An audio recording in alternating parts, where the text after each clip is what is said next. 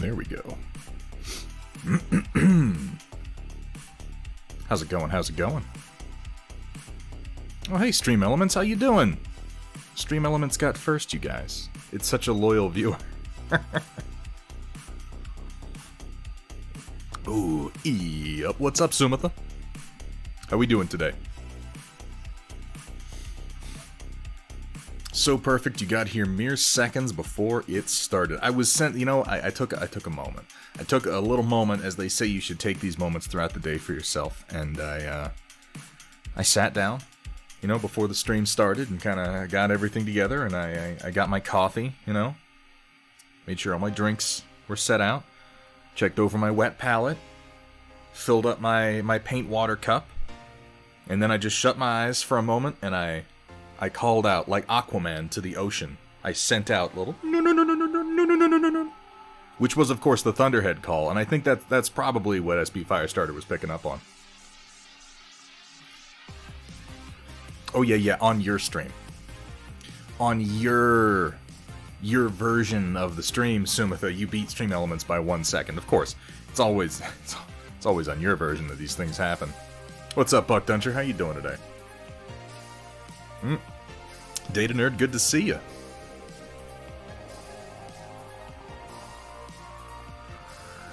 I'm just such a shameless brand whore. I want to fully acknowledge that I'm right-handed, so when I hold my coffee mug, my logo faces away from the camera. You see, it would just be a black mug, so I hold it this way, or in my left hand, so that I can constantly show it off. I just wanted to go ahead and acknowledge what the lengths that I go to to put this stupid, so like how many we got on screen right now? We got the one there, we got the one behind chat, I got the one here, so we've got 3 only because I'm not wearing my t-shirt. It'd be 4 otherwise. You should consider yourselves lucky. I'm sorry to hear that, Firestarter. The internet's being spotty. Not that you have 3 days until your Mars is supposed to arrive. A friend of mine just got the Elegoo Saturn. No, I don't mean Alex. He's had the Saturn for a while, but another friend of mine from down in Texas just picked up the Saturn, and I'm really, like, I'm waiting for the right sale to hit on that one. I don't even, like, it's not that I push the print area of the Mars to some crazy, like, I use it, you know, but I don't use so much of it that I feel the need for a larger print bed to print bigger things. It's the natural progression of loving the kit. I'm like, yeah, I don't, like, want to print bigger things, but once I have it, I'll find the bigger things to print. Galaxy Brain. What the fuck is Pretzel playing right now? Just what in the fuck is this? It says that I can hit the B key to blacklist song, so I'm gonna try that. Boom! I just blacklisted whatever the fuck that was. You send you a left-handed version of the design. Actually, Data Nerd, yes, please. I would very much like that. Like, I love this. I'm starting to get used to holding it left-handed, but I am ultimately right-handed, and I am, you know, like, see, this is perfect for when I'm actually drinking my coffee and not brand whoring. Because I can sit here and I can drink my coffee and I see my logo and I'm like, yeah.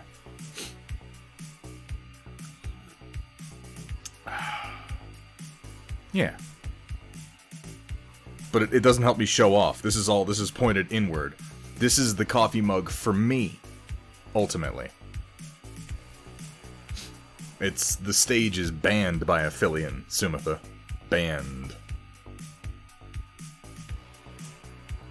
Having troubles with bed adhesion. How large of things are you printing, Puck Duncher? Because, yeah, if you print something that has a lot of surface area, just the suction to the film, like, you can straight rip holes in it if you let it go long enough. How you doing, O'Coral? It's good to see you. And Arkudaki, sorry, I almost missed you there, man. How are things?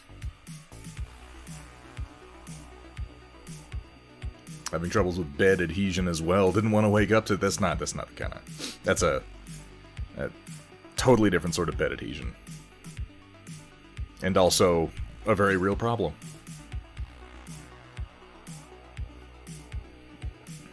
I could say the same thing to you, Metalcore Collectibles. Oh, hey, look, it's the guy. It's the guy who does the things. The things that the guy does. You know, the ones. Like making tanks and sweet-ass mechs and putting fucking magnets and everything. I am a being of a certain amount of spite, just as a person, and part of my aversion to magnets these days is is like a violent overcorrection to Metalcore Collectibles' love of magnets. At this point, I feel like it's necessary for me to just acknowledge it for myself.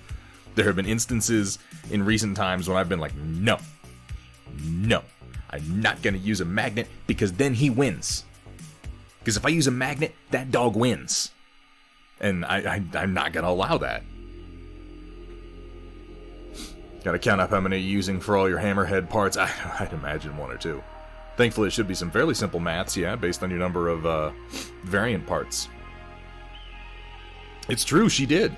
I'm glad we have you here to confirm that, Kursala.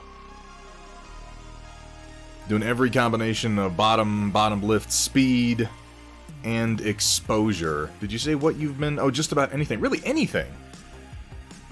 I have to make something pretty large to suffer adhesion problems. Now, okay, here's something. Have you tried taking some very fine grit sandpaper, like, I don't know, probably not 1,000, but like 600, 800, something like that, and just give a light scuff to your build plate?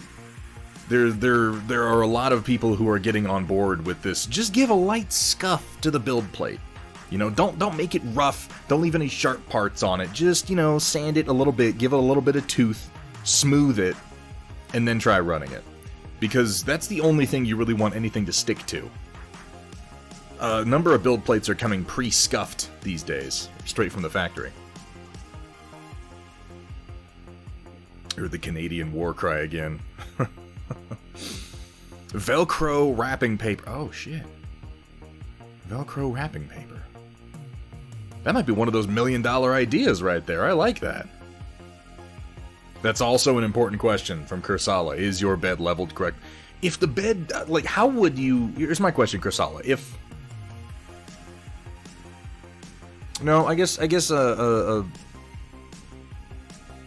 yeah, no, that makes sense. Never mind, listen to Kursala, don't listen to me. I mean, do listen to me. Also listen to Kursala. Listen to Kursala and I equally, you know? Commingle the ideas, compare, contrast, insert the context of your particular situation, and then come out with an answer somewhere in the middle. But yeah, check that your bed is leveled properly. Your beat-up photon bed sticks really well. Yeah, I took really good care of mine until the first time that I had a couple of prints, and all the adhesion failed on like 3 different dudes, and the only one that stuck was the one that was across these 2 big nasty scratches I had left in the plate. I was like, maybe there's something to that. Admittedly, it's not good to just have a couple of gouges in your plate. That was a mistake on my part, but it taught me something. Probably stupid considering I already bought the printer, but what does FEP film actually do? Like, I bought a pack since it was on sale. So, SP Firestarter. Well, the FEP film serves a very specific purpose within the operation of the 3D printer, in that at the bottom of the printer you have your projector, usually an ultraviolet screen. There are like, what's the difference? Is DLP and SLA, one of them uses like ultraviolet lasers or some shit. They use those a lot in the beginning. Nowadays what you're going to find, I think, are the DLP ones, but just use little light projectors. And so you have your screen, and then on top of that you have your resin vat that sits on top of it. But you can't have your resin directly on your screen. So there is FEP film on the bottom of the resin vat, and that creates the floor of the resin vat upon which the resin sits. And then the UV light is able to shine through the FEP film perfectly clearly to cure the resin against it. And then the FEP film is also... What are its properties? It has to be like very, very low friction. Things don't stick to it. The only sticking that you get to it is the vacuum effect you have when you print a flat piece against it and then try to pull it off. But yeah, so the film is it's the most consumable part on the printer. Is there at the bottom. It wears out as you pull against it. Yes, it is also important because it flexes.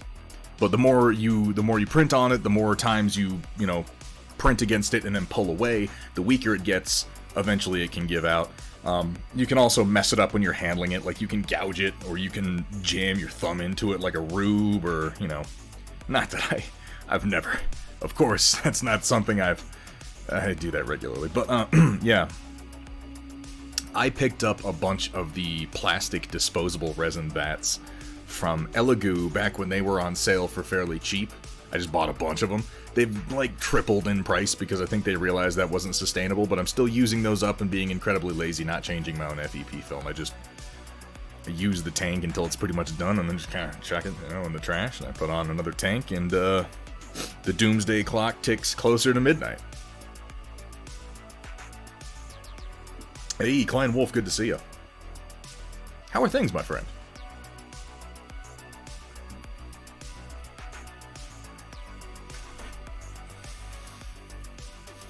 Excuse me. All about damn Hot Pocket. Chaotic Harmony. Oh, okay. Can we talk about something? Chat, can we talk about something that's bothering me? Chaotic Harmony has a problem. He discovered that that cat just showed up. That's not what he discovered, but it did happen. Oh, hey, I just realized they don't have my clip set up to run on this overlay. I'm gonna have to fix that. Hey, cat, how you doing? Imagine, okay, Obi-Wan Kenobi is... If you don't respect the cat, you're gonna get the bap. Obi-Wan is like, hello there. That's what happened. That's what we're going with for... If anyone asks, I played the clip right there. How you doing, cat? Really, though, Chaotic Harmony discovered some sort of insane loophole in the Hot Pocket Twitch bit promotional scheme through which he can purchase packages of Hot Pockets and then redeem the codes based on the number of receipts to get a certain number of bits on Twitch, which can then be cheered at people, which I didn't look at the actual numbers, but apparently it turns out to be a profit. You can actually make money in the form of bits by buying Hot Pockets and then cheering at your favorite streamers. Like, I don't know. It's an insane plan. It is absolute madness, and I feel like the FEC is gonna come after him or something.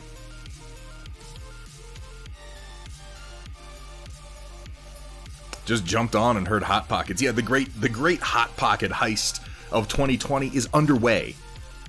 So subscribe to Chaotic Harmony's channel if you'd like to know more.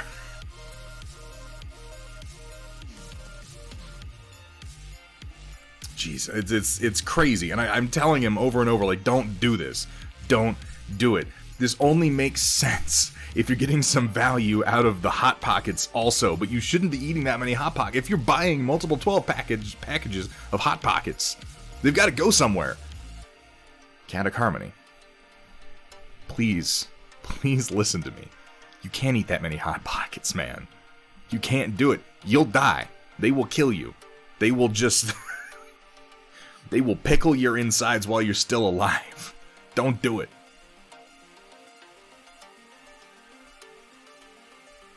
You just resell the Hot Pockets. Become like a Hot Pocket dealer.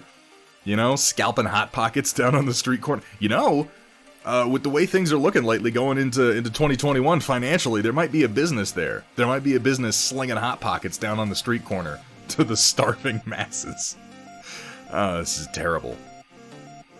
Like the Michigan bottle return scam. It's very similar, Larabic, except it involves Twitch somehow. It's very modern. It's very modern. Very, very Gen Z. 20 years of food service living on Hot Pockets and Painted Ogre disagree. Well, that's okay.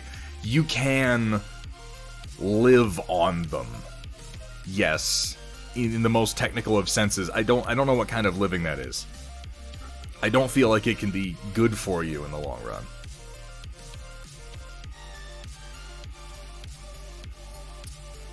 You're gonna give some to your family? You're gonna be... I'm picturing Chaotic Harmony done up like Santa Claus, going around for the holidays, giving Hot Pockets to all the good boys and girls. Yes.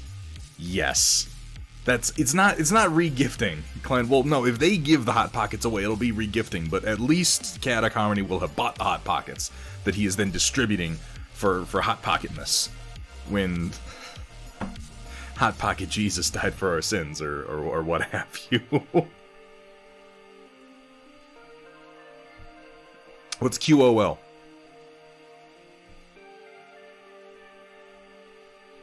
go give them to your neighbors with kids as well. No, like, it's a long-established tradition, Chaotic Harmony. You wait until Christmas Eve, you sneak into their homes dressed in a festive fashion, right? And you just kind of slip them either under their tree, or because they're Hot Pockets, maybe in the freezer? You know, like, go into their freezer and put them in there, put, like, a little bow or, like, a little mini Christmas tree kind of over the Hot Pockets so that they understand what happened, so they understand they were visited by Hot Pocket Santa. By jolly old Saint Pocket.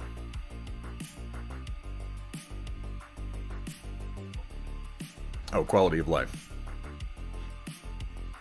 Oh, for eating Hot Pockets that regularly. Yes. I can't imagine that it's kind on all of this, you know? It seems like it'd have to be pretty rough.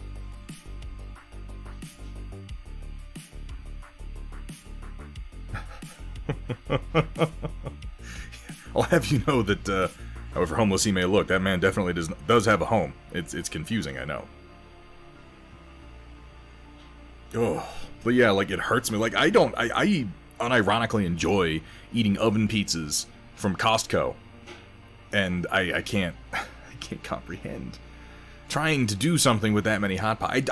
I can't. I don't feel like it's worth it. Chaotic Harmony, if you're gonna engage in this scheme, you've got to sit down. Okay, you've got to get serious. Act like a financial planner. Chart out how much gas are you spending getting to and from the grocery store. Factor that into your overall cost analysis. How much are you going to spend on shipping, moving, like, industrial levels of Hot Pockets across the country? Unless your family lives close, but then factor in gas again, man. It's a business at this point. You need to treat it like one.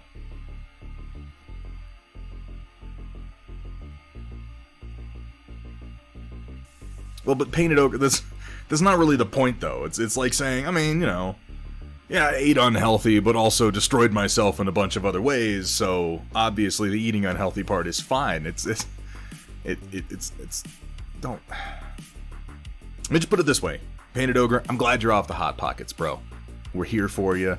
If you ever need us, you need to talk, you know?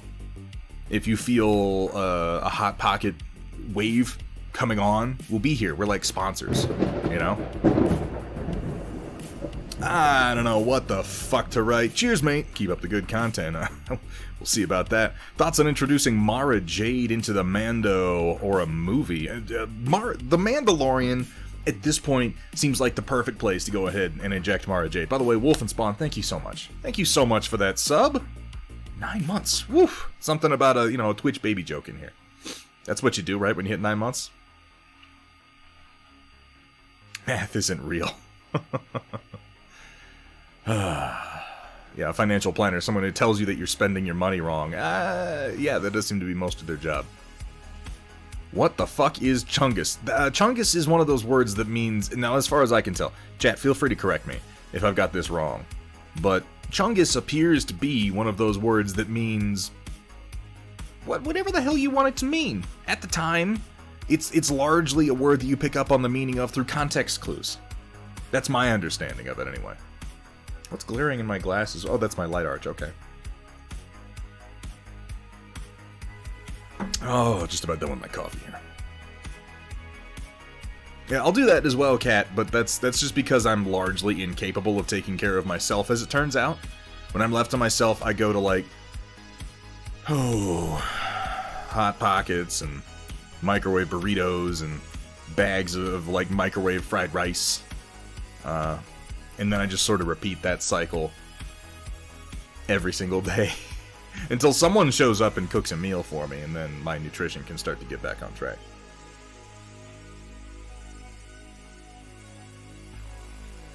Oh shit, are you really? Puck Duncher? For real? If so, congratulations, that's awesome.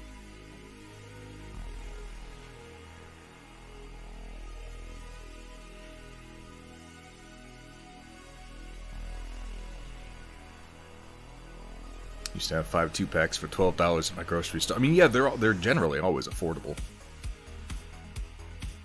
So I gotta paint some stuff today, you guys.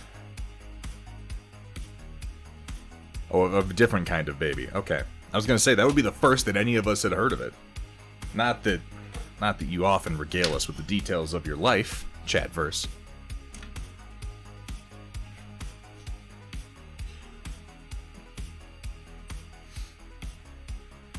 Yeah, I think everybody got that one for a second, Puck, don't you? They were like, really? I mean, okay, sweet.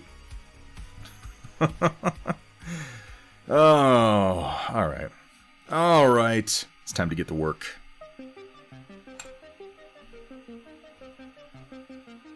I need to use my buttons more often.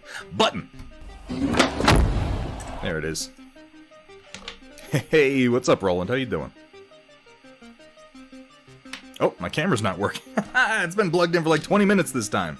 I still haven't heard back on this. It's an interesting problem. 1 second. Actually, can I do it from right here? I think I can.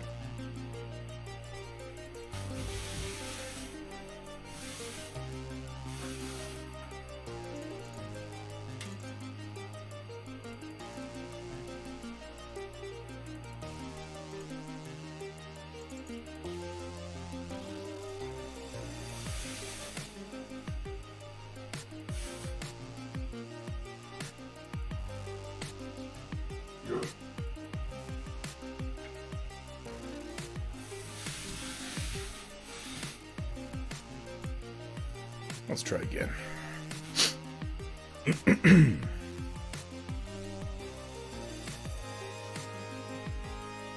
Come on. Your 3D print is finally coming in tomorrow. Which print is that, Clan Wolf?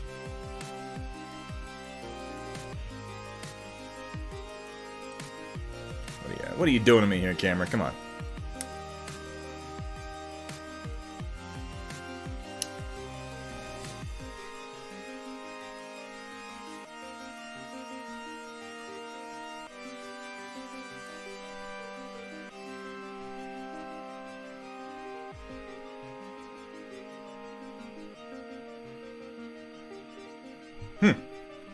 Well, give me a second.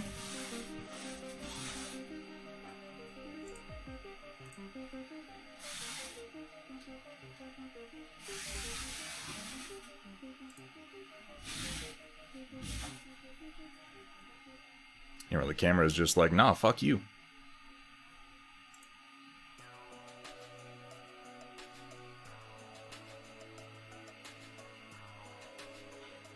Oh, come on, what are you doing to me? Really? Is this what we're doing today? Okay, fine, let's do this.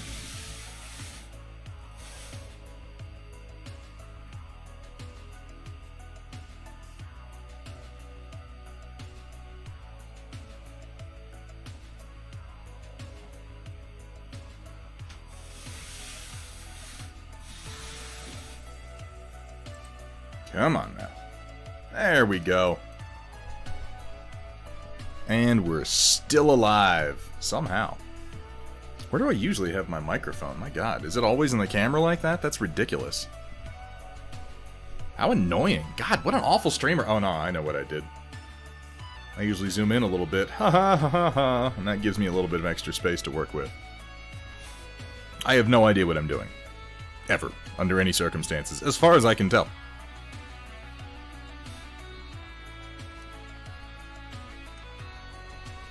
So I've got some of this here forward-based Delta terrain that should be available through Steel Warrior Studios as of a few days ago. And I'm just coming in here to scrape out a little bit of texture paste that got into some unwanted places when I was just applying it roughly while hanging out last night watching Alien and Aliens for our end of the month movie night last night. A big thank you to everybody who came out to hang out and watch that. It was a good time. I hope everybody had fun. I mean, otherwise it just would have been me sitting there watching movies by myself, like usual. Well, not by myself. The wife would watch those movies with me, and we like the same movies. We're cool like that. Hey, Wombat Combat Prime. How you doing, my friend? This guy Wombat Combat, he's such a cool dude. He's such a bro. He's so damn friendly. Good guy that I know from when I used to play tabletop games down in San Antonio. Has been streaming for the last few months. Very entertaining guy. Plays a lot of pretty cool games. Lots of strategy. Some MMOs and stuff like that. You should go give him a follow. Check out his next stream next time he's on. See what you think. If we didn't get a shout out, could we go ahead and get a shout out for Wombat Combat Prime? Thank you so much, Kat. I'm glad you guys had fun. And yeah, you did. You taught me some that information about Vasquez and the producer having a step into player for that one scene. I thought that was pretty cool. I don't usually pick up new facts about movies that I've seen as many times as that because I have a tendency to obsessively look this shit up, but it's always a pleasure when someone can clue me in to some new little piece of trivia, because trivia is pretty much how I define how successful I am, you know, at life. It's like the longer I'm alive, the more time I spend doing things that I enjoy, the more useless trivia that I pick up. It seems to be the one currency that I'm never short of. So I assume that must mean that I'm doing well at life, right? And that the more useless shit I know, the better off I am. The more progress I've made. I feel like this makes sense. And then, someone buys your favorite intellectual property, and they change all the information about it, and all your trivia becomes known as Legends, or Expanded Universe. And then you're a failure at life. And that, you know, that describes me sometimes, too.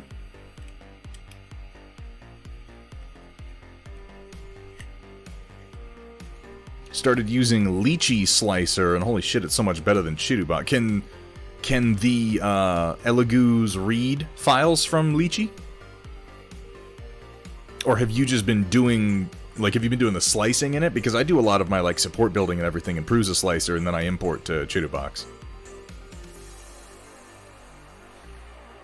Thinking of starting painting up again, since I feel somewhat good again. Do it, my friend. Do it. Put that shit on stream. Make it happen. I want to watch. I want to watch. Let's see it. Let's make it happen. Fucking on board. I'm excited. Oof. I think I just got chills. Seriously though, man, do it. I'd love to see that. I think everybody would.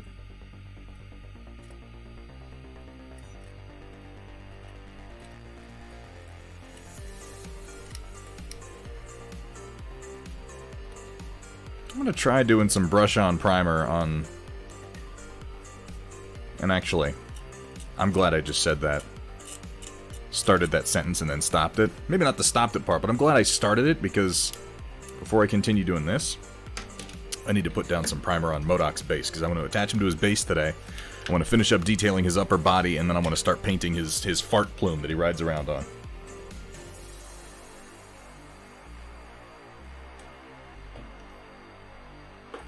But that means I gotta put down a little bit of Stynel Res and brush that on. And then let it set. If I hadn't thought of that for a few minutes, I'd be waiting extra long.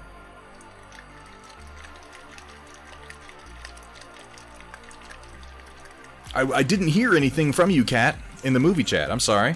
I saw that you were in the voice chat for a little bit, but I didn't hear anything from you. What brand is my X-Acto knife? Techni Edge. I buy them in packs like this. Techni Edge number 11 hobby blades, and then the other ones I get are... Oh, shit, what are they? They're not labeled. I can find the link on Amazon. I get these curved blades. These things are fucking fantastic for mold line removal. I absolutely love them. And they work in a standard X-Acto handle. I'm sorry, Kat. I thought maybe you were just being shy. You're damn right, Hootie. And I'm coming for you. I'm gonna make you bleed all over that pretty heart you do. What's up, Hootie? How you doing today, man? Thank you so much for that shout-out, Kat. And then the actual, this handle that I have for my X-Acto blade. To Thunderhead Studios, where the only rule is... Please don't show me your genitals. Don't do it. Have fun, be safe, and above all... Don't show them to me. For the love of God. I don't want to see them. I don't want to see them. Don't know what to tell you. This actual handle that I have for my hobby blade, I want to say this is a Gale Force 9. You can see there's a little bit of the label still on there. I've had this thing since like 2004. I've been using the same stupid handle. It's actually kind of wonky, and the middle part is curved, and it has countless layers of my fingerprints like in it and little bits of super glue and shit. It's been a trusty sidekick. The other handle I use is an actual X-Acto handle. How you doing, Mr. Thunderhead? What's up, Mr. Ground Affected? Speaking of shoutouts, could we please get a shoutout for Ground Affected, a very, very talented painter with his own stream here on Twitch. Really, really insightful and what's the word I'm looking for? Really, really striking paint jobs I've noticed coming out of Ground Affected. Go ahead and give that man a follow. He's one of the streams I really like watching when I manage to catch him on. Of course, like, I gotta be careful saying things like that because that implies that there are streams that I come into and watch and I don't really enjoy. Like right now, Hootie who's sitting there thinking, wait a minute. Is he just hanging out in my stream? Like, is he just, like, sniping my followers? He doesn't really enjoy what he sees? Is that what that sneaky son of a bitch Thunderhead is up to? Hootie! Don't think that, man. You should know better. That's crazy. That's crazy, Hootie. Man, we're like this. We're like this, Hootie. Hootie and the Thunderfish.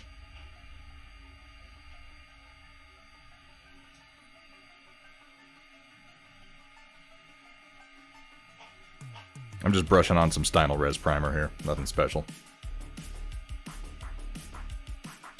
There are magnets on the bottom of this base, so I just have it stuck to a needle file.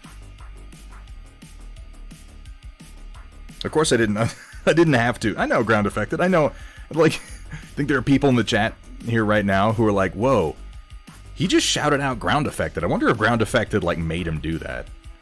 I wonder if he's got, like, his family in the trunk of a car someplace, and he's like, I'm gonna come into your next stream, and you're gonna fucking shout me out to every single one of those viewers, or you don't want to know what's gonna happen. Yes, Mr. Ground Affected, sir. Just don't do anything crazy, okay? Just stay calm, all right? Everybody's gonna do what you want. That's actually, I think that's the plot of the next Taken movie.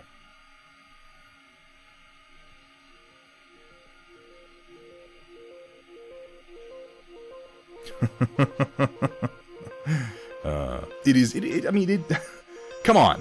How can you look at MODOK and not immediately think that this looks a bit like a fart? I'm gonna make it look like fire, and then maybe it'll look slightly less like a fart.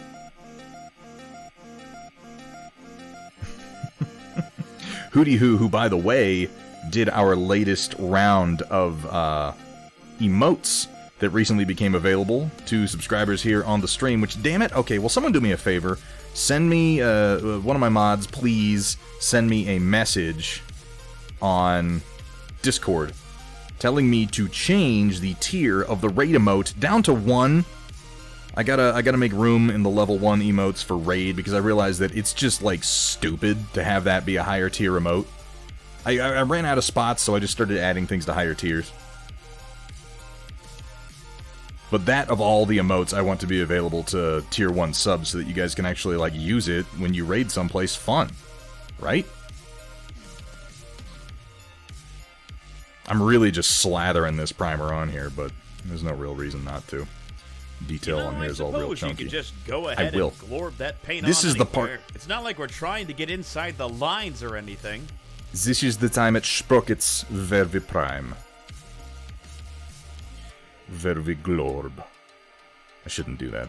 I can't even do Mike Myers' bad European accent. I can't even do that much. And it was intentionally bad for comedic effect. I'm gonna try that on one of these pieces also. Once I get the texture scraped away from it. Just because I want to see if I can prime these by hand and not necessarily airbrush everything. Then I'll do this one first, because this will be the one that I'm gonna glorb some Stynel Res on. I just kind of want to see what it does to a 3D printed texture, and this is the smallest of the buildings, so. Thank you very much, Kat. I appreciate that. Oh, yeah. Yeah, my words were, you can't mess up the Discord thing. The next thing you know, you're in a call with 10 people you've never seen before. Yeah, okay. Well, you know, because we are believers in the scientific method, we believe certain things to be statistically improbable based on our experiences and our observations until someone comes along and shows us the error of our ways. So I will never tell anyone that again, Ground Effect, but I'll say, if you're getting on Discord, be careful. It's a very dangerous business, Frodo, going out your front door. If you don't keep your feet, there's no telling where the road might take you. Right? That seems like good advice. It's a very dangerous business. I gotta fool with my camera's automatic settings before the next stream. I'm not liking how much it adjusts the different color values.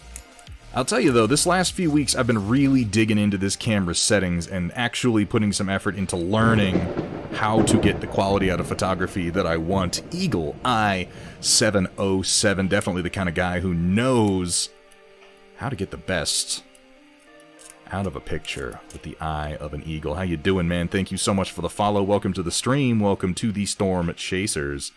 I'm really hoping to improve the quality of my photography.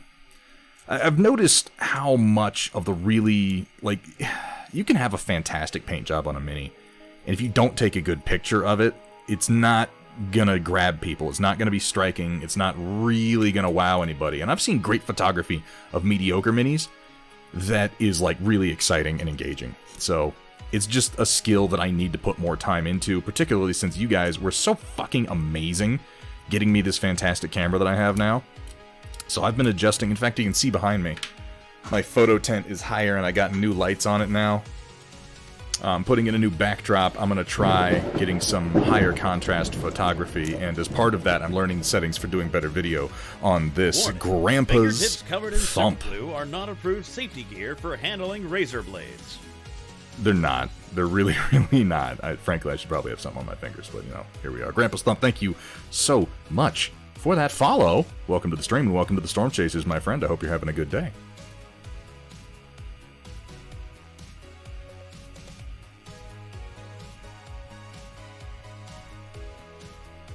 Wombat Combat. Yeah, okay, so I admit that was one of the first things I thought when I saw your chosen nickname, Wombat Combat, was, man, combat should be spelled with a K.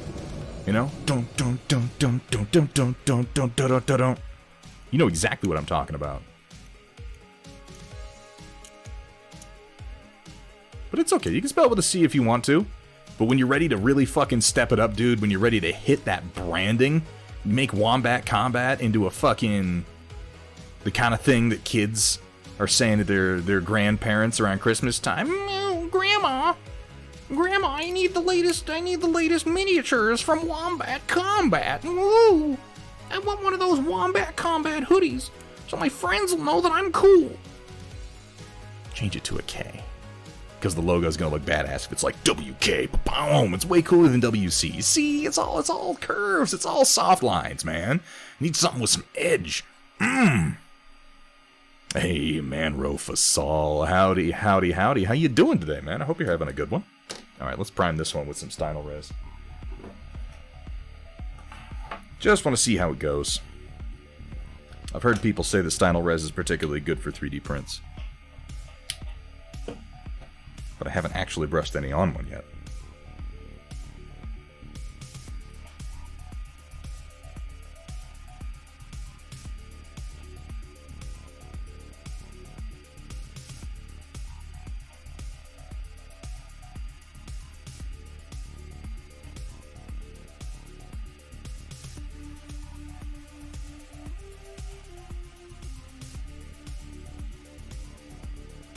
Mortal Kombat 11 is going off into serious 80s pop culture territory, like further than before when they added in fucking Jason Voorhees as a playable character.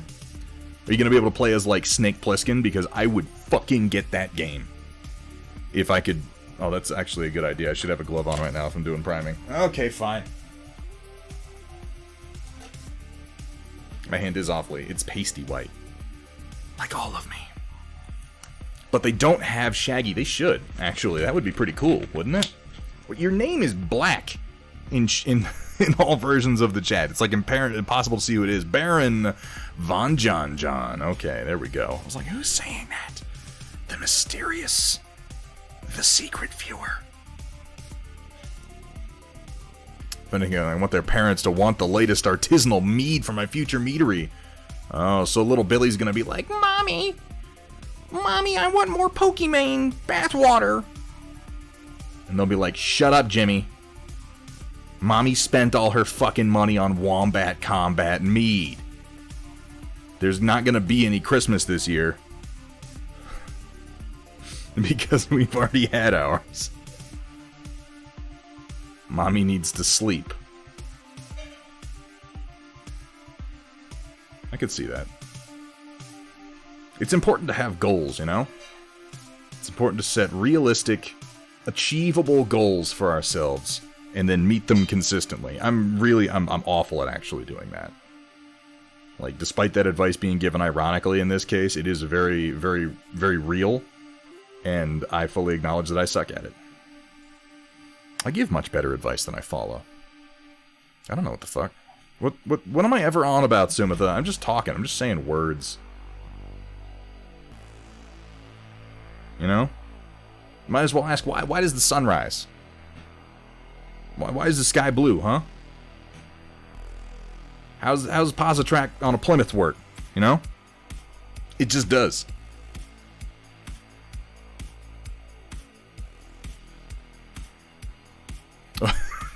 That's fair, Wombat Combat. I mean, maybe I was putting goals. I was being a bit presumptive. Possible. Hey, what's up, Downslide? How you doing today?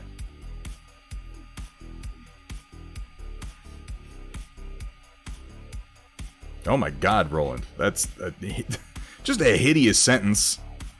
A horrific idea.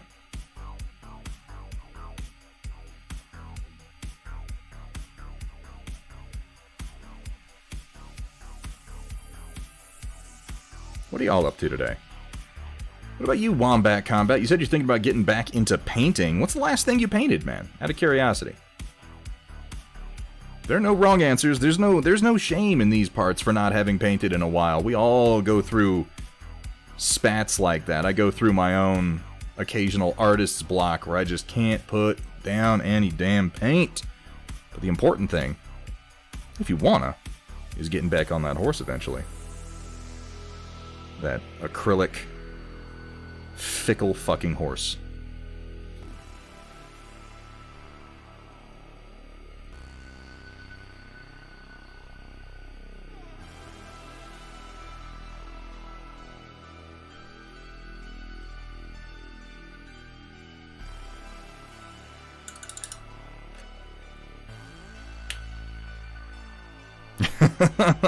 I'm glad you're keeping up, Sumitha. Glad somebody is.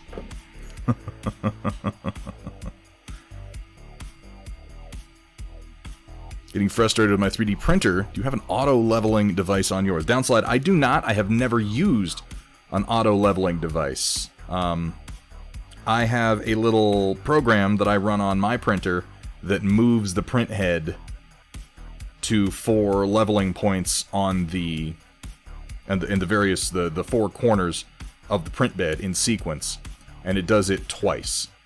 It goes to each corner twice, so that you can go all around the bed and just level it by hand. And I don't find that once I put in the stiffer yellow springs, which are pretty much standard issue on printers now, I don't have to re-level but once every few months.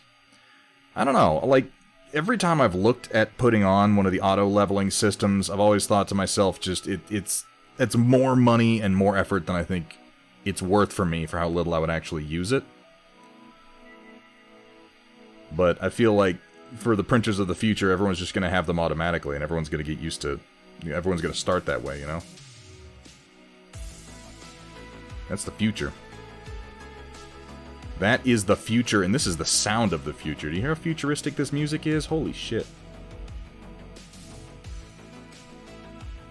I'm gonna step outside into, like, Neo Los Angeles with a Taco Bell on every corner. Actually, that's Los Angeles today. What am I saying? Oh, grinding some more Ogre armor units from the battle box. That's exciting as shit. Here we have Drippins. Drippins. Man, Drippins are my favorite. Considering we just got through Thanksgiving, them Drippins, man, they make some of the best gravy. That's probably not the same kind, though. How you doing, Drippins? Welcome to the stream. Welcome to the Storm Chasers. Thank you so much for that follow. Thank you so much. How you doing today? Haven't painted in at least a year or more. The last thing I tried to paint was a Plague Marine. That would have been about a year ago that they were really popular. Got some Necrons in my closet that aren't assembled, though. Feeling the Get Off Milan vibes and feel like I can give myself a mood boost by busting out an easy-to-paint army. Necrons are good for that. And I'll tell you, there's a lot of how-to on doing mid to high-level Necrons these days because they were the subject of the latest new box set. They've been getting a lot of new models lately. So lots and lots of painting guides. I think if there's a time to get started in Necrons, it's now. This is probably one of the best times to get started in Necrons that I've ever seen in my time playing 40k, which is getting longer every day, it seems like. I mean, I guess that is how time works. Just as a general rule, but doesn't mean I like it.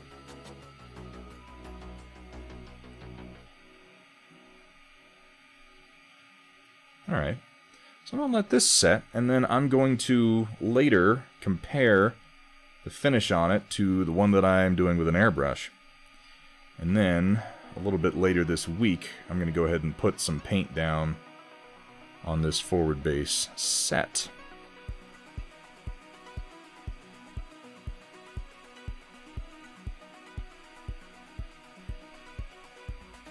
Yep. There we go.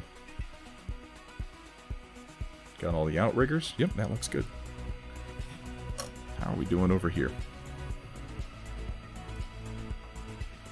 It went down pretty nice, really.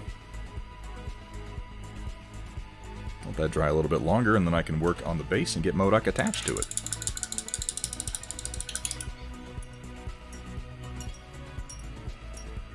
I should change the rules. Necrobob, how you doing, buddy? You wanna... You wanna put dick pics in the storm report? Is that what you're saying to me, man? Is that where we're going?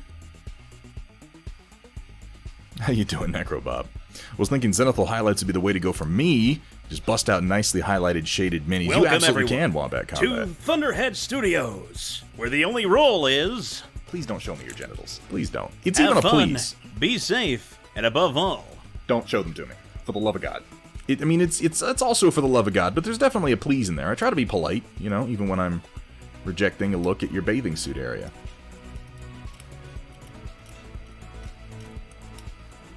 Yeah, dude, Zenithal highlighting is a fucking gift. If you've got an airbrush, that will save you so much time.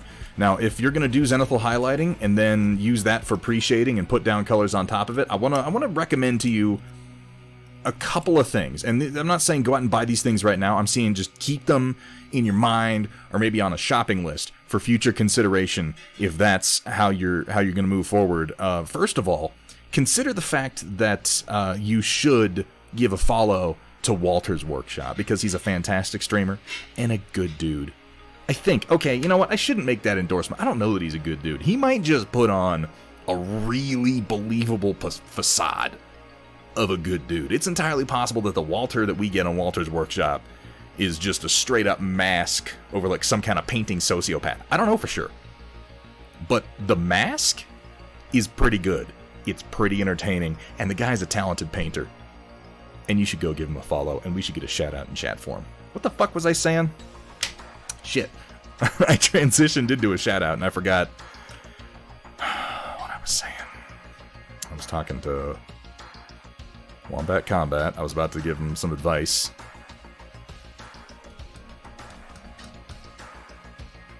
Shit, why'd you do this to me, Walter?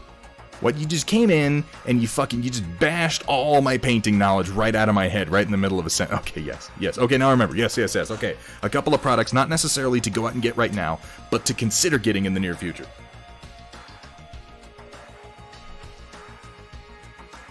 These, Dr. P.H. Martin's Spectralite Private Collection Liquid Acrylic. They are super highly pigmented, and they are super thin and really translucent. These, if you maybe want to thin them a little bit or be careful when you're putting them on. Practice on some pieces before you put them down. But for using that method, like prime black and then zenithal gray from the side, zenithal white from the top, and then give it a quick dry brush only on top surfaces using downward strokes with pure white, like titanium white, and then come in and put some of this over what you just did. Very thin. Very thin. You can do it with an airbrush, but I'm talking like put 2 drops in your airbrush and just feather it on. You can get some really good effects. At Wombat Combat Prime, it's entirely possible that what you got is comparable to this product. This is just the one that I use, so give that a try. Take a mini you don't care too much about or whatnot, or a mini you care about. You know, who am I to decide what you want to experiment on? And just go ahead and give it that zenithal, give it that dry brush, let that set, and then come in and just feather it on. Just feather it on ever so gently, because the one thing you don't want to do is put down too much and wipe out your nice shade job, and you'd be surprised how very little it takes. There was something else. It was going to be that. Aha! Yes. Also, another option for a similar method are these scale color Inktense colors.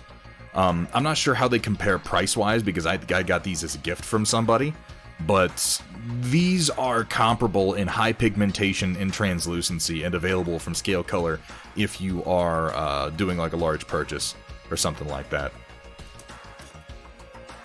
Another method that you might look into if you want to take that pre-shading and then glazing / filtering thing to its... Oh, thank you very much, Kat. If you really want to push that to the next level, there's a method of painting called value sketching. It's not really a method of painting so much as a step in the process of learning to paint for many traditional painters. You may be familiar with it already if you do other sorts of art. It's just sketching in value, which is to say using pure monochrome, white and black, to establish the values of light across a surface. So if you want to really get into an in-depth study on light, or do some really striking but fairly simple paint jobs in that style you're talking about, Wombat Combat, just using white and black. Because I found this to be a really educational way to paint, because it taught me a lot about how light works on surfaces, and frankly it's something that I need to go back to and just kind of remind myself of the fundamentals of a little bit. But you go from white to black, use all the values in between, do like a black and white sketch over the whole model, and then come in and glaze your colors in. If you do it with traditional paints, your colors can wind up pretty washed out and the whole thing will be really desaturated. That's just the nature of using white and black. But if you use something like those inks or like the Inktense colors, you can get a much more vivid result out of it. I need to share some of the minis I did that way. Hang on. I happen to have one that I did... Shit, this was 2.5, 3 years ago now. But this whole paint job was done in, not so much the lower part, but the guy. Ankar Morrow, the necromancer up here. This was almost entirely done just doing a value sketch and then glazing colors in. And I mean, you know, I could do better now, but I'm still pretty proud of this paint job for the time that I did it, and for how very little real effort was involved once I started putting colors down. You can get some very striking paint jobs very simply using exactly that method you're talking about. Gotta go take a Discord call. Trying not to be too long. Nobody panic. I'm gonna panic. I'm panicking already, Ground Affected. What are we gonna do, Ground Affected? Hope to see you again soon, man. Yeah, it's true. Walter's Workshop fucking follows me, like, across the whole internet at this point. It's crazy. It's crazy. One day, we're gonna be in chat and someone's gonna be like,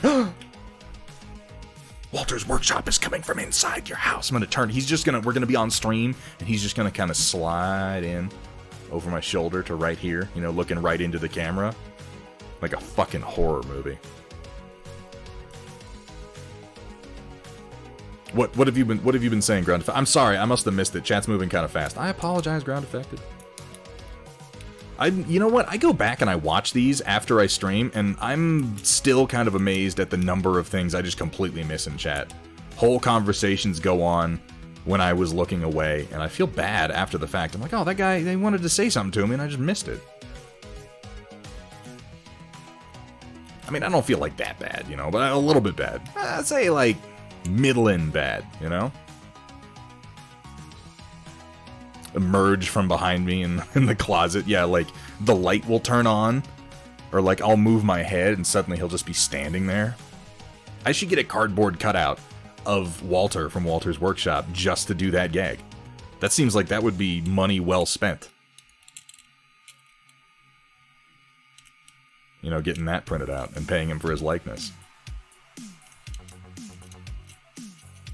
He could pop onto the stream, you know, from the side, just be like, Toasty!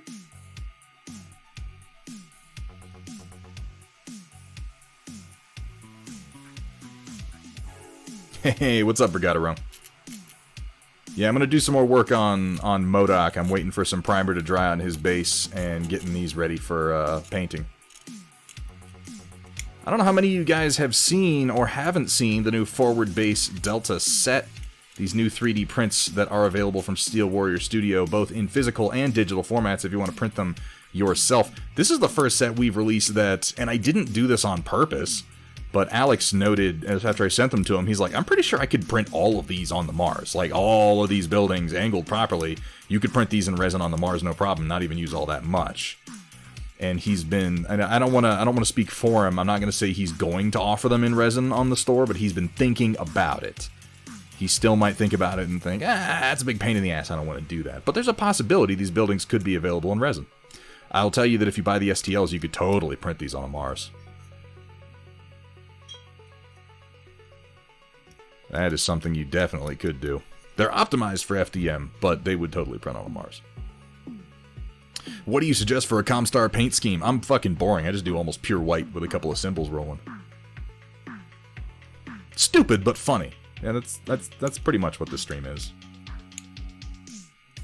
I'm gonna put that, if you don't mind, Sumitha, I'm gonna use that when I'm putting like some, you know, they do like for a movie review, they'll have little quotes from the reviews that came in. It'll be like, Thunderhead Studio Stream, we do painting, we review your paint jobs, we do 3D printing, we paint those 3D prints. And it'll pop up on stream and it'll be like, stupid but funny, Sumitha.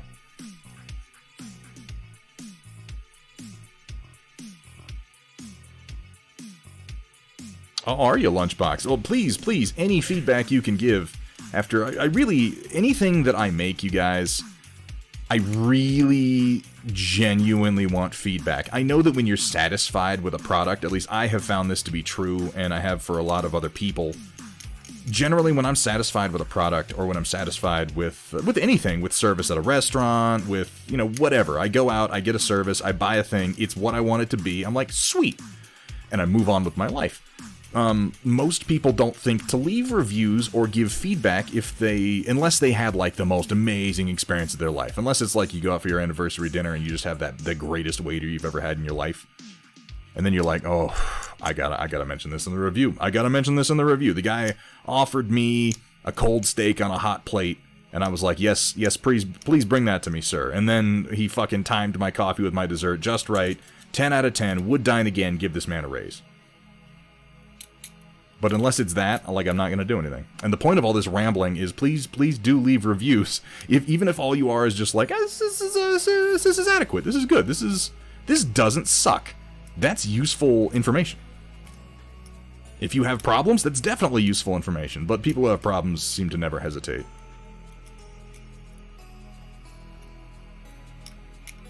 That's only natural. Hey, Scud24, how you doing, my friend? Sort of like the Top Gear's ambitious but rubbish. Yeah, stupid but funny. I can't claim to be anything more.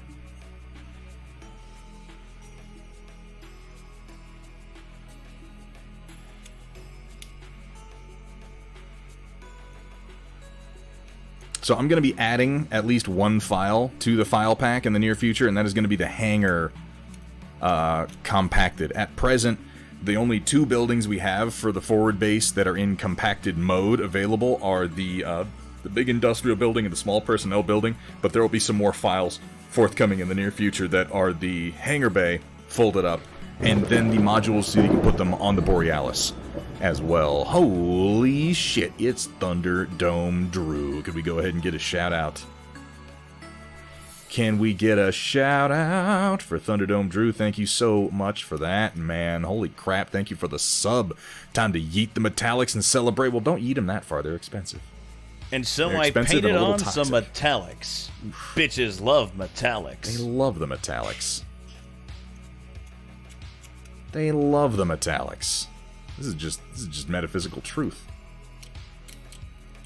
Men are from Mars, and bitches love metallics.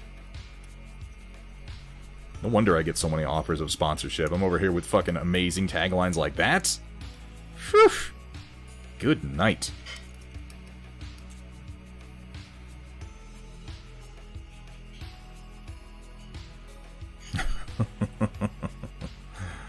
Alright, Thunderdome Drew. I look forward to seeing you again, man. Good night, Private. Oof. Just brought back some memories. Alright, there's that one.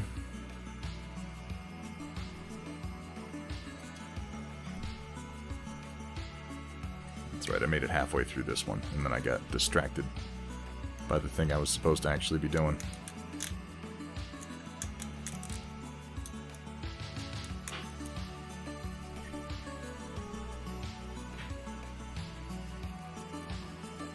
Hope everybody's having a good night tonight. I hope everybody had a happy Thanksgiving. It's been a weird year. I think a lot of people didn't have any sort of Thanksgiving at all. I hope that you at least took some time during the day, had a meal that you enjoy, and you know, spend some time just being thankful for the things that we do have in life that are good. I that's something I try to do in my life regularly anyway, is try not to take anything for granted. Try to be thankful for simple things, like I woke up this morning and I went in my bathroom and I still have running water. That's, you know what? In a year like 2020, with the problems that we have, that's the sort of thing that I can really get behind. I have running water. I have access to electricity. I have a high-speed internet connection. I am living a life that is above like 99% of the overall human experience in our time on this earth. That is something. For the times when you really need to seize onto literally anything to feel a little good about the state of the world. I'm not thankful for MREs. I'm like, okay, some MREs. Gotta be honest, I did not hate the vegetable pasta that they used to give out in the MREs. People were all about that chili mac, and the chili mac was okay, but there was like the penne pasta with the vegetable sauce, and that one was pretty decent. It's good to think about that, Drippins, because, you know, yeah, it's easy to say, well, other people have more than me, and obviously everybody's situation is unique. But if you have those basic amenities, I mean, just recognizing that those amenities have become classified as basic, electricity, running water, heat, even internet connections these days, like, no matter how shitty some things may be, no matter how frustrating I may find some things in the world, if I had been born 500 years ago, I would have none of these things, you know? Like, comparatively speaking to the overall experience of mankind, which at least today in 2020 has still been majority brutal, short, and painful, this is pretty okay.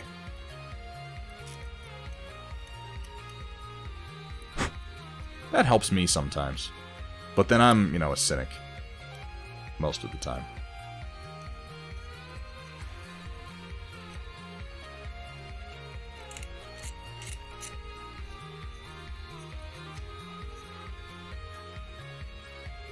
Compressed rice with steak and mushrooms and gravy served over it. Man,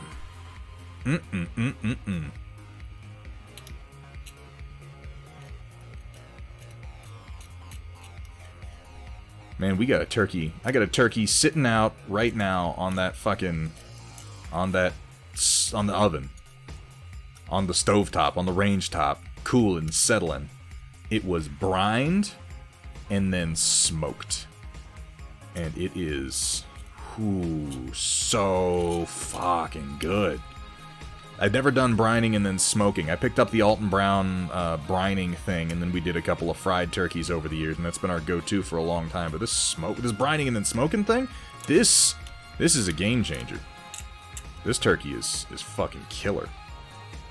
And I'm really excited about digging into some of that tonight with some, like, wild rice and mushroom stuffing with some gravy.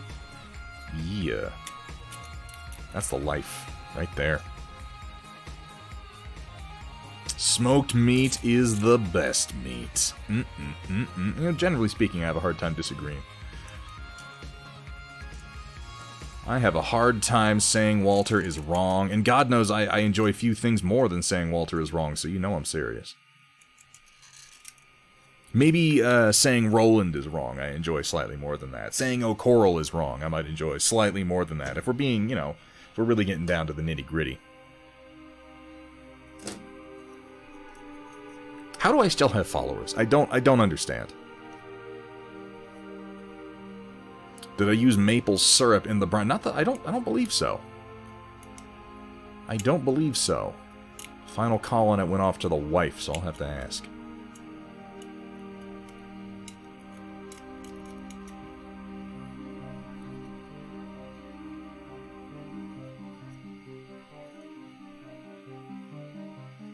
Smoking is... I know that the fad, the craze picked up a little while ago with getting the smoker and just smoking everything. And if you go online and you're like, oh, how do I smoke such and such, you'll find those communities that are like, why aren't you smoking literally everything that you're eating? People get a little nuts about it.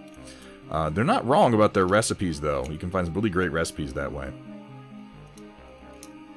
People get a little fanatical about their cooking methods anymore. Like, I was like, hey, I smoked a turkey, and Walter's Workshop came in, busted through the wall like Kool-Aid Man, like, oh, why don't you smoke everything? Smoked meats are the best meats. Oh, yeah. That might be a slightly inaccurate characterization of how it went. But, you know, the spirit is there. That's what's important. As long as you capture the spirit of the interaction. I have followers based on Stockholm Syndrome at this point. I mean, I read early on that that was the trick. Was get people to stick around for long enough that then the thought of leaving your stream invokes the sunk cost fallacy. You know? That so the buyer's remorse is offset by the notion that they've already spent so much time in the stream. It's got to pay off sometime, right? He's got to eventually do something worth watching. It's got to be like the next stream. It's going to be next time. So just stick around for that one more stream, and then you'll see it. And you'll be like, this is it. This is the moment. This is why I subbed all those months. My life is now better for having been here for this. I didn't want to miss this. And think about it. If you unsub today,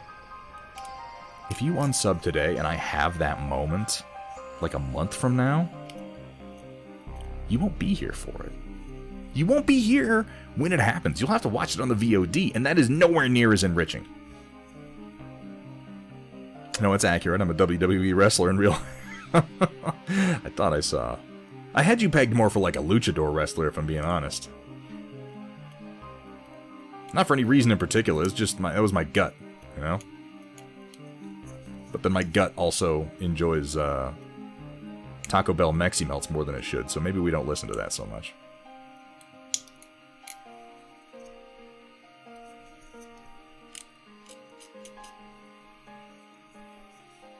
Yeah, he just busted in through the door. He didn't blow a hole in the wall. I knew it. I knew it.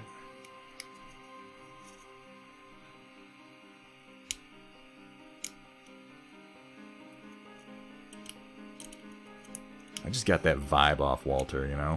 I was like, this dude seems like he would do a double pirouette elbow drop from the top rope.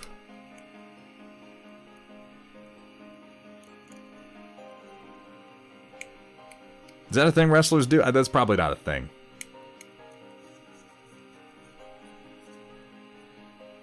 What are you up to, Walter? You working on anything good today, man? Are you streaming later? I'm not sure of what your schedule is.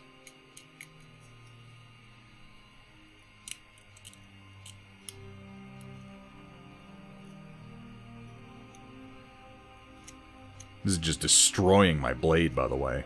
Rubbing the edge against all this grit. I'm just going to have to replace it right after this. Like, I don't think there's an edge left on it. Not on the tip, anyway.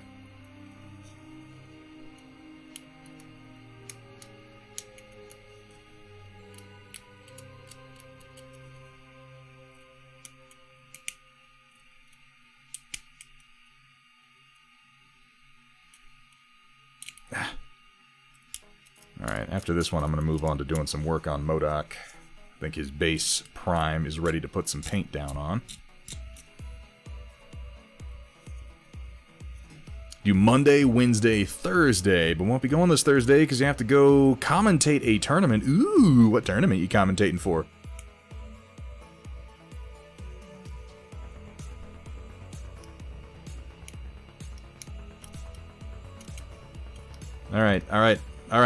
All right, Pretzel. This is the new Pretzel app. They just updated it. That's gonna be another blacklist from me, homie. The World Axe Throwing Championship on ESPN2. Now, I don't want you to take this the wrong way, but I need you to say that one more time for me just to confirm that you're not telling a joke, and then I'll congratulate you on it because it sounds genuinely awesome. But I have to accept the possibility that this is like an ESPN 8, the Ocho dodgeball tournament type thing.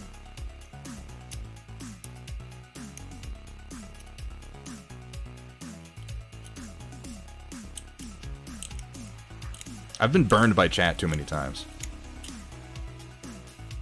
Too many times. That's fucking awesome, actually.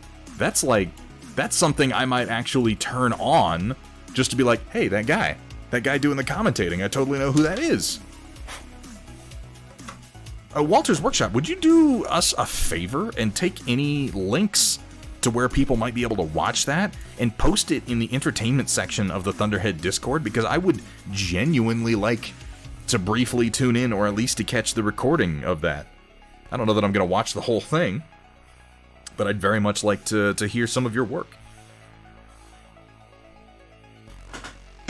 Ow, fuck! That was my hand. Oh, hey, that print's done. How long has that print been done for? Ooh, the flea, thank you very much for the reminder. Ooh.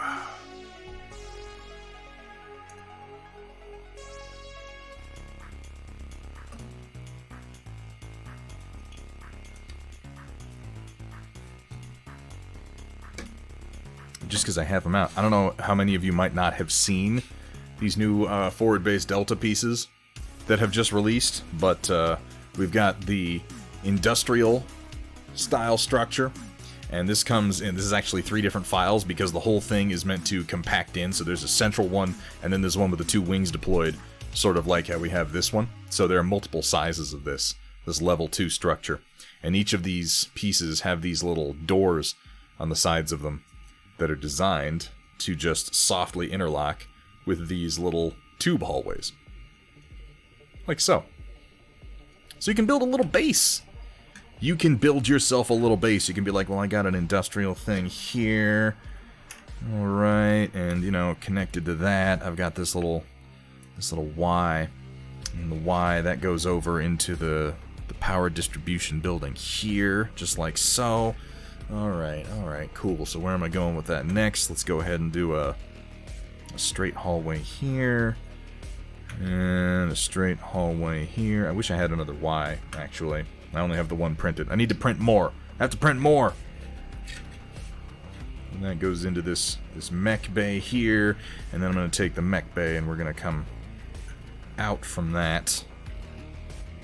I'll go ahead and put a personnel structure there. And then we got a little densely populated hex base for BattleTech play. It's real easy to go ahead and build like any size or style that you want using these little connector pieces. And then we got level 1, we got level 2 and level 1 here, we got level 2 here, we got level 3 here. And this is large enough to fit most of the new CGL mechs. Some of the largest assault mechs are going to scrape their heads on the top, but I make sacrifices to keep everything at a reliable and uniform height level.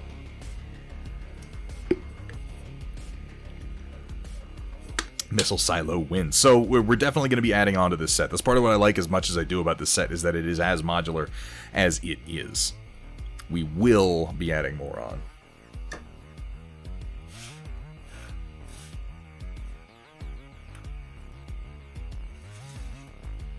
Alright, put this over here.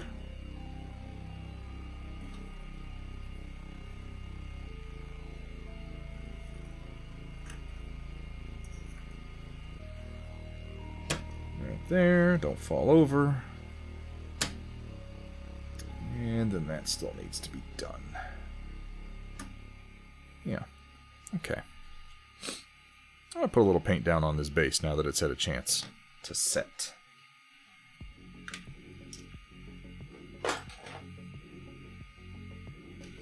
You know, I should test the bay against some of the Operation Lancaster mechs. I need to get my hands on an actual one of those Sumitha mechs. They're pretty cool.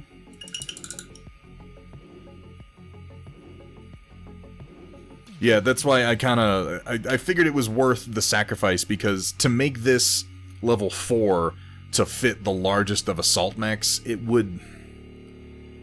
I mean, okay, it is designed to represent like a quickly deploying forward operating base hangar. It's not meant for long-term operations, it's meant for short to mid-term operations for setting up a base quickly. So it's designed to service primarily like light through medium to the lower end of heavy mechs. Assault mechs, they come in with the second wave and they bring more infrastructure with them, I figure. But it keeps it on the level with everything else. And if I made it level 4, like, I'd have to add a full 20 millimeters to it, and then it started to look weird. Like, I made a version like that and I hated it, so... No, Sumitha, I take it as direct criticism. I can't believe you would say something like that to me. How dare you? How dare you, sir? Oh, no, that's perfectly fine, obviously. You can criticize. You don't even have to be like, no, man, it's not criticism. You can just go ahead and criticize me. I can take it. I don't want to. Like, I'll cry a little bit, but not too bad.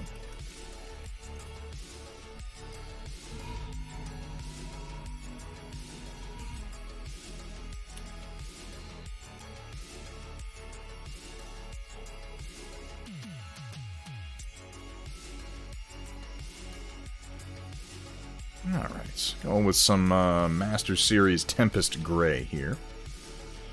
And I'm just going to thin it with a little bit of water, as per usual.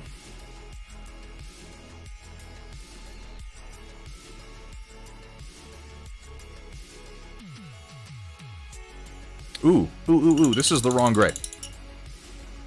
This is the wrong gray for what I've been doing. I've been doing warm gray, not cold gray. Ooh, I'm glad I remembered that before I got any deeper on that one. Let me pull up my warm gray.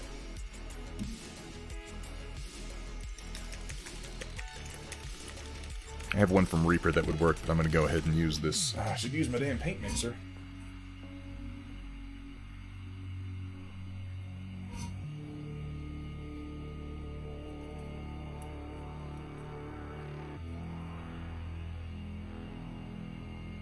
Yeah, that's the base I want to go with. And then we'll dry brush up from there. Okay, well, you know, it's okay because I wanted to use some cold grays on MODOK today. I have a little plan for what I'm going to do with him. I like the way MODOK is coming together. He's very bright. He's very loud. All of his colors are very warm. His purple is a warm purple. He has a magenta on his head. His yellow is warm. His skin tone is warm. He needs something cool to break him up, and I think I have something in mind.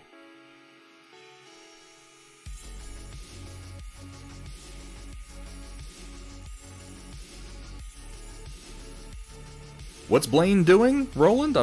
Maybe I missed something. In fact, I almost certainly did, because I don't pay any attention to anything ever.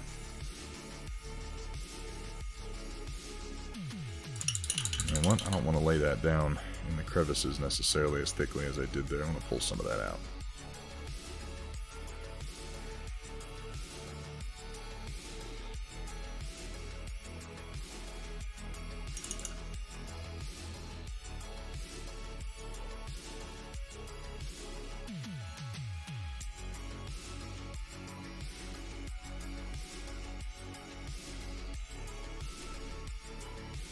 There. I'll layer this mostly on here. So here's a question. Do I bother doing, like, red brick over here, or do I just go for gray? I guess I could do a red brick thing.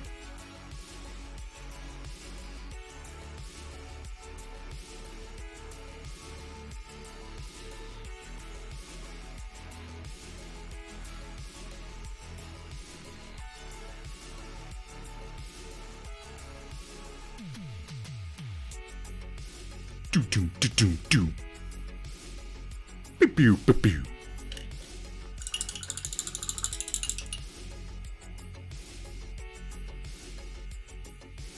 So yes, it is. I'm just gonna paint the base almost entirely normally, then I'm gonna put down MODOK, then I'm gonna paint the fart cloud and do the effects on the base around it.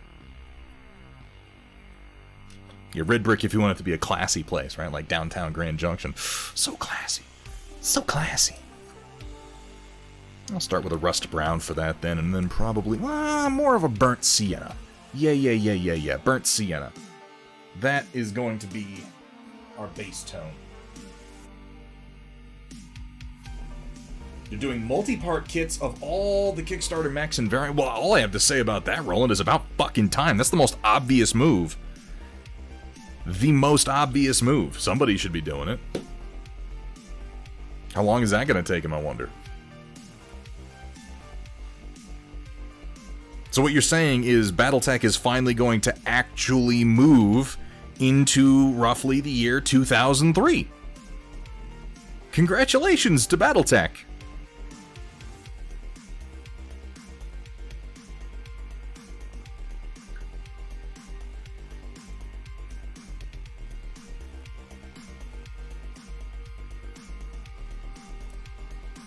Hey, what's up, Shaka? How you doing today, man?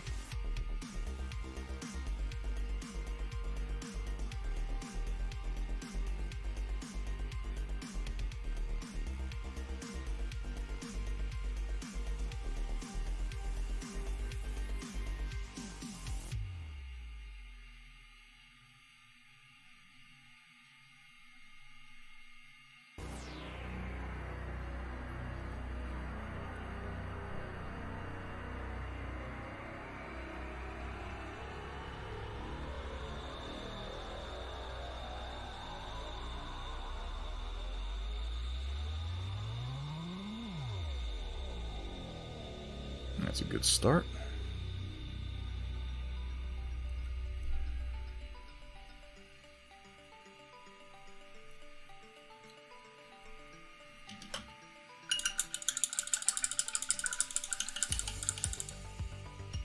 Literally US-based plastic production.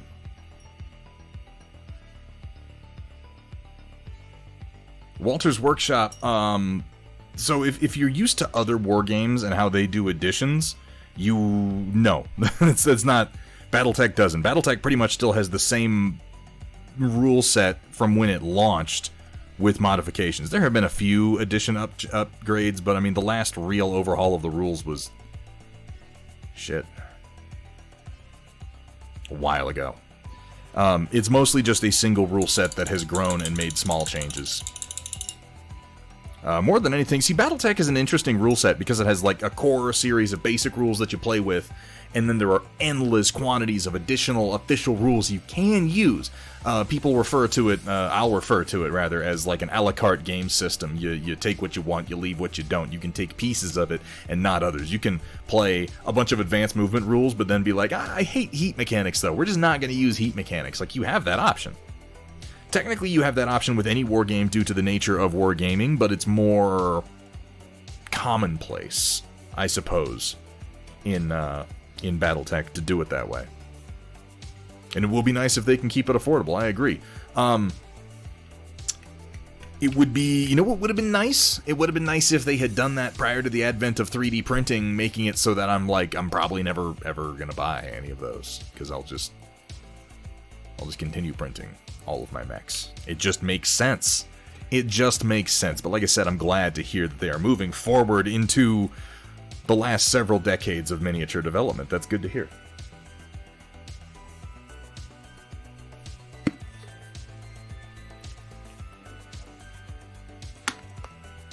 It is the Grognard's game to end all Grognard's games, Walter's Workshop.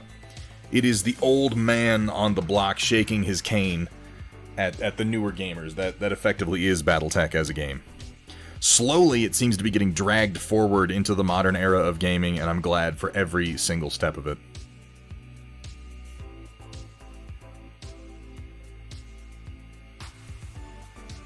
Just thinking about how I'm going to want to orient him on this base once he's on it. To get that little bit of extra color, maybe with the brick up front like that. That won't be half bad.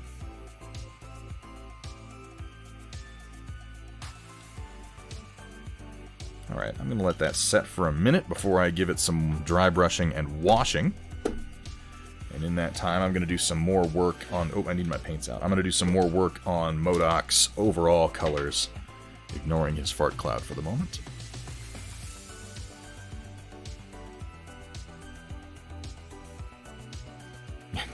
They do their share of kicking and screaming, too. I don't know why they are as resistant to all modern updates as they are. This brush... You can see it there. There's just kind of nasty split in it that I can't seem to get to come out. Maybe I've got something down in the ferrule. I'm gonna have to give that one a more thorough cleaning. Meanwhile, I'll just use this brush that I haven't cleaned it properly in a while that definitely has paint in the ferrule because for whatever reason it continues to function. Who the hell knows? I'm gonna take just a touch. Do I have linen versus bone? I'm gonna go with a skeleton bone, because it's still kind of warm. Hey, Crossbow Roof, good to see you, my friend. Walter's Workshop wants to paint some mechs soon. My man, who do I gotta, like, you know, send biddies to get you to paint one of the 3D prints that I made, man? I would fucking love to see that. That's if you're into the classic designs, of course. You might not. You might not like them. You might be more of a modern man, I don't know. I got 3 designs out right... Or not 3 designs, sorry. I have 2 designs out right now. 2 unseen mechs available now with more on the way.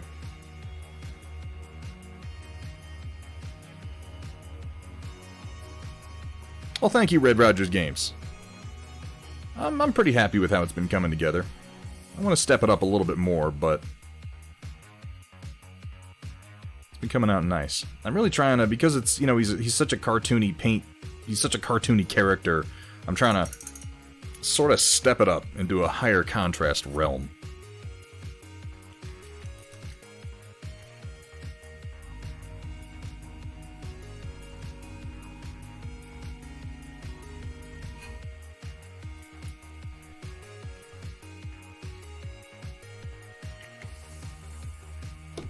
First time I saw MODOK, I honestly thought he was an ejected head from a Sentinel. He does... He has all the colors.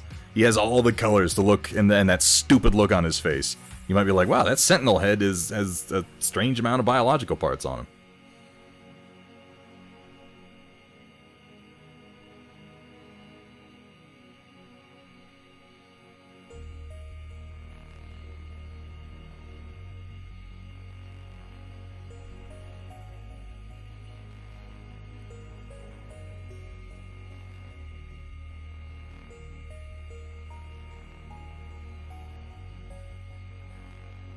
If you anger the fox, you're gonna get stuffed in a box. You don't want that. You don't. You're thinking to yourself, that sounds kind of fun, but you're wrong.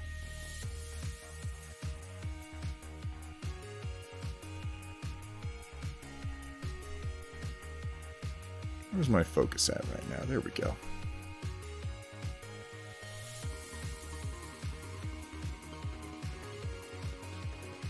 I read the rules and hit the hype, but can't see the Storm Report channel, and you actually made stuff. Oh my god.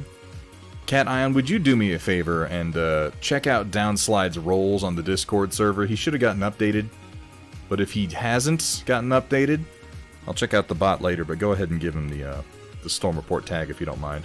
I don't know if that system's going to stay. It was a probationary thing to see if the reaction roles would work, but if the bot isn't going to do its job, I'm not going to keep it up.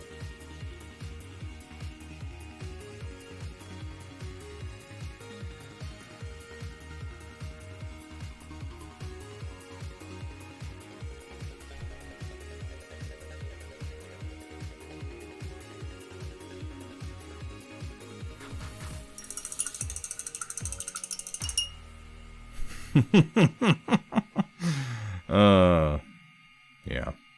MODOK has to just kind of learn to live with the mockery, I think. I don't think that's going to stop anytime soon.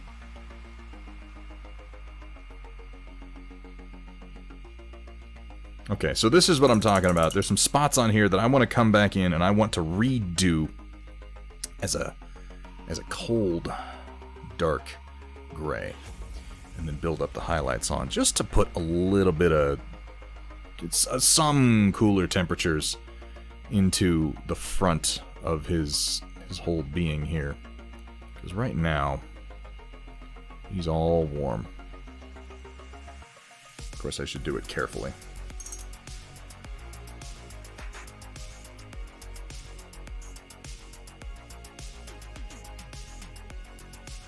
And maybe with a paint that I haven't, like, really over-thinned. I don't know why I did that. Oh, it's because I was doing it on broad areas is why. And I tend to do that with the Master Series. Some of them need more thinning than others. Oh, camera. That's twice. That's twice.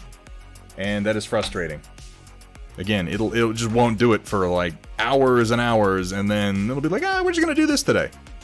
This is what we're doing today from now on.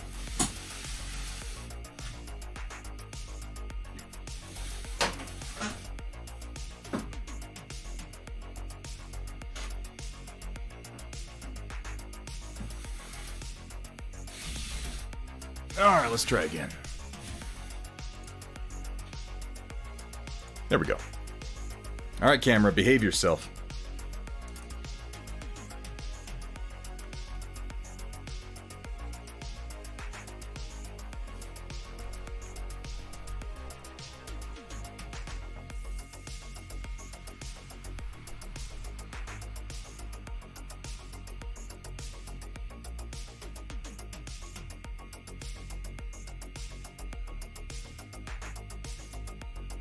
I need to go darker than this.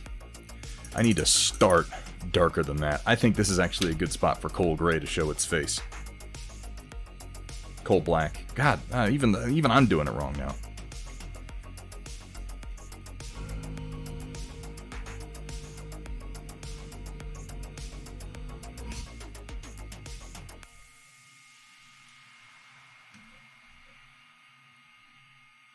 Yeah. This is much more what I'm thinking. I can build on top of this for some highlights.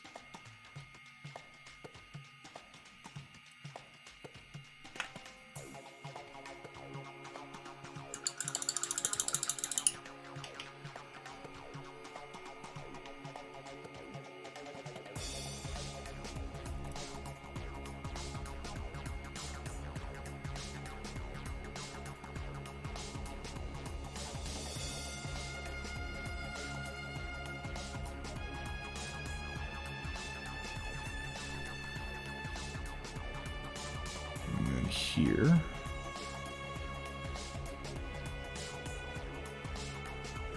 At this transition point from the yellow to the purple, I think is a good spot to have some more interesting colors. I just realized as I was getting close to what I thought of as the end of the paint job that I hadn't really used much variety on him. So I think mixing it up is going to be a positive change.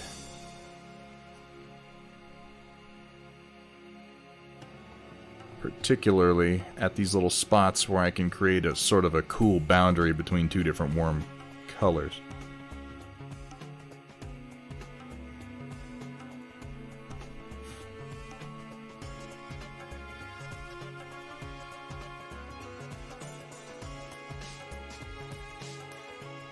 Thought I lost a mounting piece for the round facer model. Drove me nuts looking for it for several days. Turns out it's misnumbered in the instructions.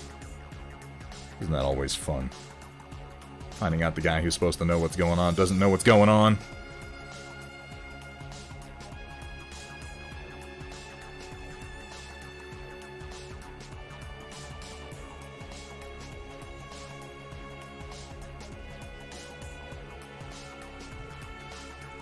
There's a little handle here that he's holding on to.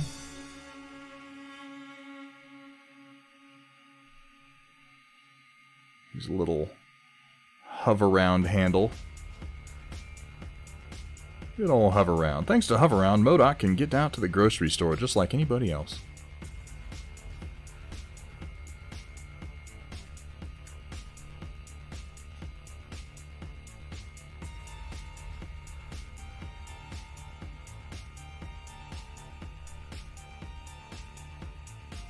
Thought he was red. No, you're thinking of the Hulk, Coral. You know, I suppose you could just go ahead and glorb that paint on anywhere. It's not like we're trying to get inside the lines or anything. You know what?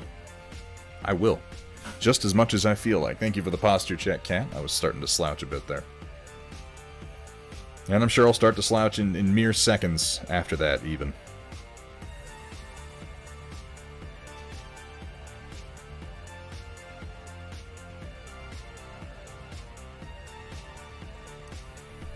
Go. There, and there, and there, and there. Oh, there's a spot I missed.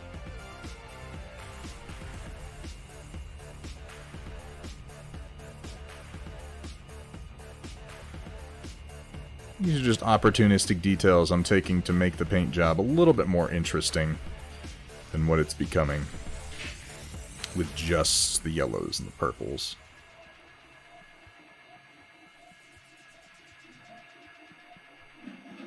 Even right here.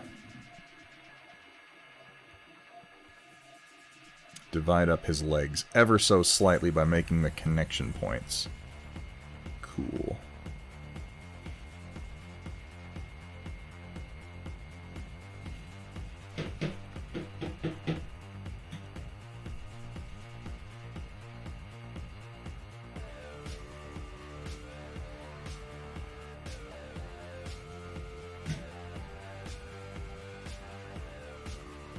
Get in there and... yeah, that's it. That's it, boy.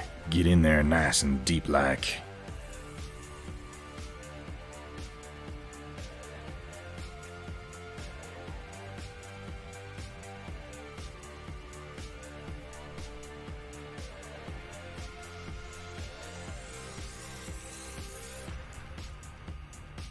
Just in case I start slouching in a few seconds. Just taking care of that one early. Walter's Workshop's a real forward-thinking sort of fella. I appreciate that.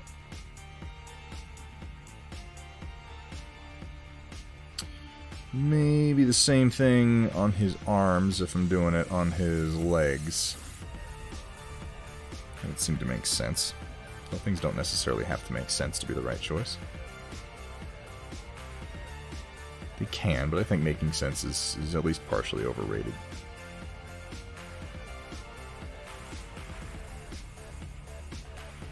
Maybe a little bit back here. Not too much, just some of these panels. Like this.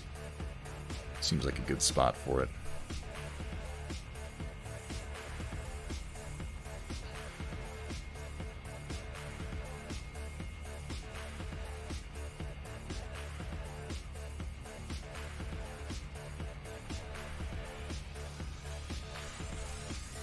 Mel Gibson as Santa. Was that really happening? I saw that, like, didn't Kurt Russell play Santa at least one time?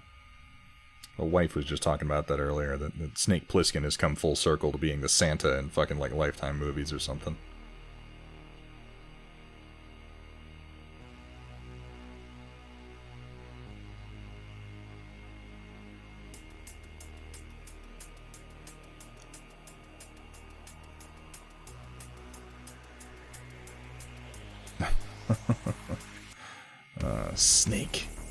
Snake Nicholas. It's really just Santa, but he tells you, call me Snake. Call me Snake. That's how he says it, too. I thought you were dead. I get that a lot. It was one of my favorite Snake Plissken running gags was that everybody heard he was dead from somebody. I think that's pretty good. It's just a little bit of color to break things up. I guess I could do similarly on the jet. Maybe not the nozzle. I like the nozzle being yellow, but maybe this little chunk around it.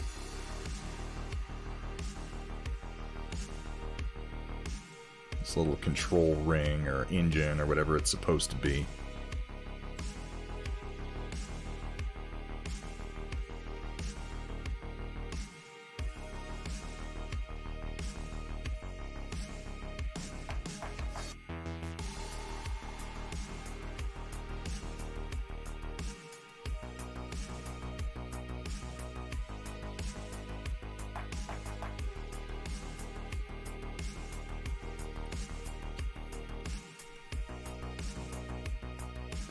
Kurt Russell was Santa and Goldie Hawn was Mrs. Claus in the Christmas Chronicles, which was legitimately enjoyable. Now, I'm going to take that with a grain of salt. Considering the source, I'm pretty sure that having children, particularly adorable children who are into holidays and have a happy home life, colors your thinking. It makes you more forgiving of things that are objectively awful because they make your children happy, and because that smile on their face just improves everything about your day. But that thing that you think is okay because it makes your kid smile, it's still awful, Eberben. It's still awful.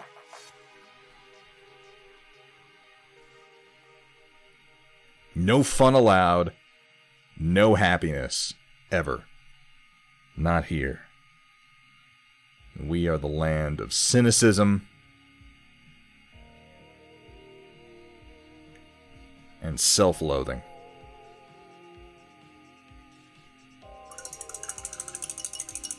Hey, thanks, MODOK. How you doing? Oh, thanks, MODOK. Thanks, Majin.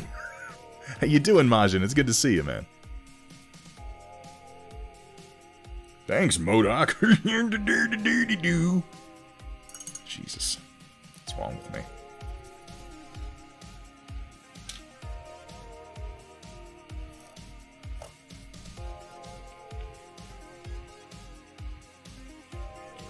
Take this runic purple.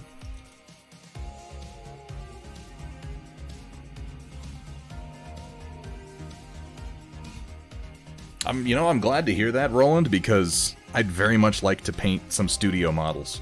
And I'm trying to actually build myself a portfolio of figures that I can use to maybe make that happen at some point.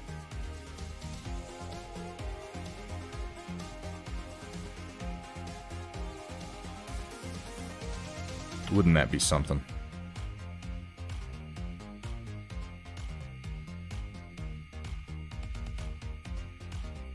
Alright, how high is this highlight? That's pretty high. Let's see what it looks like. I want to do just a couple of super highs on here. Still not quite there. It's getting close.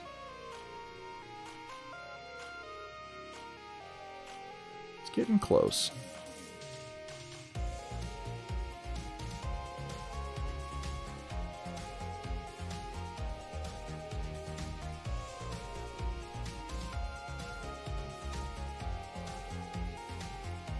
Texturing down there, and then I really want to hit his feet. I don't want to detail his feet a whole lot, but I gotta hit his feet with a couple of highlights near the bottom, mostly just to sell the angle of them.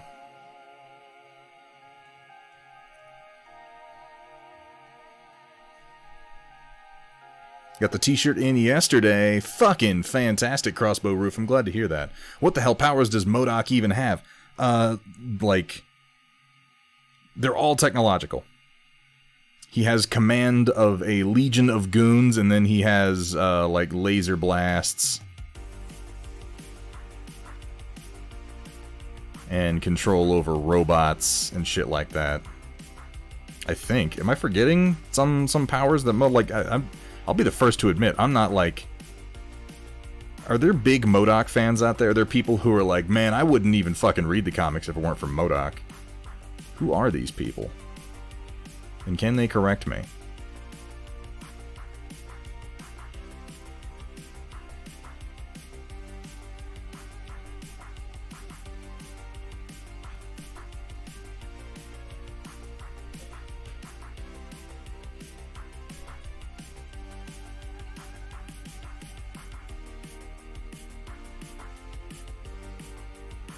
I think he shoots lasers, probably. Yeah, super intelligence is the real... That is his power. MODOK's power, the thing that sets him aside, is the super intelligence computing abilities. And then he builds a bunch of shit with that. He's Dr. Doom-esque if Dr. Doom was a big floating megalomaniacal head. You know? Does he have psychic powers, Shock 21? Basically, giant brain makes lasers and stuff. Yeah, it's just, his brain does stuff because it's huge. It's a very straightforward premise. He's got that big brain energy. He's got that galaxy brain thing going on.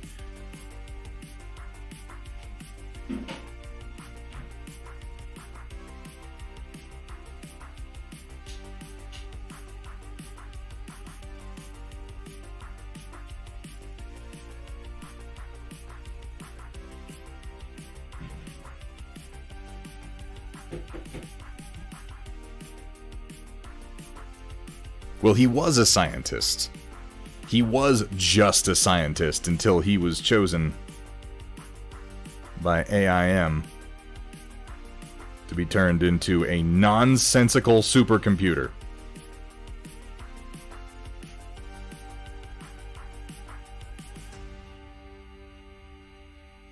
Now he's a scientist that is severely modified.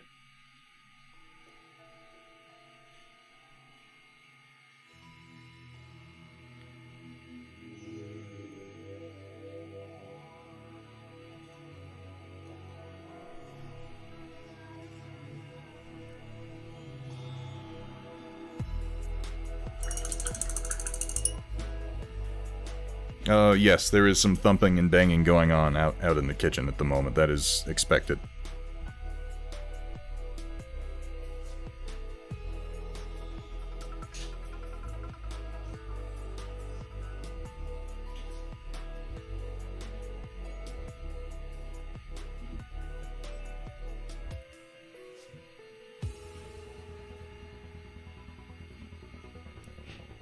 I mean, you'd be surprised how uppity those turkeys can get.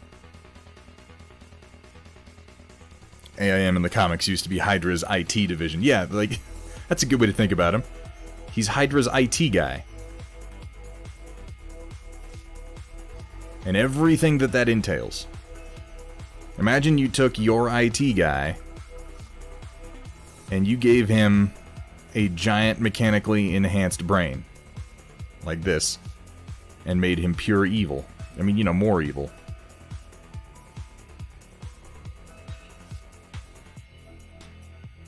And you've got some idea of who MODOK is as a person.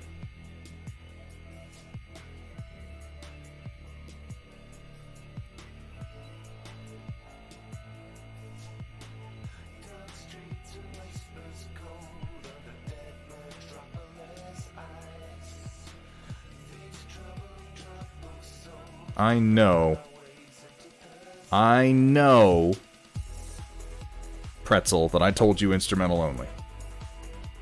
I know I told you instrumental only. You sneaky, sneaky app.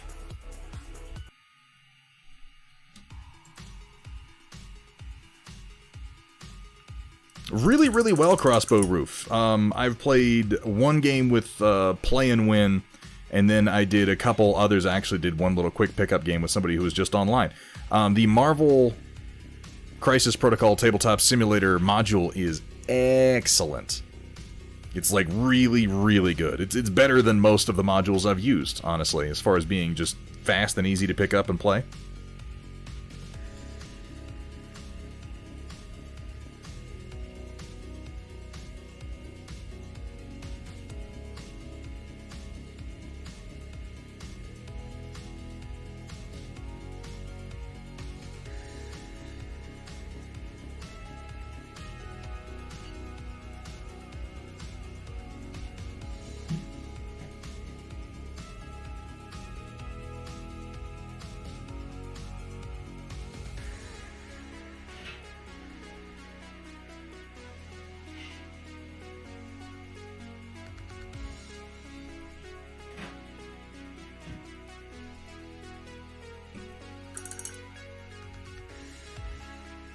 One moment.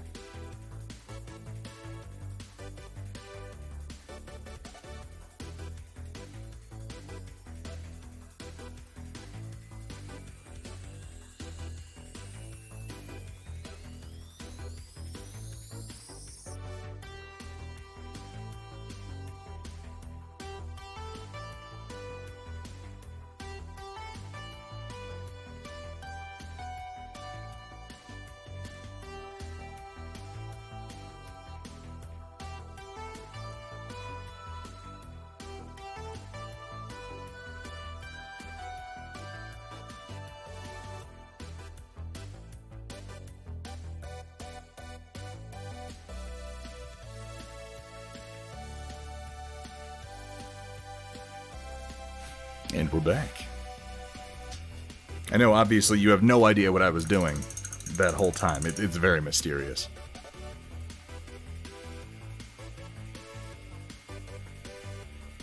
Yes, those are the tops of some moisture evaporators. I had to print 45 of them. I actually just broke about 3 of them taking them off the plate, so I got to print 1 or 2 more. But, yeah, that's a lot of evaporator tops. Now it's about to start printing 45 evaporator masts. Ooh, so many.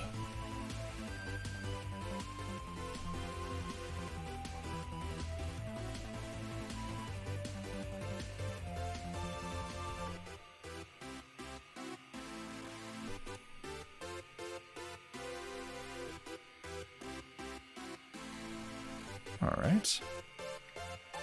This is actually looking pretty decent. I think a little bit more on the inside of this arm.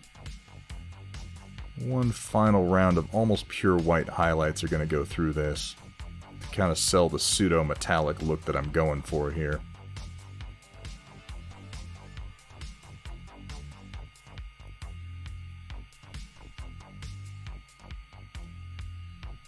What did I spray the bed with? I use Aquanet hairspray, actually. It's very effective.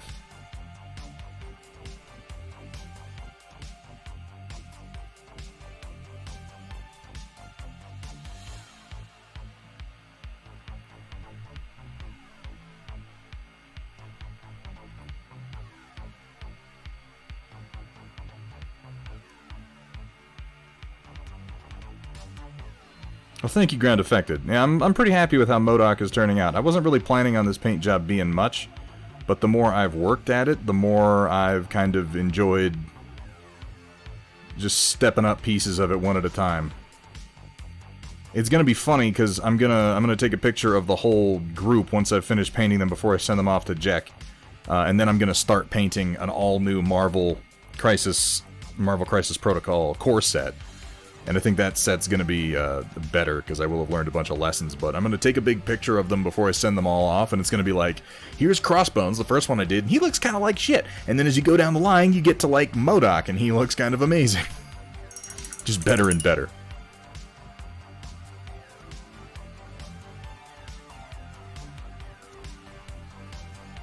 You're talking about the print surface? I wouldn't, I don't know if I would do that, Sumitha.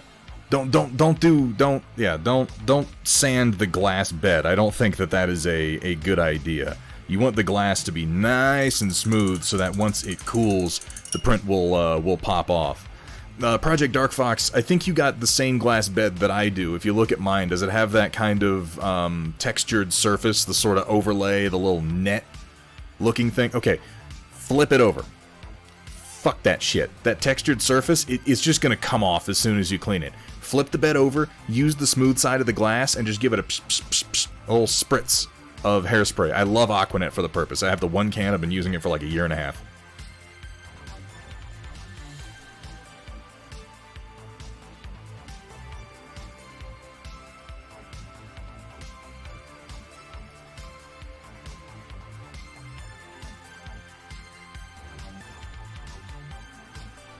With like rubbing alcohol, with some isopro.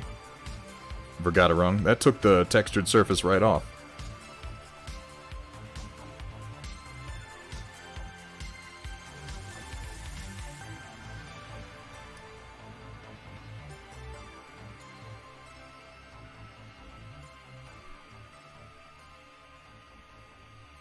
Yeah, Sumitha, I was talking about the, yeah, I know what you're referring to. I was talking about the print surface on a resin printer. That's the one you take, and if you scuff it a little bit with high grit sandpaper, it will grip your print a whole lot better, and that's for pulling it away from the FEP film. No, I understand what you mean.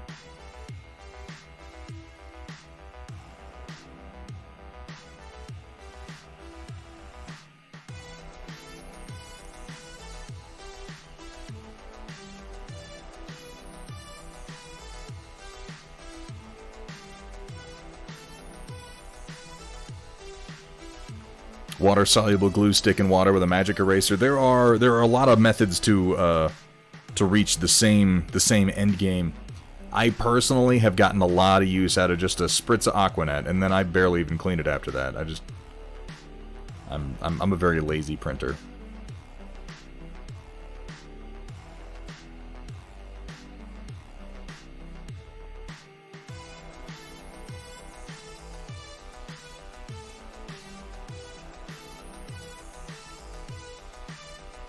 There, how do his legs look? I'm not, I don't know if I'm totally happy taking it all the way up to white on the highlights. You tell me if that looks good or not, and I'll do it on the arms too. It's me, Cutie Pie. What's up, Cutie Pie? Welcome, welcome. Thank you for the follow. Yeah, I'm a big fan of Aquanet, and it's cheap. For the amount that you're going to use, it basically costs nothing. Thank you, Rodan. It's a bit more vibrant than my usual style, but this model in particular, really, you find yourself just leaning into the comic book styling, because you don't really have a choice, because he's an angry floating head on a fart chair.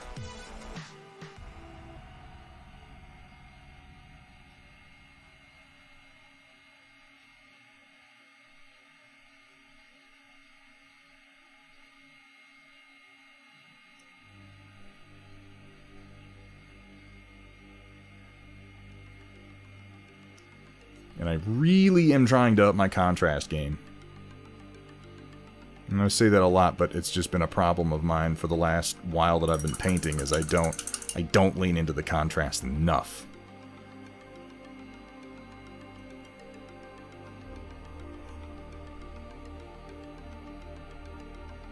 Oh, thank you, Drippins.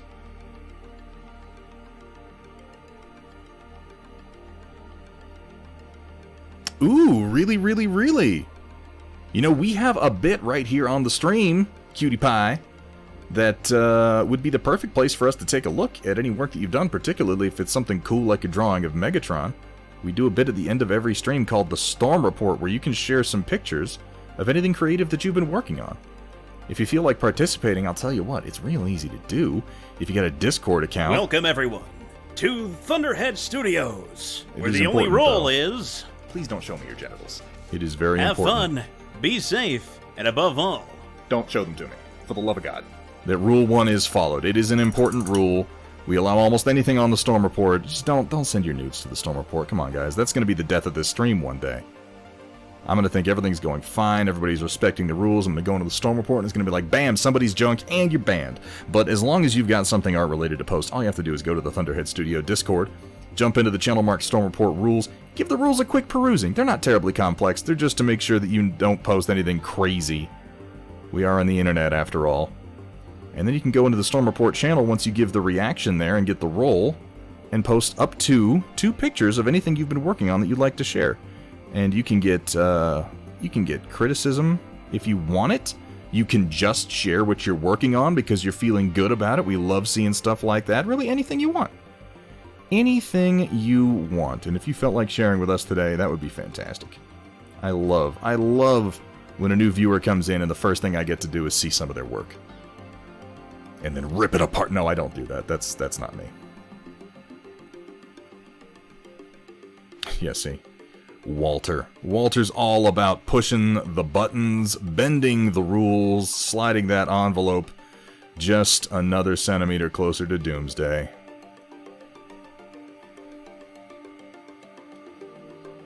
That is a mixed metaphor if I've ever used one.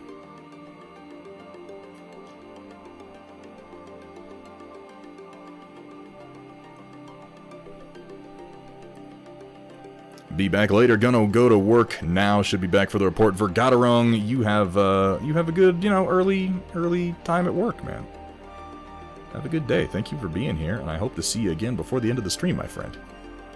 Hey, what's up, Jenny Joyo? Could we get a shout out real quick for Jenny Joyo?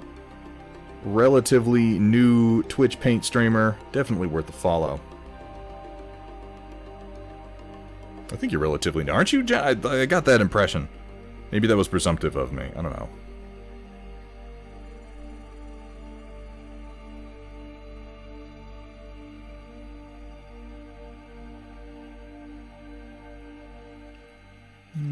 That all feels pretty good.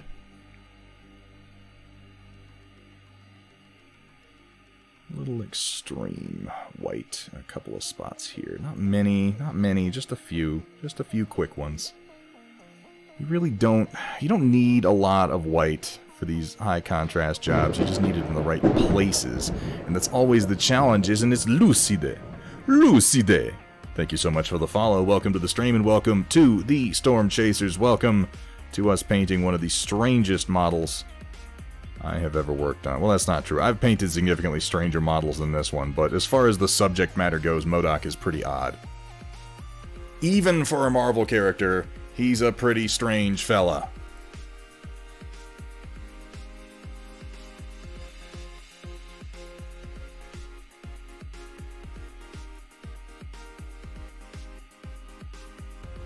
I'm feeling pretty good about those purples. I think I'm going to do my, I should do a couple, just boop, there and there, there and there, there and there maybe. I'm not going to spend a lot of time back here. Have I painted Galactus? I have not. I have not painted any Galactus figures yet, It's-A-Me, though that would be another... they're kind of similar characters in the way that they're presented, because Galactus is another one of those very head-centric figures with the big, tall, like, almost totem pole helmet on with the big, jaggy horns coming off of it, you know? That would be a fun one to do. And he has a similar, just like, nonsense, angry face on him. I am Galactus. I have a surfer dude who goes around and tells people that I'm coming. He's a strange guy. Ooh. That paint I didn't thin at all, and it developed a little skin on top of it. That was weird.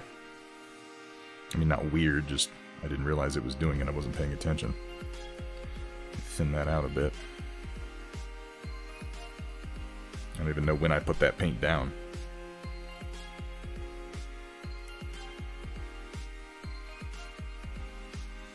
Use that with some of my residual coal black here to create a highlight.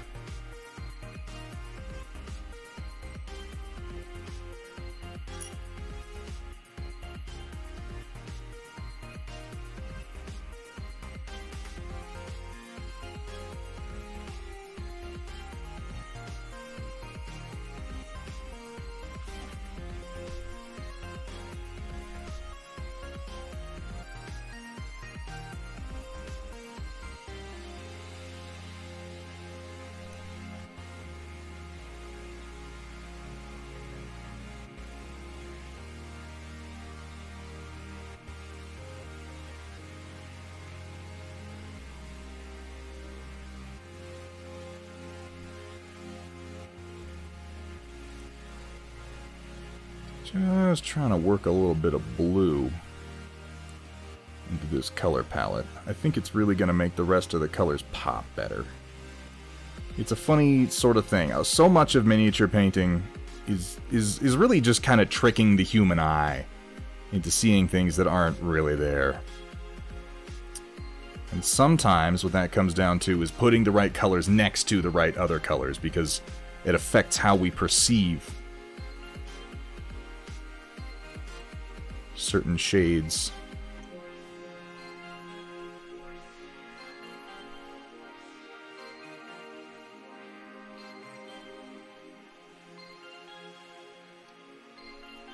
It can be counterintuitive at times.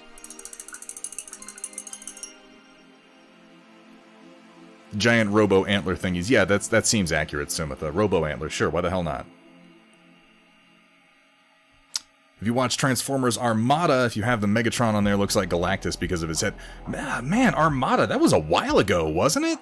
Wasn't that the one where they were selling, like, the little itty-bitty Transformer toys? Thank you so much, SP Firestarter, for the reminder. Wonder who's his hairstylist, right? Who does MODOK's hair? That is the question, the million-dollar question that Marvel fans need answered. Get him a Snickers. Get him all the Snickers. Get him a whole planet's worth of Snickers. And the planet itself. He'll be satisfied with that. Jeez, Galactus, you're such a supervillain when you're hungry.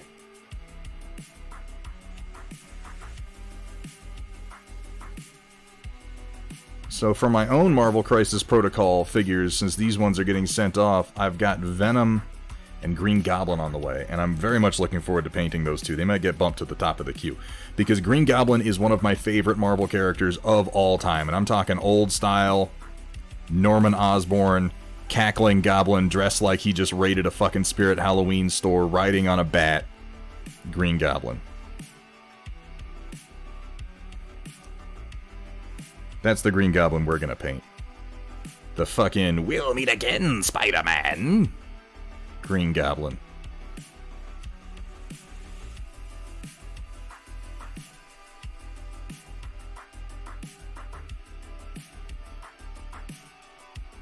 He's a Snicker the size of Unicron himself. Shit, fuck Galactus, I want that.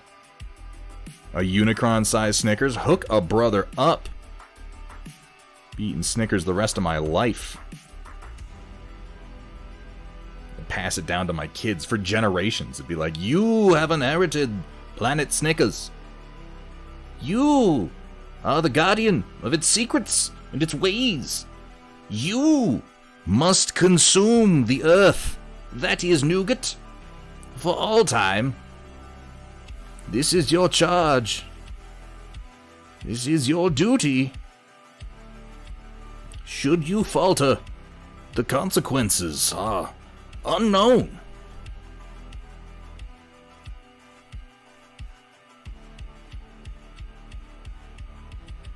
Fuck, I should be a writer.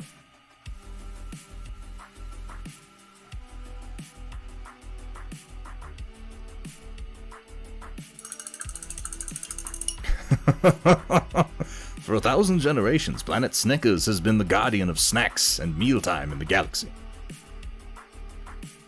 Before the dark times. Before the Kit Kat.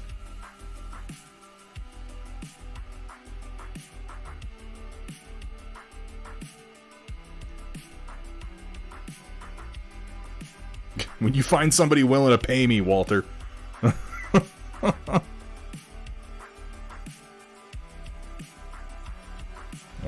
Nobody wants me voice acting for him. I'm just gonna start spouting off about how much Star Wars sucks these days in the middle. I'll be like, in the middle of a performance and something will remind me of something on The Mandalorian, and I'll be like, by the way, Mr. Producer Man, everything you like sucks and you're awful. I'm like, well, okay. So much for that plan.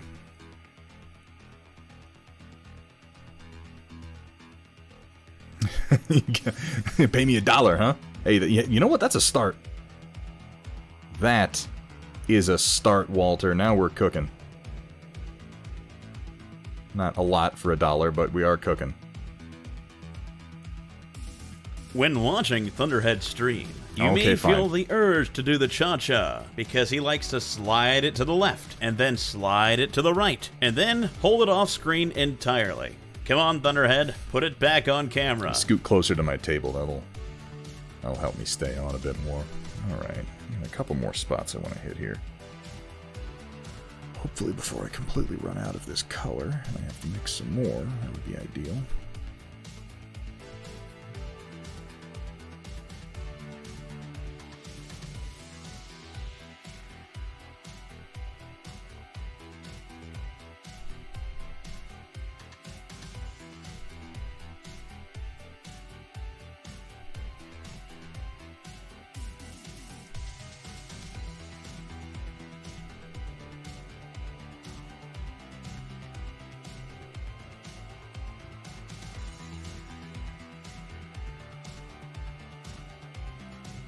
Go. A little bit up here. I wish I'd done this, well, maybe not necessarily before his hair. I think the hair was right to do. It's just a decision that I made fairly late in the painting process, so I'm trying not to smudge up the rest of my work too much.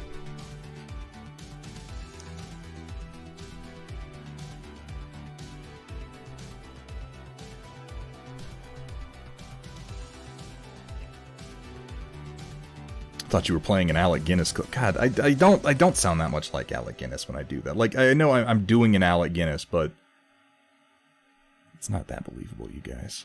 There's something about Canopian catgirls that give me that warm, fuzzy feeling. Or maybe it's just my allergies. These days, it's definitely your allergies. Definitely the allergies. Oh, God. Okay.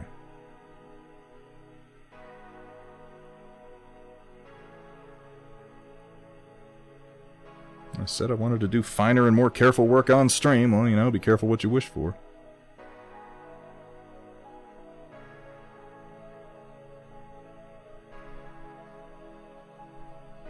Yeah, that's looking pretty good. Oh shit, I forgot I did the whole bottom part of his engine there in the same colors. Okay. I gotta mix a teeny bit more then.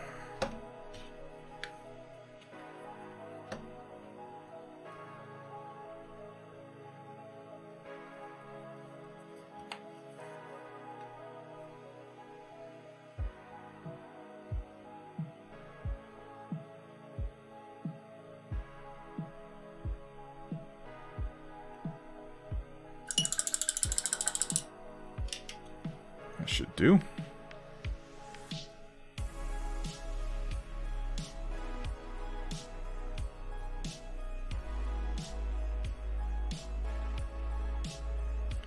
Mostly just on our bottom surfaces here, because this whole thing is heavily in shadow.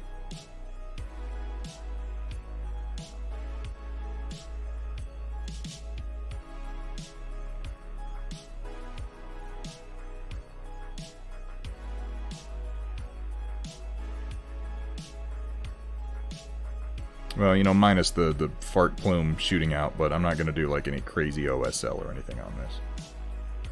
Keeping it simple.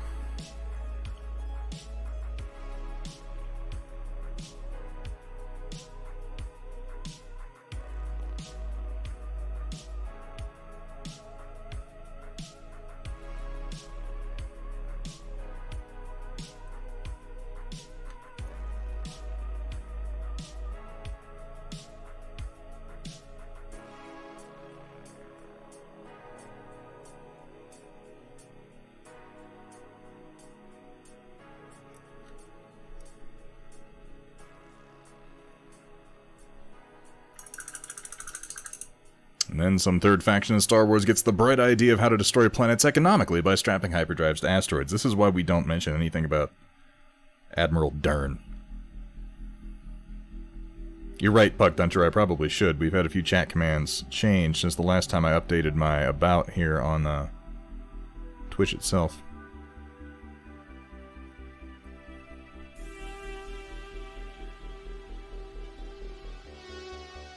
Yeah, just sort of slop it in there. I'm not going to worry too much about being precise with this layer. Reaching past his funny little foots.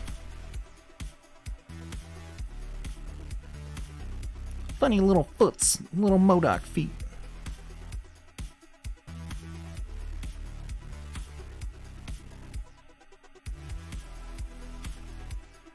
Alright. I'm gonna mix in just a touch of Game Color Ghost Gray.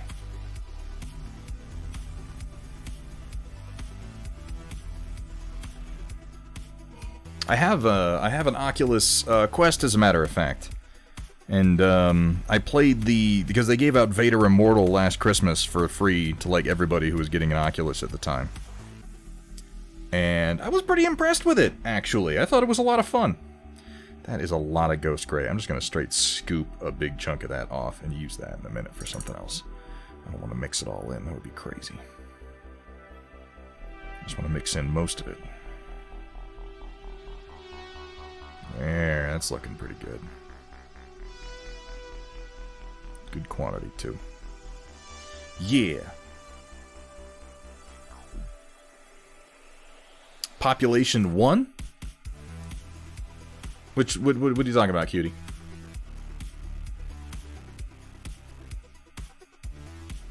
Which Disney would make Star Wars sequels, like build off the Mandalorian's time. So what you're wishing for, Roland, is something that, yeah, that's the Vader Immortal is the one I'm talking about, the VR Star Wars game. If there are more, I'm not aware of that. Like, there very well may be, but I haven't paid attention in a little while. There's also Star Wars Squadrons I've played on VR. That one's a whole lot of fun.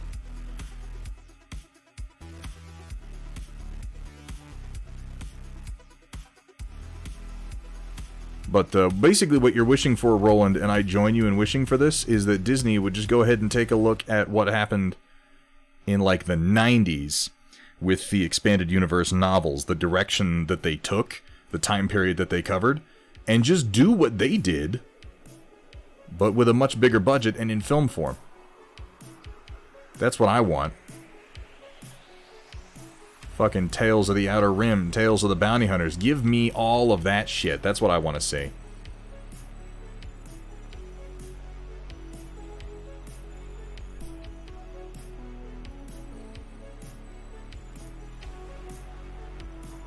You see what I mean? I feel like it's showing up now. You see how having this little bit of cool blue between the body and the leg makes a big difference. I think it's a huge improvement myself. It's very, very subtle. It's very, very small. Yeah, like the Zahn trilogy. Hell yeah.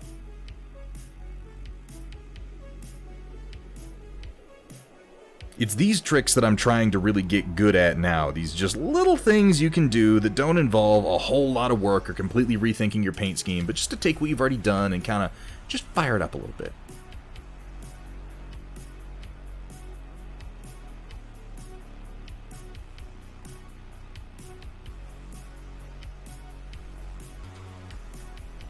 It's much more about contrast than it is about tight brushwork, which is good, because I'm not good at tight brushwork.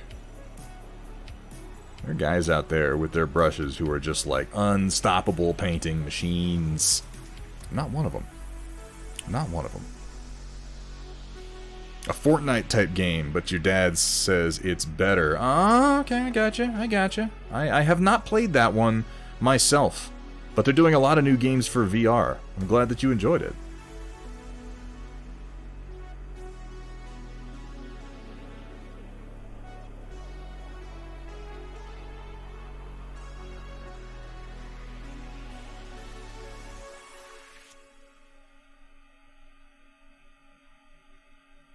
If you have the Oculus and you enjoy Star Wars, can I recommend Vader Immortal? I don't think they're giving it away for free anymore. They were a while ago on the Oculus. It's not terribly expensive. There are 3 episodes. I think they're worth picking up. It's actually a really, really fun experience, and the lightsaber dojo adds a lot of replayability to it. More Star Wars animation like Rebels and Clone Wars. I mean, you guys know my opinion on that. You know I wish that they would stick with that. I'm tired of...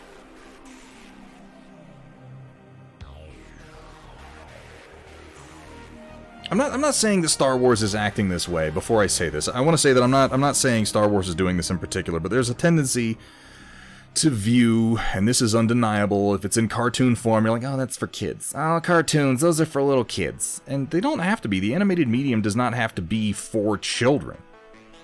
It could be for everybody. You can just do good stories in an animated format. I think that's something that has been proven by now enough times that, I mean, people should be getting on board with it. And just because something is being done in live action with a huge budget doesn't make it mature and doesn't make it good. And there's this attitude that, like, putting it in live action, putting something on The Mandalorian legitimizes it. And I don't think it does. I think that we should have more animated series. I think Ahsoka should have stayed animated, but again, you guys know that. I make that opinion very well known, loudly, over and over.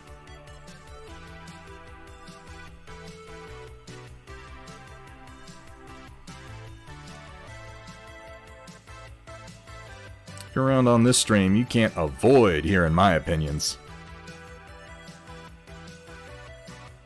I mean, you could probably avoid it, but I feel like that would involve some really strategic muting. Fuck strategic, that would be tactical muting. You have to be like, oh, I hear a rant coming on, let's get ahead of that. Also, what the fuck are you doing, Pretzel?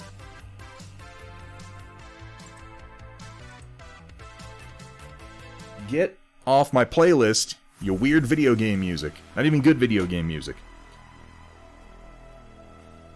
Oh my god, cutie pie.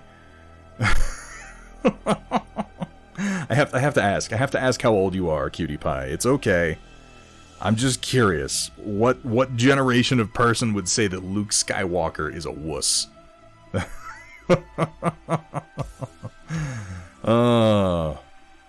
Give me Bridger or give me death. So you have chosen death. I'll fight you over that one, cutie pie. I am, in my heart of hearts, as far as Star Wars goes, I am a Luke Skywalker guy. I love me some Luke Skywalker. I love me some Mark Hamill.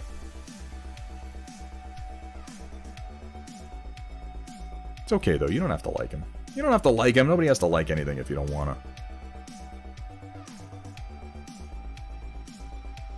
But I may attack you. I just want you to be aware of that before it happens. So you're not surprised, at the very least. You don't have to tell me shit. You could lie to me. This is Twitch. You could just be like, man, I'm 86 years old.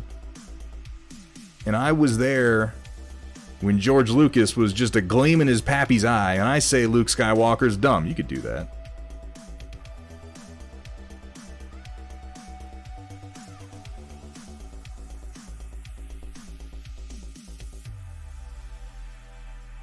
You have to like what I do, or else.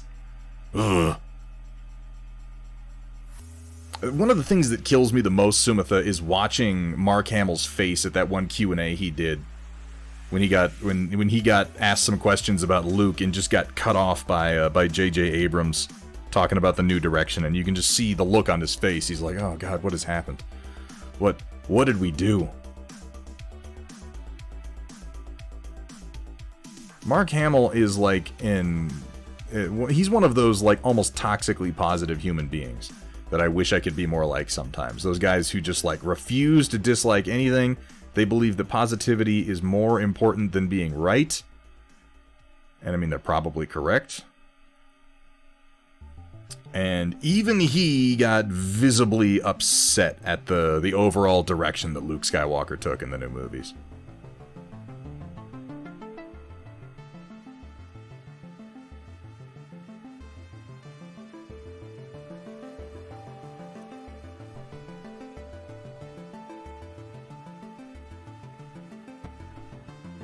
He's got a great social media presence as far as just an actor goes.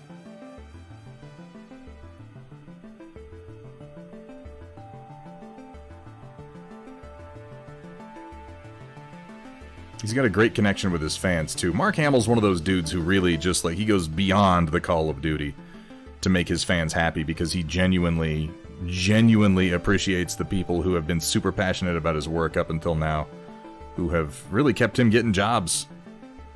Kept enjoying the manic intensity that he brings to his roles. He's the best Joker we've ever had. It's bizarre that Luke Skywalker is the best Joker we've ever had, but that's the world we live in.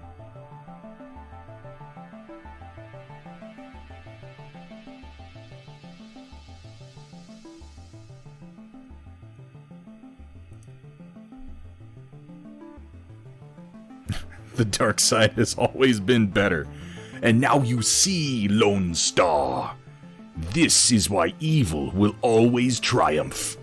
Because good is dumb.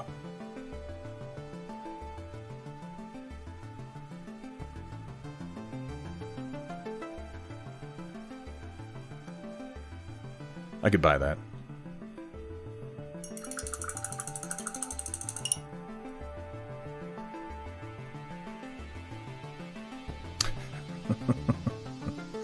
If you don't die the hero, you live long enough to become the villain.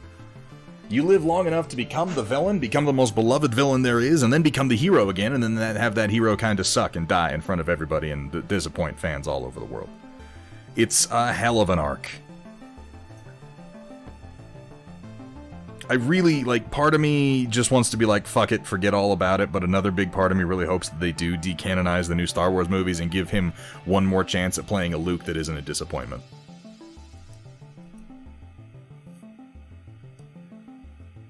Honestly, Force Lightning doesn't seem that cool. I know it's played off as it's like the most badass power ever, and so, oh my god, it's so scary. It's so scary because Palpatine can shoot fucking lightning out of his hands, you guys. It's always seemed like a lame Force power to me, though. Like, I think Darth Vader's powers were all cooler than Force Lightning. Just joking a motherfucker with the Force is cooler. Like, don't get me wrong, Force Lightning is cool. It's not that it's not cool. You know, if they're handing out force powers and they're like, well, you can shoot lightning or nothing. Like, I'll take the lightning. I'm on board. I'll give me the lightning, please.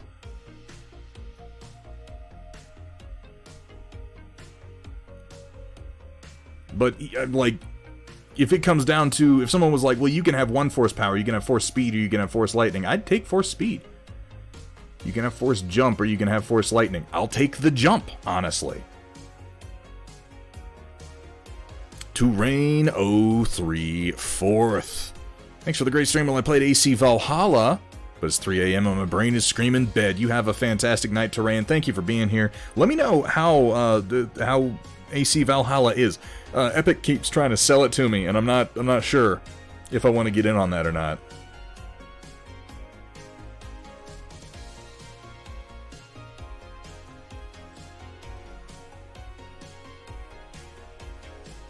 I want Obi-Wan. Is that what it is? Force charisma? Has that been Obi-Wan's power this entire time? He's just able to make himself likable using the living heartbeat of the galaxy? So uncivilized. Force sass. Yeah, I could buy that. Hello there. That is his force power right there. We never realized we were seeing him use the force every time he was like, hello there. Hello there, my little friend. Oh, don't worry about him. He's fine. Obi-Wan Kenobi. Obi-Wan. Well, that's a name I've not heard in a long time.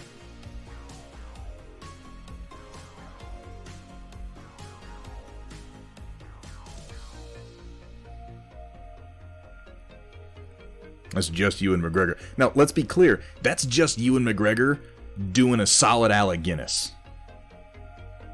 That's what that is.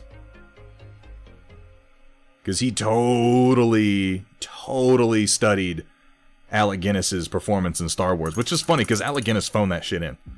He didn't really care about that movie much at all. He was just there for the paycheck. And yet he still managed to provide such an iconic performance. Stupid sexy Ewan. Bo-Katan. No, Roland. No.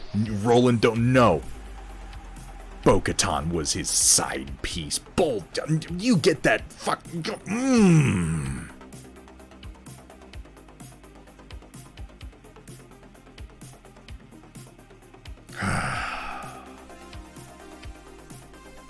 It's not cool, man. It's not cool.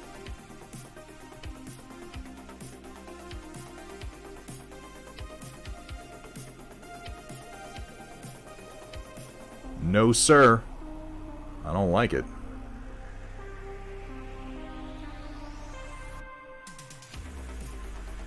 Just because he's a Jedi doesn't mean he wasn't a player. No! I mean, I'm sure that there were Jedi who were players. What was, Oh shit, help me out, chat. Who was the damn... that one Jedi that showed up a few times who was like... he was like the hippie Jedi. He had like dreadlocks and he was all like kind of freewheeling and I can't remember his name. He was always sent on those Outer Rim assignments. Not Kit Fist. I was thinking of Quinlan Voss. But yeah, Kit Fisto. I can see Kit Fisto out there playing the fields, flashing those pearly whites. Who could resist, right?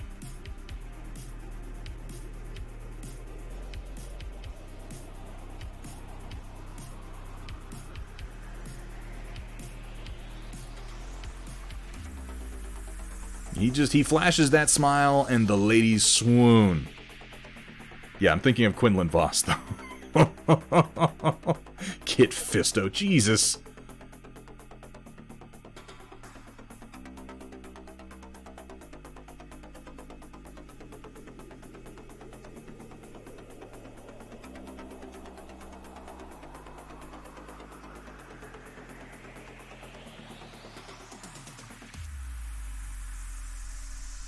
Alright.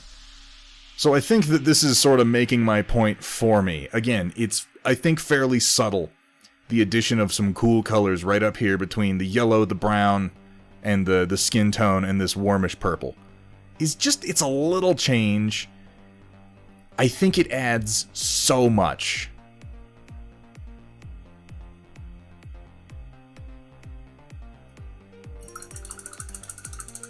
Honestly, that chili looked amazing, Roland. Like, I'm a chili fan, and I liked all of the sautéed veg that was in there.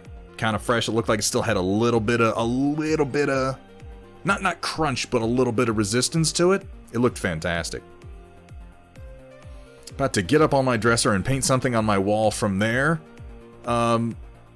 Be safe. But please,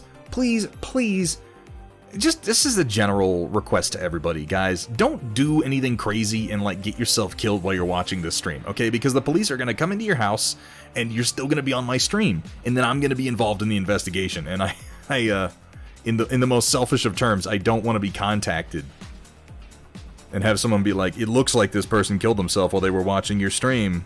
Could you shed some light on that? I'm going to get hauled up in front of the, like, House, you know, Un-American Activities Committee, and fucking Tipper Gore is going to just rant at me. And I'm not as articulate as Dee Snider. You know? They're gonna read me the Riot Act, and it's gonna be a bad day for me.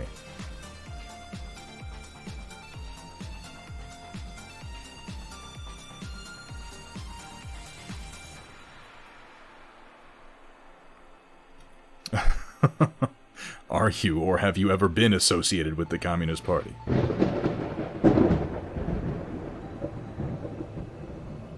Holy moly. Julio. Is it Julio? Is it Julio? Let me know if you want. I'm gonna go with Julio. You know, I'm gonna go with Julio. I like Julio better. I'm gonna go with Julio just because we don't have a Julio around here unless you correct me. Thank you so much for the follow, my friend. No, it's not Golio. No. For the love of God, Puck Duncher. That's insane. Golio. It could be Julie. I feel like it's Julio. I want it to be Julio. Gray. You know what? That one? If we're having fun with names, I see that. You know what I hear? I hear Gramehameha. But, you know, we're missing a couple of syllables, though. What's up, Graham? How you doing, my friend? Welcome to the stream. Welcome to the Storm Chasers, and thank you so much for that follow.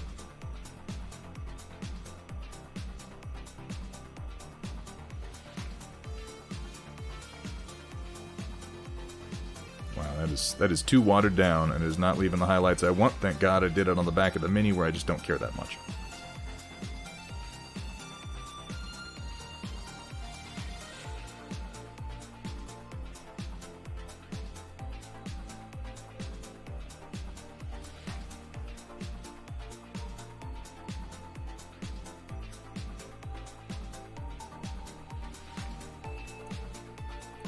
Alright, one more quick round of highlights in pure white. And I think we will be done with that part, and I can start working on the base a wee little bit more. Maybe one more highlight on the hair. Watched a successful Kickstarter implode. Which one?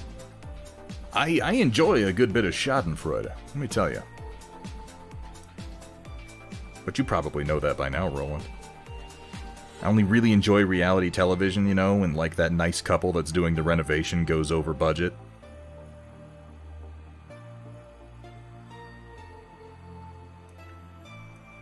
Your wife detests MODOK. She calls him a giant pimple guy. He does not have... Look. You can say many things about MODOK, about this poor man here. But you cannot say that he has pimples. His skin is not flawless. His complexion is not perfect, but he doesn't have pimples, okay? When watching Thunderhead's stream, you may feel the urge to do the cha-cha. I am totally because he likes to slide it to the left, and then slide it to the right, and then hold it off screen entirely. Come on, Thunderhead, put it back on camera. I'm not playing this game with you today, White Wolf. How you doing, man? He is the pimple. He's not a pimple. You know, the weird thing about MODOK is that his proportions are such, you're kind of tempted to assume that his scale is different than it is. You know, I suppose you could just go ahead and glorb that paint on anywhere. It's not like we're trying to get inside the lines or anything. Physically, MODOK is quite large.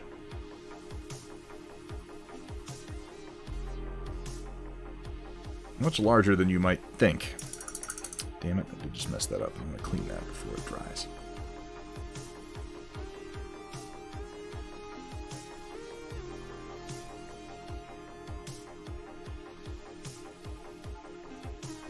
There we go. Physically, though, I mean, like, compared him to, you know, Dr. Octopus.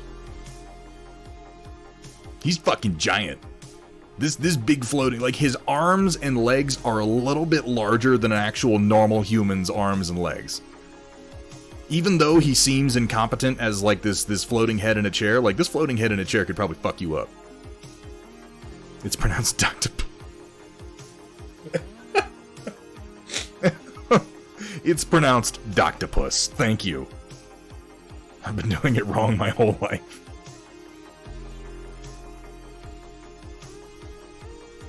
Doctopus, Jesus.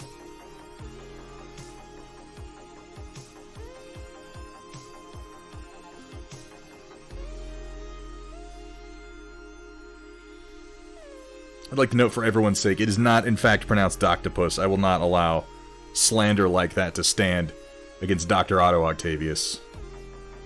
One of the greatest minds of our time.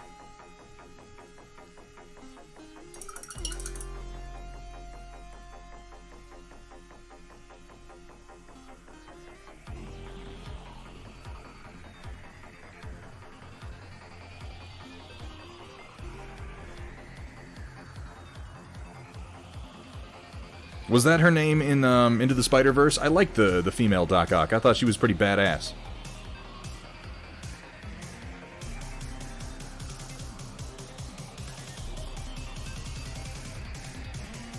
Yeah.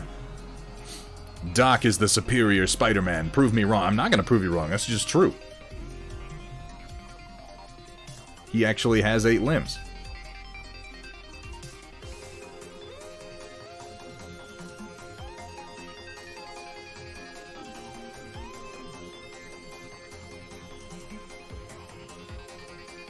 I got a follow, but no alert. Did I really? Why didn't that pop up? Who was it? What did I miss?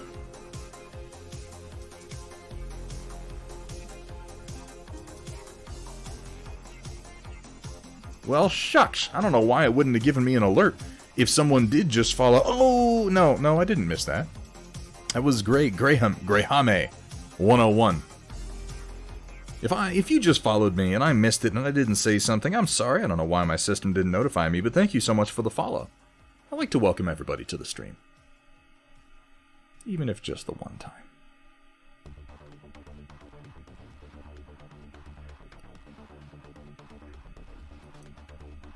Thistle 0212. Oh, I don't know why it didn't tell me that. Well, welcome anyway. They probably followed and unfollowed real quick. They were like, oh shit, I didn't mean to do that.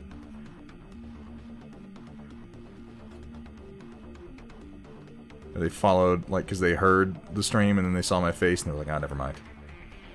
Never mind. Pass.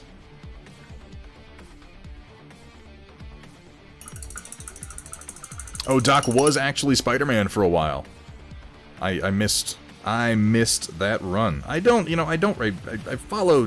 have followed specific runs of comics in the past. And there are certain characters that I follow, somewhat closely. But I miss a lot. I miss a whole hell of a lot, let me tell you.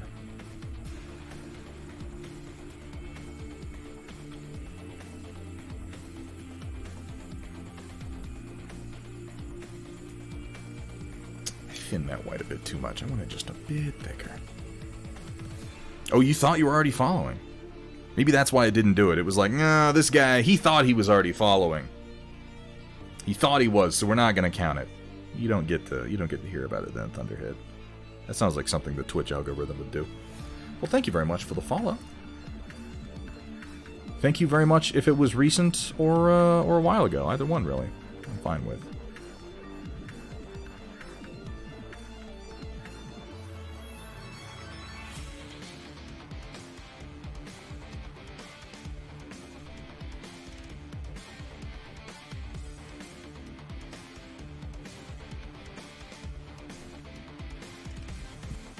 What should you paint? on your wall. I can't possibly be responsible for what you choose to paint on your wall. All my suggestions would be terrible, and I would feel awful if you actually were to listen to me.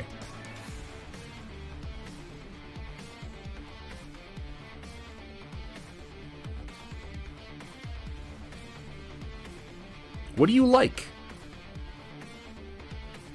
Who's your favorite fictional character in anything ever? Something personal to you. That's what you should. You should try painting something like that. If you're just going for the creative gusto.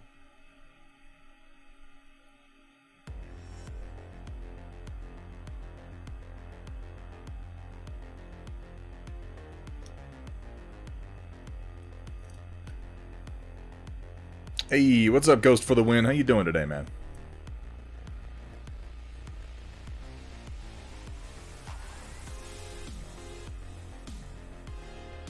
Shockwave it. Ooh, yeah. Ooh, shit, that's a good choice. I like Shockwave.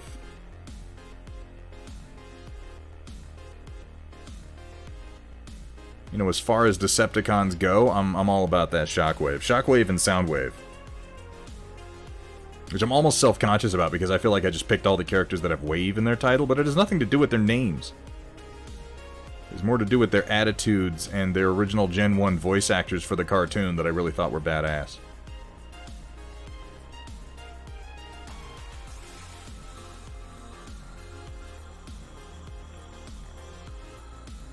I think that final round of highlight really shows off the extra bits of blue.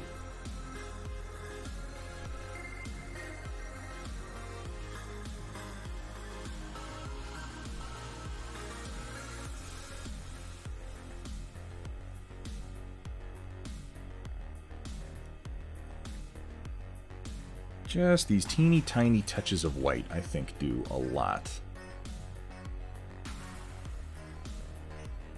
Unless I put them in awkward places, in which case then they don't do much.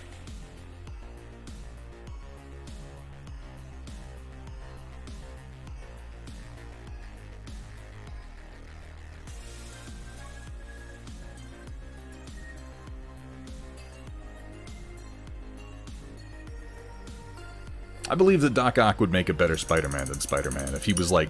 If Dr. Octopus put his mind to doing good, he would be incredible at it.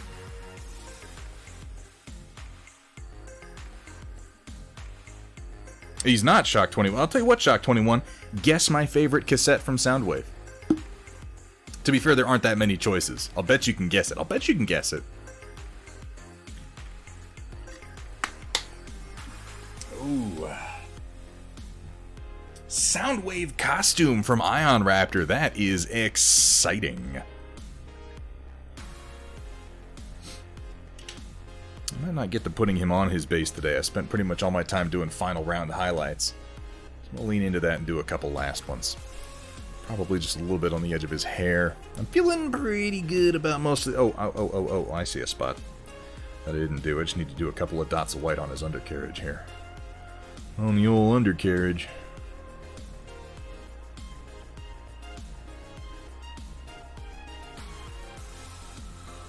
Nothing too nuts.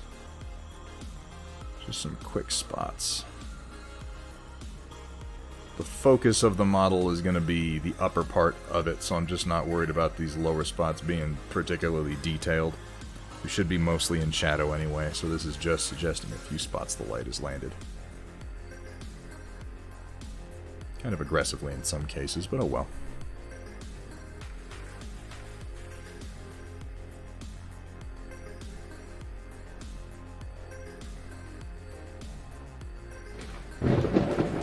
Did I see that you're gonna do a stream this week, Ion Raptor? Did I see that right? Because I want to fucking be there for that, my friend. Undecillion. Would that be it? Undecillion? Yeah, sure, we're gonna go with that. What's up? What's up, Unda? What's up, Cillian? Thank you so much for the follow, my friend. Welcome to the stream and welcome to the Storm Chasers. Welcome to one of the stranger paint jobs I've done in a while. was actually demonstrably better at being Spider-Man when he took over Parker's body. He solved all crime in New York when he was Spider-Man, and even Peter admitted it. Okay, Peter Parker is a brilliant scientist. He is. He is nowhere near at the level of Dr. Octopus, and I think that that's pretty much just confirmed in the lore. Dr. Octopus is... I mean, I feel like Dr. Octopus has to overcome greater odds than Spider-Man to be a villain in the world that he exists in.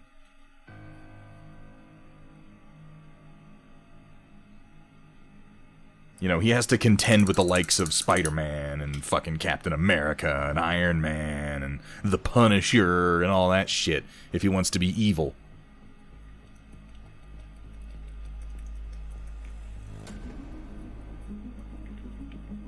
You did this to me. I mean, if you're gonna say that, I made you, then it's only fair to say that, you made me. You wouldn't hit a guy with glasses, would you? I'm looking forward to that Ion Raptor. Please be sure to post up when you go on.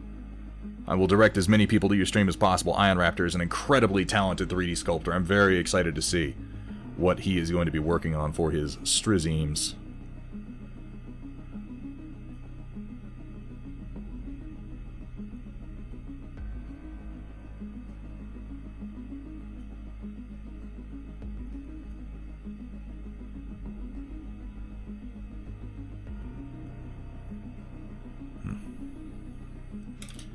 Birch. Maybe my birch color. What did I do with that? There it is. I've been liking this scale 75 birch as far as being close to a warm white. Jesus Christ, cat. First with the Space Hawk, and now we got Star Cream. What are you doing?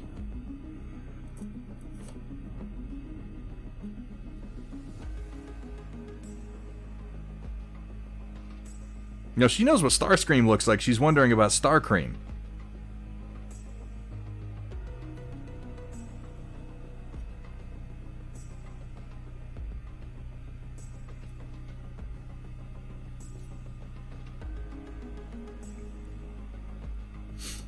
I think I've got everything set up right now, but we'll find out if I have the personality for it tomorrow. And just be aware, things are going to go wrong. On a first stream, oh, things are going to go wrong. Just roll with it. Nobody's worried about it. Everybody's just excited to see you, man.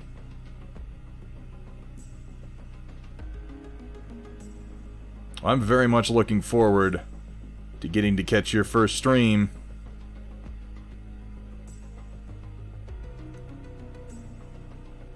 Oof, I'm being real rough on the hair right now for some reason. Thinner. Thinner with the paint.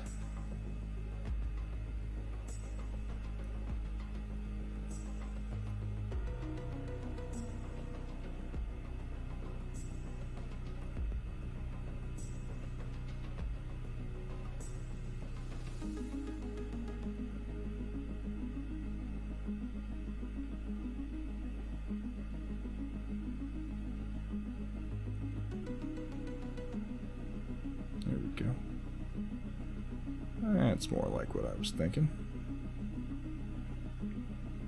Just a little something to sell the definition of his ridiculous hairdo a little bit more. Just an unfortunate haircut. This is the kind of haircut that your mom gets you when you're a little kid, just because, you know, you're growing so fast, and she's got to cut your hair. She's got to do something, but she's not going to think a lot about it because it's not going to matter in a week. It's just going to be messy. So she goes in and she's like, what's easy to maintain? What can you do cheap and quick? And they're like, oh, let's do this. That's what MODOK looks like. The fucking kid's haircut at Fantastic Sam's.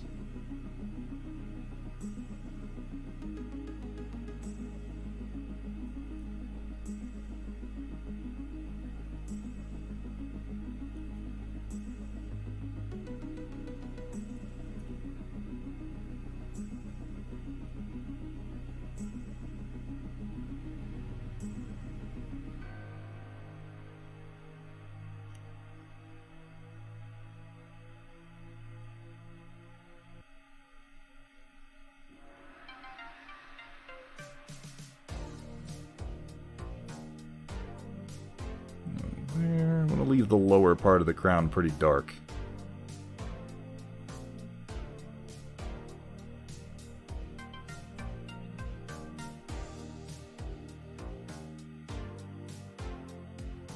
Paint in a couple extra strands that don't show up on the sculpt.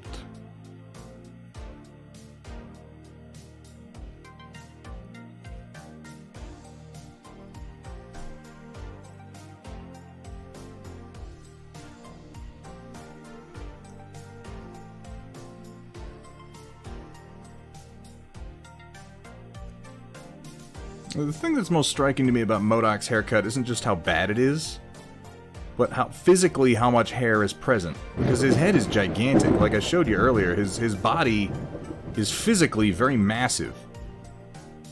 Much larger than you might think based on his proportions. Yeah, it came out a little bit rough right here where I started. I gotta smooth this in a bit. Oh, holy moly, law! 3, 3, 3, 3, 3. That's a hell of a law. Thank you so much for the follow, man. Welcome to the stream. Welcome to the Storm Chasers. How you doing? How are things? Hope you're having a good day. Hope everybody's having a good day, and I hope that if you weren't, maybe it's a little bit better now. A guy can dream.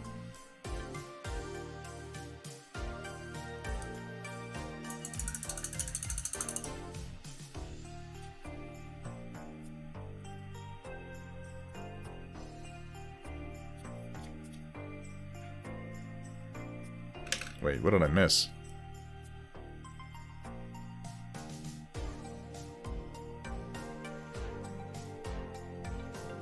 Oh, I see. Yeah, I see.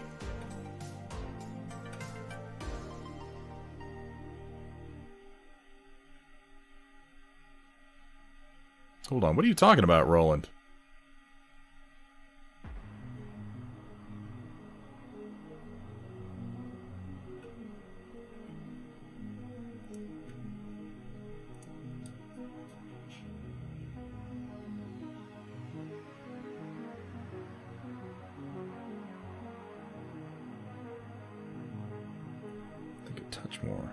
Just a touch more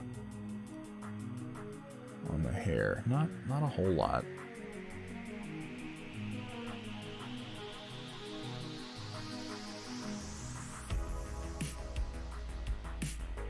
I think that actually looks pretty good. I'm not good at painting hair, and honestly, this is a weird shape and style and just overall presentation. It's one of the strangest haircuts I've ever had to paint, so I'm gonna call that good for the hair.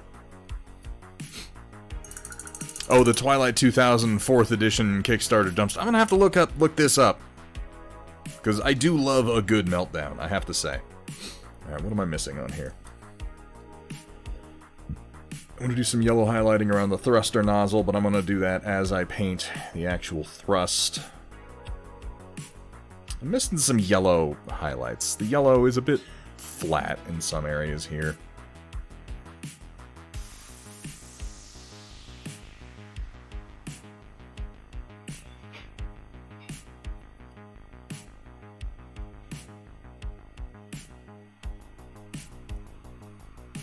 A little bit flat.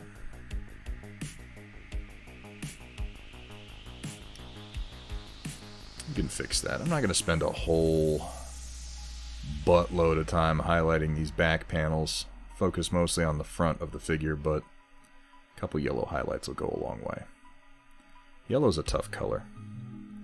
Yellow's always a color that throws me a little bit. Oh, I know what I wanted to do. I wanted to work a little bit of purple into the shadows of his face, to kind of repeat it from his arms, since he's surrounded by so much purple.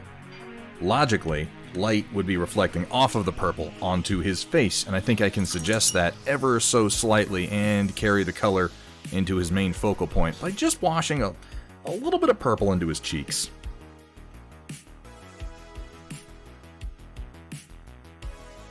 I don't want a lot, I want it very, very thin, comparatively speaking, for AP tones. But I want some. Kind of in here.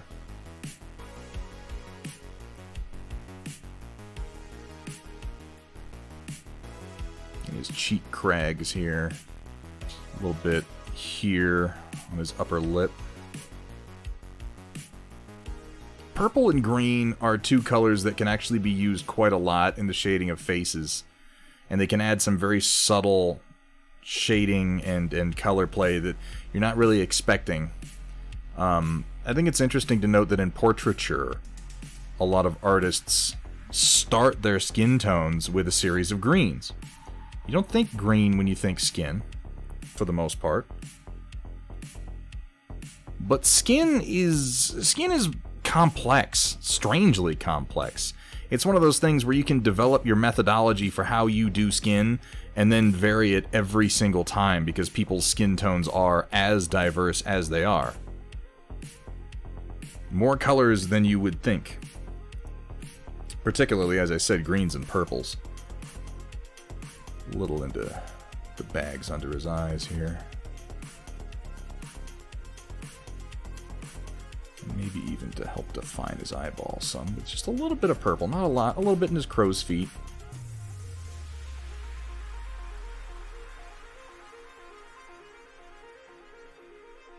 A little bit here.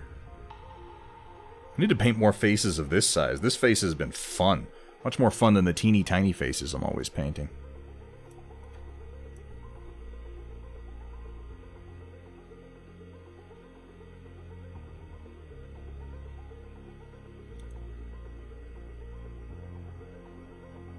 And then why not? I'm going to work a little bit into the shadows under his massive, ridiculous eyebrows.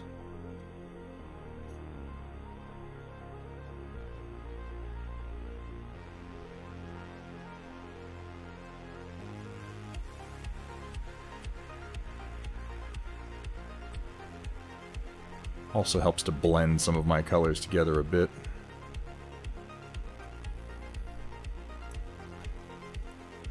There, it's a very, very subtle shift, but I think it's a worthwhile one, and it pushes the contrast between the shadows on his face and the highlights on his face just a little bit further.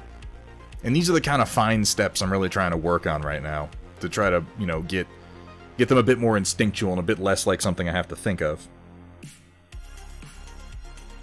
Oop, nope, that's too much. That's too much. I don't want that much. Thin that out with a bit of water. Pull it up along his cheeks some.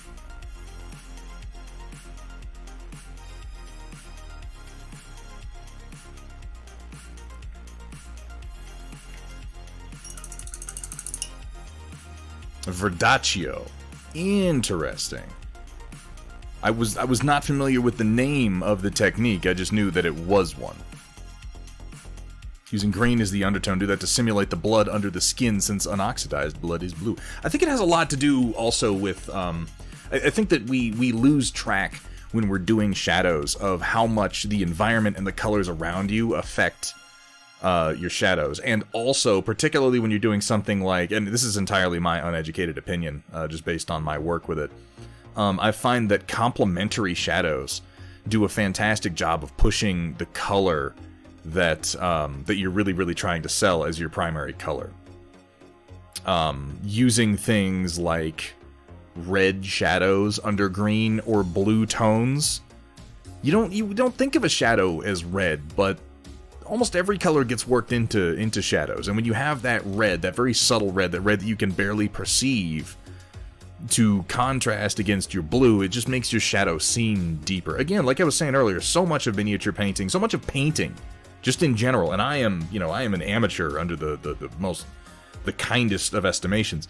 So much of painting in general is essentially fooling the human eye into seeing something that isn't really there. I mean, I guess it is really there, but maybe it's more that we just don't consciously understand the complexity of the colors in our environment.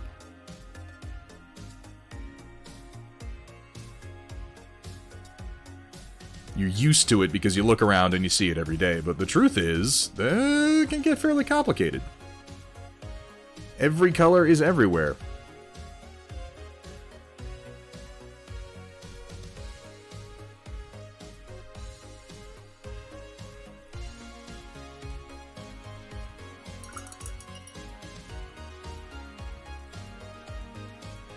And obviously someone educated on this subject could say it much more eloquently than I can.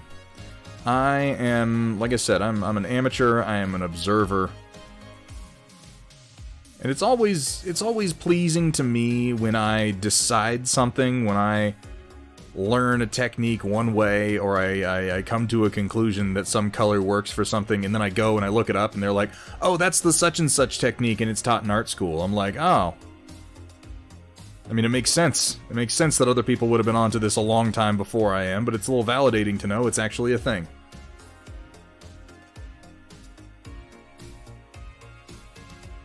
I don't need school, I come up with all these ideas myself. Yeah, that makes sense. Really, though, at some point I should probably take some actual art classes. I've never really taken an art class at an institute of higher learning, and in retrospect, for the time that I was in, I wish that I had. Just some elective art classes. I took an art metals class. I guess that's not true. I did take an art metals class that I really enjoyed when I was doing metalworking. But nothing on, like, color theory or art, painting techniques or anything like that.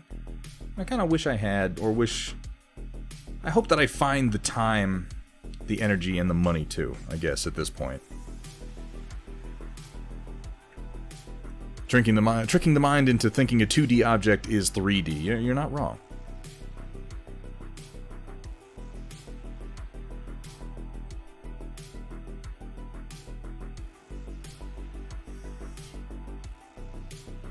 Create a little band of highlight going down the yellow here to help kind of push the orange and the rest of it.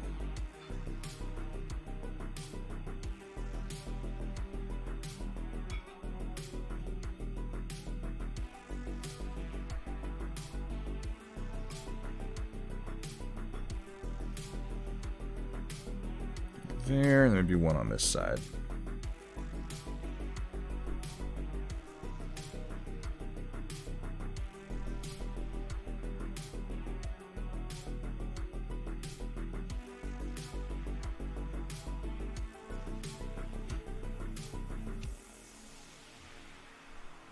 A little bit in here.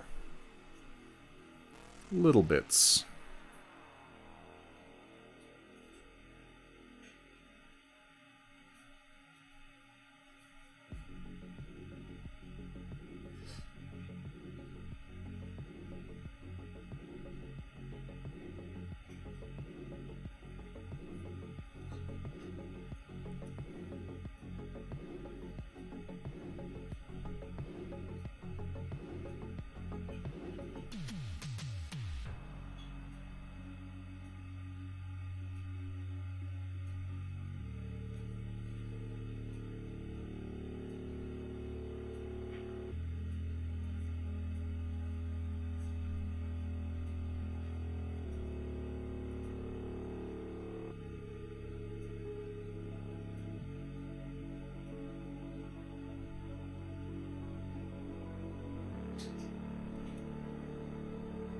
A little bit more aggressive in line with this band to try to do a little bit of variation in my yellow. Yellow is a tricky color that I'm not great at painting in, which makes me think I need to do more of it. I know everybody complains about yellow.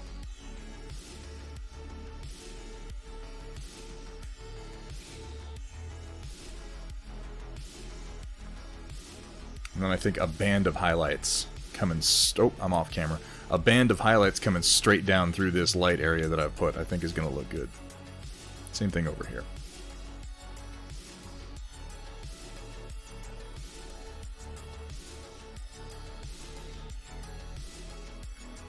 Hey, you are correct. It is about that time. Let me finish off this last little bit of what I'm doing, and we'll roll right over into the storm report for tonight. The time seems like it really flew tonight.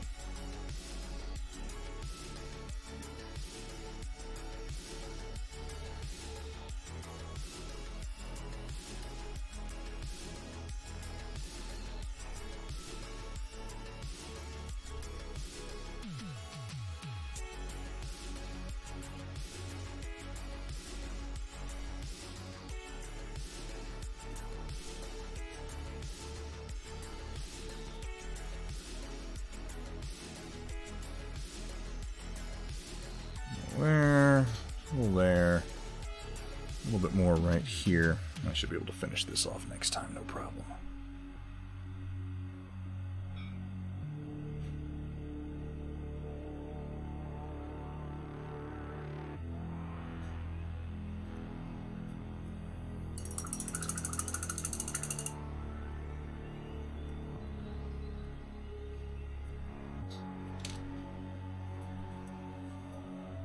All right. So this is where we're landing tonight on MODOK. I'm pretty happy with most of him at this point. The only color on his upper body that I still want to work on at all is just laying down one or two more quick bands of highlight on the yellow to give it some interest over these big broad spaces. I'm not going to mess around too much with the shadows on it. I need to do some quick highlights on these little magenta jets I got back here. And then it is going to be a matter of sticking him down to his base and painting his fart thruster cloud.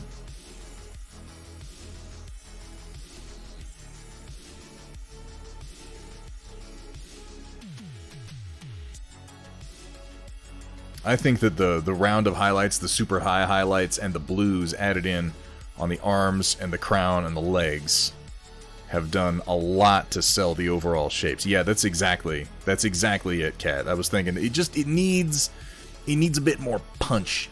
It needs a bit more pop. And those super high highlights gave it that. And then the little bits of blues and cool grays that I worked in, I think, have done a lot to help break up the big blocks of color and add just a little bit more visual interest to the overall composition. God, he is ugly, isn't he? I think the purple, like, I feel like I can see it more in person than I can see it on the camera.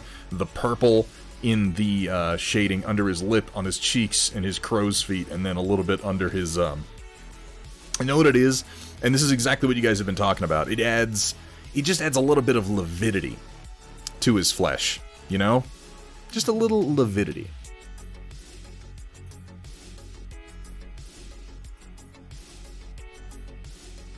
Looks like he had Chipotle about 3 hours before going into battle, and now he's stuck on the toilet. Yeah, it makes him look like a comic book character. There you go. Which he really should, because he totally is.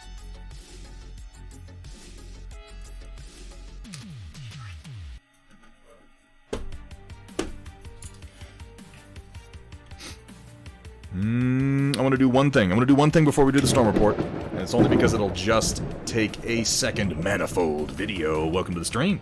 Thank you so much for the follow, my friend. Welcome to the Storm Chasers. I just want to do it. Just a touch. Just a touch of dry brushing here.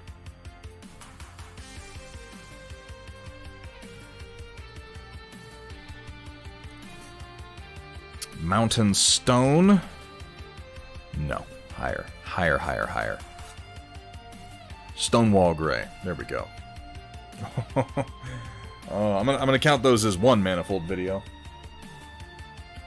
Where's my water bottle? What did I do with it? Oh, it's on the floor. Woof!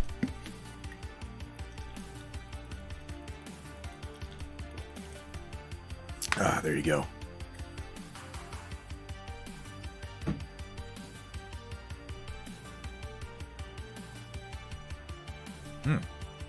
That's hydrating too.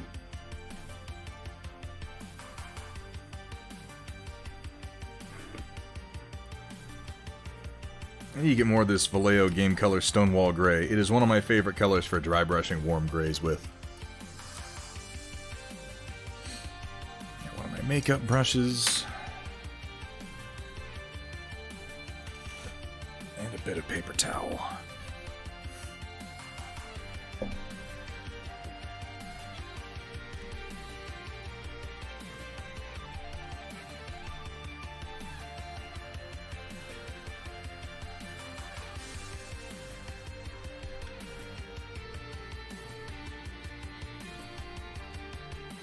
That's pretty good, not too streaky.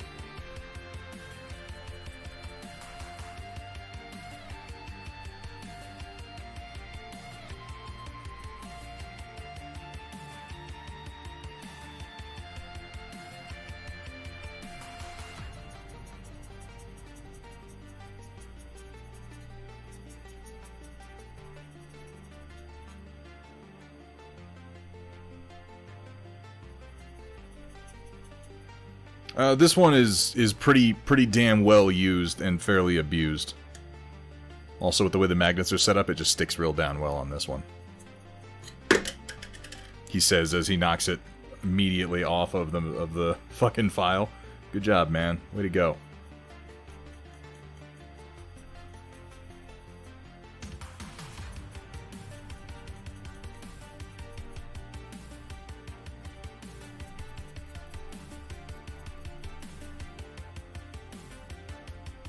I'm going to go pretty heavy on this coat of dry brush because I'm going to give it a black wash afterwards.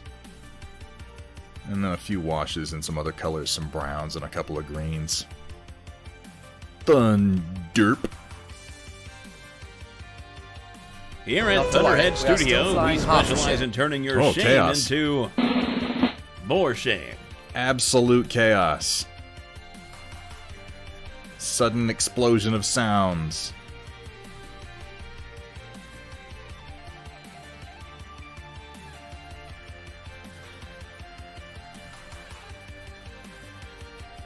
Here at Thunderhead Studios, it's okay to be sloppy. It is. Bonus points if it's white paint.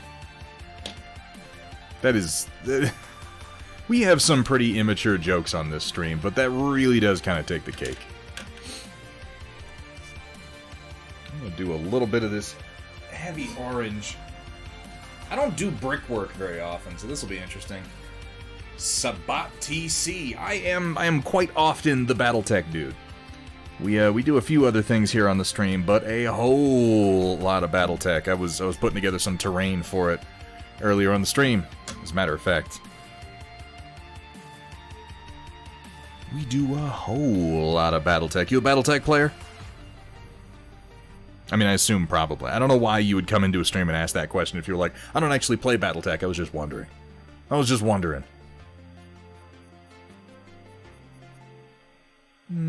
That might be a bit too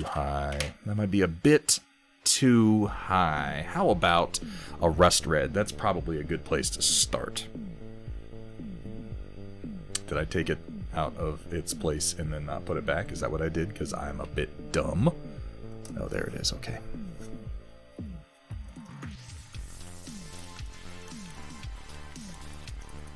Absolutely, White Wolf. Yeah, give me 1 second. I'll show the forward base alpha BattleTech set before we go to the storm report. I just want to do a little bit of dry brushing. Yeah, that's going to be more like the basic brick color that I want.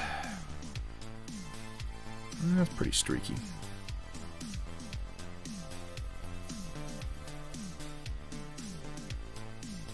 That's better.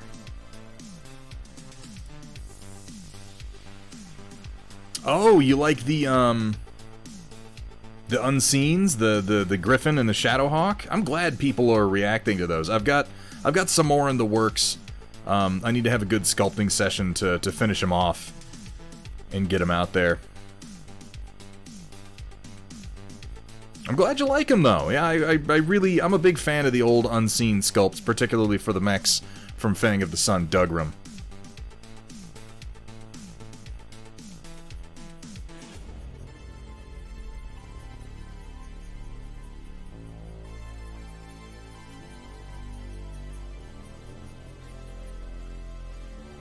It's not half bad. Now I'm going to go with a touch of this heavy orange.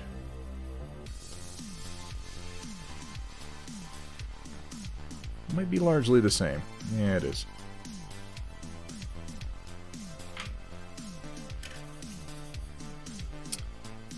Maybe a touch of the heavy orange, just a little bit lightened with a warm white.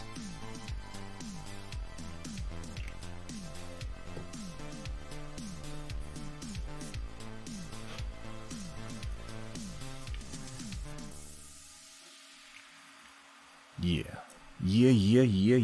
Let's do that.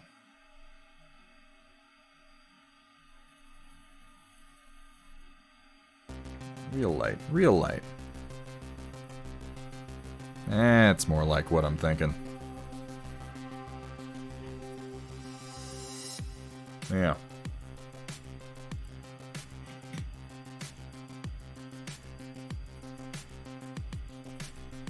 Not everywhere. I just want to do this in a couple of spots and then on some edges.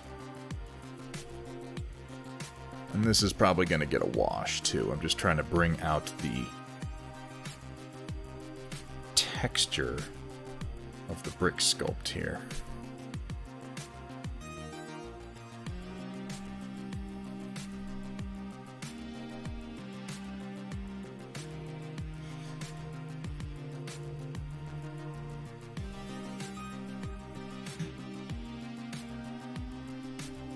Alright, I'm going to throw a quick flesh wash from Army Painter. Flesh wash because it is ready. That's not the word I'm looking for. Flesh wash because it is kind of ruddy and reddish. That's why I want to use it. And then a bit of the Army Painter Dark Tone, which is their black wash for the concrete. Not used to seeing dry brushing used on flat surface. Oh wait, what did you ask? I missed your question. So gotta ask, let's see here. Doing a dry brush where it's more adding to things, what kind of brush do you want to go with? So White Wolf, when I am doing dry brushing, I am almost exclusively these days, almost exclusively. Sometimes I'll use a big broad flat brush for some things, but for the most part, you are gonna catch me using, I needed to do one more round of dry brushing, and I very foolishly just dipped that in water. I'll use another one. These are my ELF contouring brushes. They're makeup brushes. They're fantastic. They're so soft that they're... Because some dry brushes you couldn't do this with, where I'm just picking up very, very scant surface detail. You want to use a dry brush that has very, very, very soft bristles for this. And makeup brushes usually have that. I needed to do one more quick dab of dry brushing. Ooh. That power strip is warm. I need to address that. Okay. That's good information to have. But one more quick dab of Ghost Gray, one of my favorite colors. One of my favorite colors from Reaper Game Color.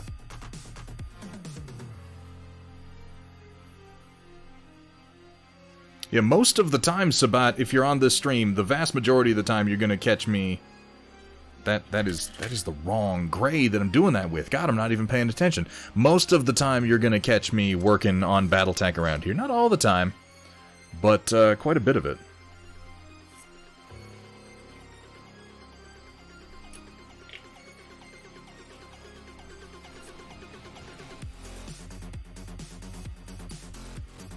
Well, correction, Sumitha, it's not a warm power strip.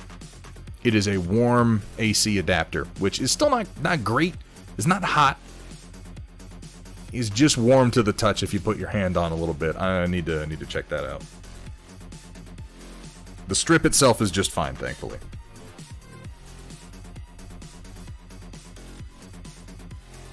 Yeah, it's real streaky. That's better.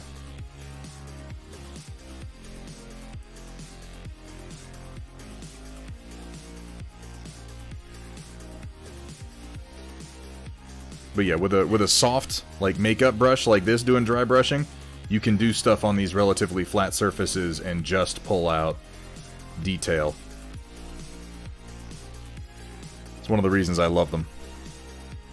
One of the reasons. Not all the reasons. I love them for a complex myriad of reasons.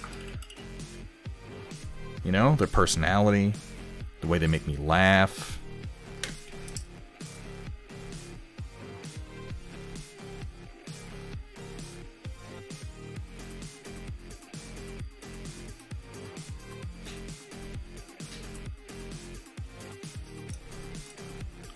Water in with my dark tone here.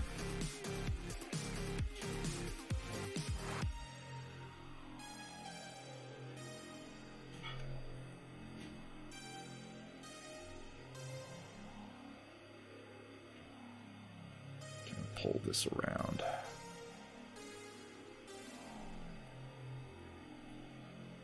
A little bit there. These, I believe these are supposed to be like road lines, like raised ones. I'm not totally sure. I think I'm going to paint them white and then yellow. But for the moment, I'm not going to worry about it. I'm just blackwashing them with the rest of everything else.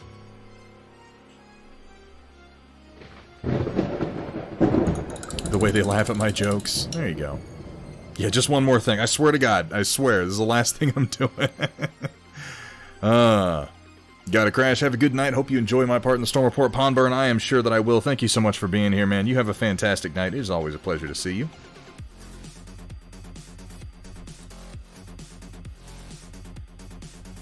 So, Sumitha, that's something I'm going to do. Right now, I'm just doing a basic paint job over the whole thing.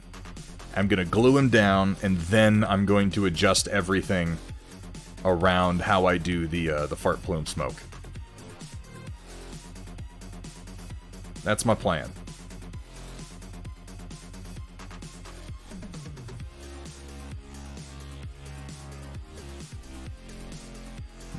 It's pooling a little bit in a couple places I don't want it to, so I'm going to pull it out of there before it does too much of that. That's fine. But along that edge would not be as fine. Pooling over here is just fine. Pooling here, I'm fine with. Pooling on the edge here is fine. I don't want it pooling in the lighter spots or along this edge. It should have been 25 minutes. We're about to do it. We're about to do it. We're going to do it.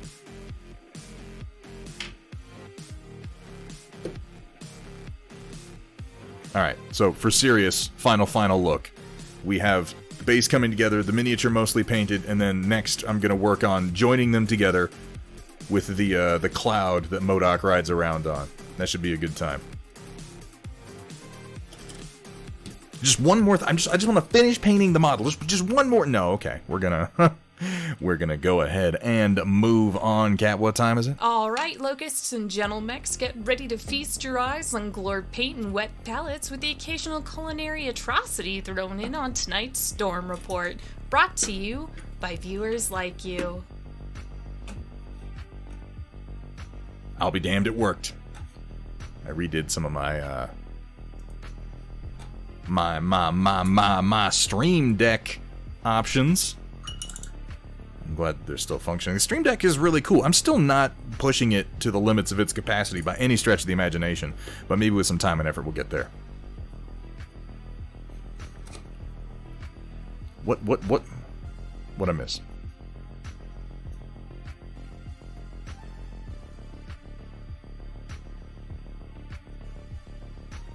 What did I miss, White Wolf? Oh, I need to scroll up here?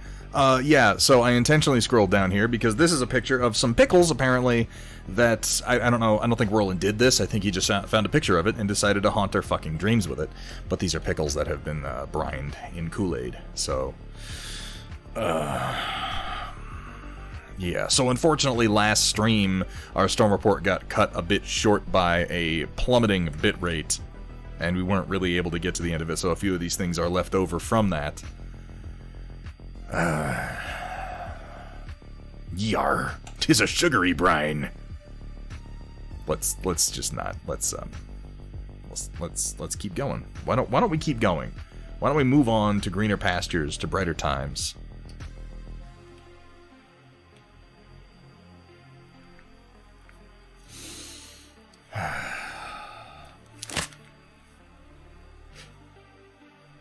Yeah.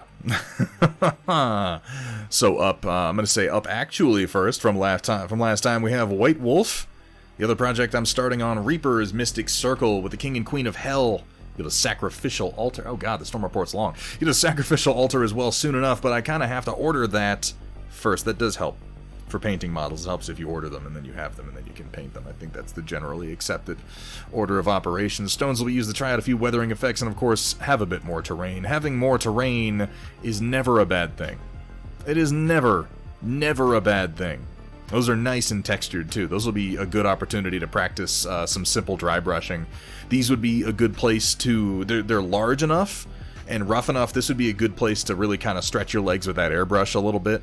Try doing some multi-tones from top to bottom. Maybe lay in some greens, like kind of a mossy thing going on. Use a few different washes to get tonal variations. Do some dry brushing. Try dry brushing before washing. Try dry brushing after washing. Just try it all out. Just try it all out, White Wolf. I think you'll like how it turns out. More equals better. When it comes to painting, more equals better. This is just a general rule. Well, thank you so much for sharing that with us, White Wolf. Kursala, not a lot done today, but I did finish setting up the digital distribution on our site. I need to post the links. But yeah, Thunderhead Studio merch is now available for order right here at Rainy River Designs. Definitely go ahead and check them out. Thank you so much for sharing, Kursala. This is one I definitely wanted to get to last time. This was right at the end. And unfortunately, we did get our bitrate tanked and we weren't able to finish the Storm Report. This is beautiful. Ion Raptor did his fucking worst on the Vedette. I could give some constructive criticism. I could give some constructive criticism on this model. I almost don't want to because I like it so much.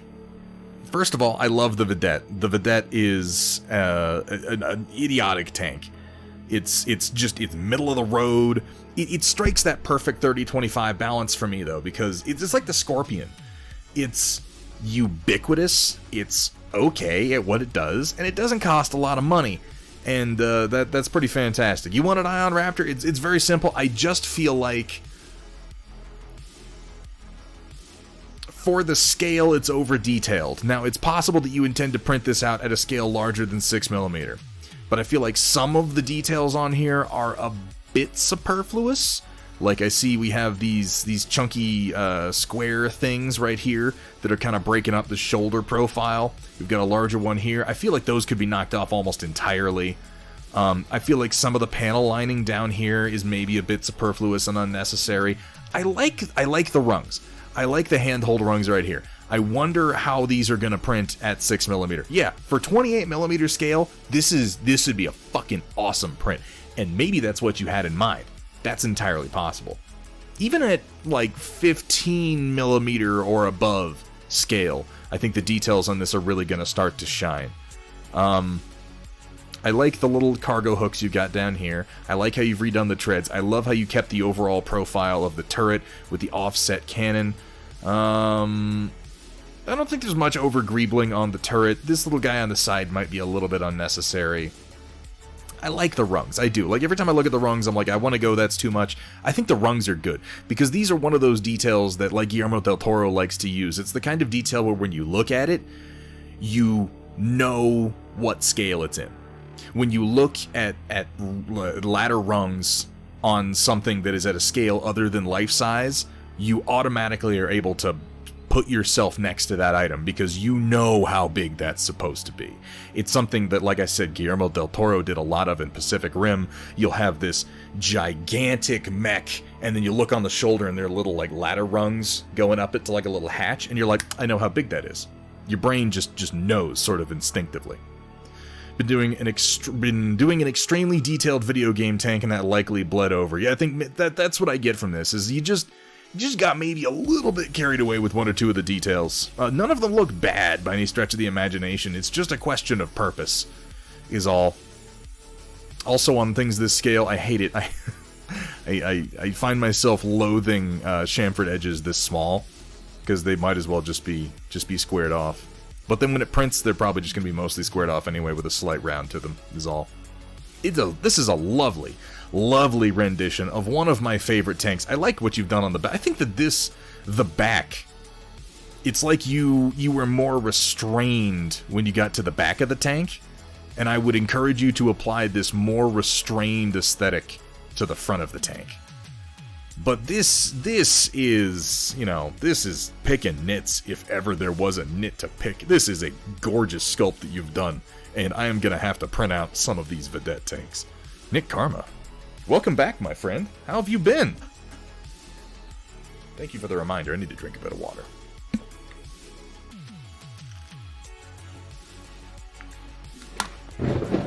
I got almost all those details printed. Damn, I'm going to have to check that out. Thank you so much for sharing that with us, Ion Raptor. You did such a great job. Brock's Base, welcome to the stream. Welcome to the Storm Chasers, and thank you so much for the follow, my friend. Ion Raptor, you're going to be streaming, is it tomorrow? I want to be there. I want to see some of this magic as it plays out. Hell yeah. Thank you so much for sharing that with us. Coming down. It is. Isn't it beautiful, Nick Karma? It's BattleTech Vedette that our very own Ion Raptor here did. Very, very talented digital sculptor. Great work. Ooh, SP Firestarter with some ideas he had for a Space Marine chapter color scheme set, thinking of trying to make a chapter. That is one of the... That's one of the great pastimes of playing 40k, is making up your own Space Marine chapter. So we got regulars, red rim, white with green on a just a lambda on a plain field, and then reverse colors for the sergeant. White, red, and green. I would encourage you to be careful. I'm not saying don't do it. I'm just going to say I encourage you to be careful anytime you're painting a scheme that involves lots of red with green highlights or lots of green with red highlights. And I only encourage you to be careful, not because it can't be done, but because I've done it a few times myself. I've thought that a paint scheme looked good. I've painted it up. I've taken a step back. I've been super proud of my work. I've waited an hour and come back to it and been like, I just painted a Christmas elf. It looks like motherfucking Santa Claus. And red and green are just tricky colors to use without invoking that Christmas aesthetic. It can be done. It can certainly be done. It has to be done with some finesse. Brock's Base, these are some sketches that SP Firestarter has done for color ideas for painting Space Marine pauldrons. The part that goes on their shoulder. So these would be, like, the arm would come out here, the top of the shoulder would be here, and these are the markings he's thinking of doing. I like the simple use of the lambda. All in all, it's an interesting idea, Firestarter. I love the use of the lambda. It's very simple, it's very classic, it's very in line with the aesthetic of Space Marines. Do some test models before you commit to the color scheme. Make sure that, yeah, you're not going to wind up just painting a bunch of Christmas elves. Because like I said, I have made this mistake. I painted a whole squad and then was like, ah, shit, everybody's going to look at this and think they're Santa's helpers. Very slightly familiar with Space Marines. Oh, are you, Brock Space? I got some Space Marines myself. I haven't painted any in a long time. Not since I did my Brothers of the Snake.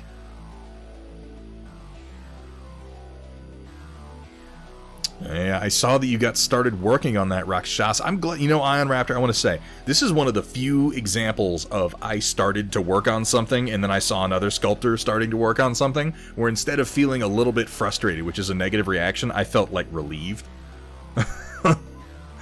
I'm like, this is good. I can stop working on the Rakshasa now because I wanted one. I like the Rakshasa. I don't think it gets enough love. I like its knockoff Mad Cat status, and the fact that Ion Raptor's doing one means that I'm going to get a well-done... What's the phrase I'm looking for? It's going to have the right profile. The shapes are going to be right. The greebles aren't going to overdo it, and it's going to be easily printable. Ion Raptor, I'm very, very much looking forward to seeing your rendition of, yeah, the Mad Cat we have at home. Alright, here we have from Pondburn, home for Thanksgiving, and found one of the first BattleTech minis I painted for a campaign character. Ooh. Are these kill markings? Do we have kill markings down here? That's pretty cool. I never hated this Atlas sculpt, honestly. I know it's blocky like the old line art, but I find it kind of charming. It's better than the weird little short Fatless that they did in plastic. Big ol' boy. One of the first ones you ever did, Pondburn. For a nearly first paint job, it actually came out pretty well. The muted colors all work surprisingly well together. You actually did some, perhaps, early panel lining using maybe a wash, or maybe it was just left over from your priming, but it actually kind of pops decently. Reminds me of the Iron Giant. I love it. Give me 1 second, guys. I need to grab something. I'll be right back.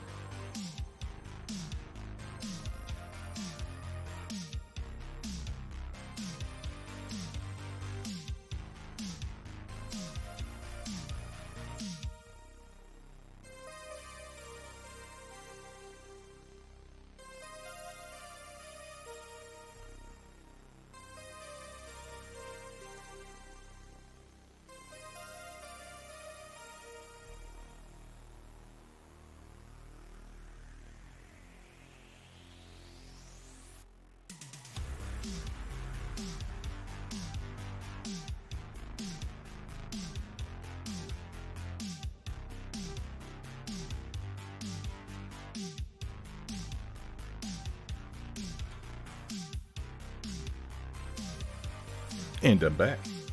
Those are masts for moisture evaporators for a Star Wars terrain set that are printing up there. And a bunch of them. And they look like the Borealis pins because the method that I use to print the Borealis pins has become my go-to method for printing round objects of any kind. I actually completely redesigned the Lothal Moisture Farm fence set to use the near... Actually, no. I needed some wine.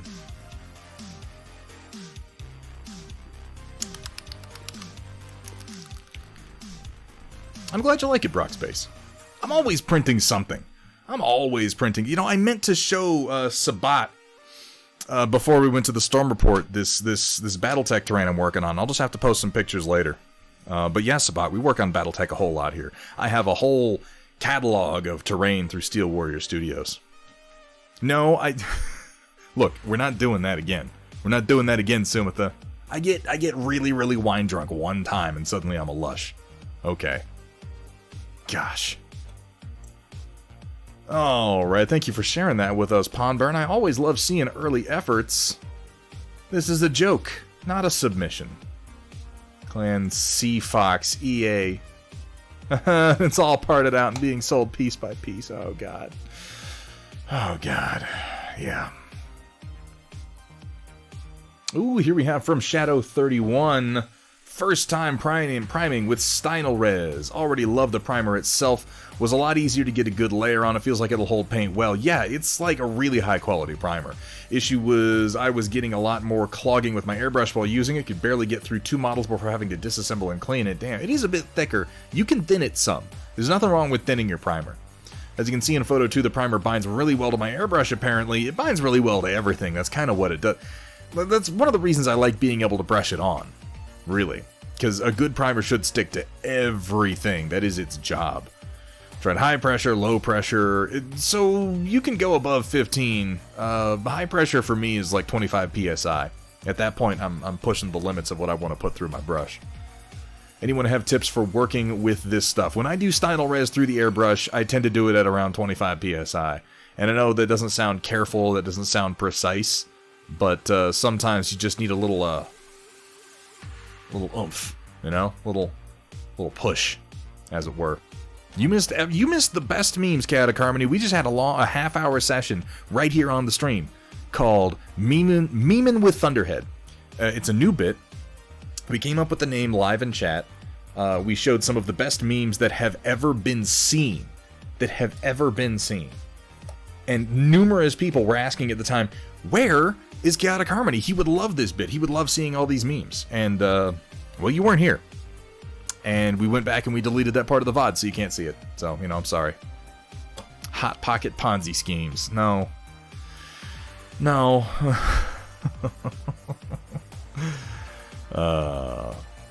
Yeah, downslide. It would.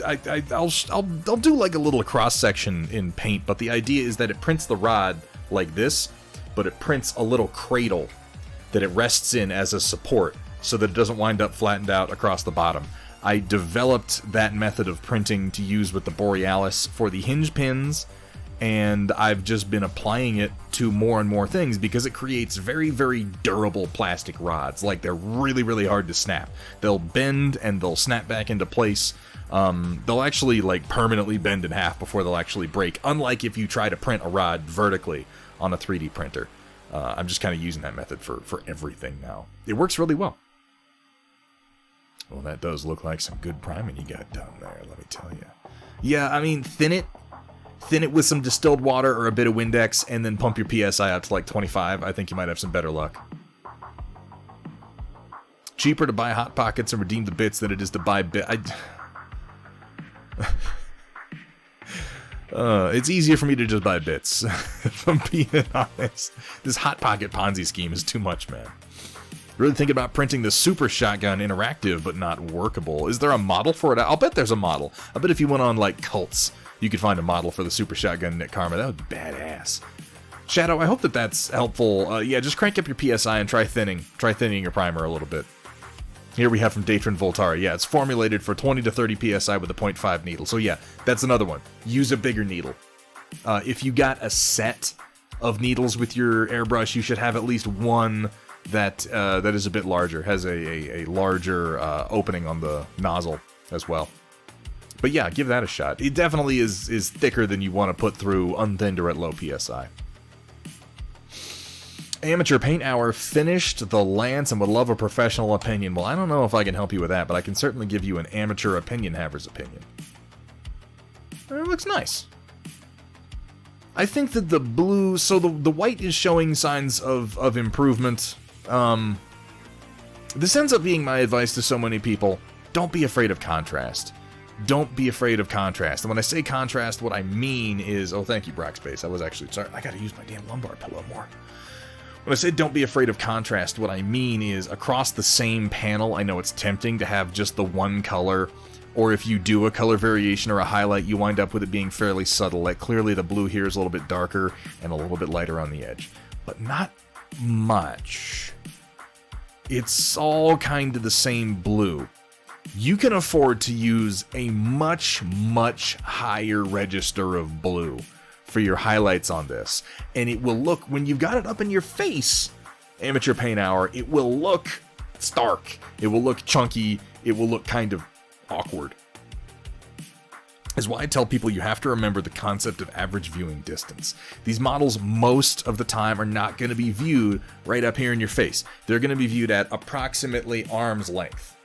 Or a little bit further. I think 3 to 5 feet is the standard tabletop viewing distance rule.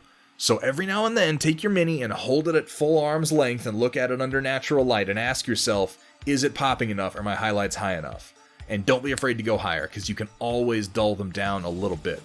Get a real high, almost baby blue, like a sky blue, and hit a few highlights on here and see how you like it. You don't have to do the whole thing necessarily. Pick a couple of focal points. On the Battlemaster, like the edge of the pectoral plates, right down on here under the cockpit, the top of the little mohawk, the edge of the missile launcher, maybe a little bit on top of the fist, some on the shoulder, just your high points where light's going to catch the armor plate. Start there. Start with just a few simple highlights and see where it takes you. And on that same note, it's the same thing with the white. Take your white down. Take it down, down, down, down. Take it to gray. Don't be afraid to give it a few washes in a row to get the effect that you're looking for, and then just hit the highest points with actual white. Just like a little line here, line at the top of the shoulder, line right here. Real simple, small bits. I think you'll be surprised at how much more effective your paint jobs can be with even the subtle change of using much, much darker shadows and much, much higher, much sharper highlights. It's silly, particularly with the flash on, which, by the way, taking pictures with a flash on minis is about the least flattering way that you can take pictures of minis. It is about the least flattering way. It really shows off every little flaw and does very little for your shading job most of the time.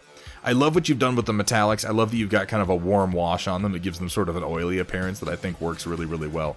But yeah, man, don't be afraid of contrast. Go deeper with your shadows. Go higher with your highlights. And I know it's a hard thing to get over. It's something that I still work on and struggle with a lot on this very stream. Push your shadows deeper, push your highlights higher. You'll be happier with it in the end.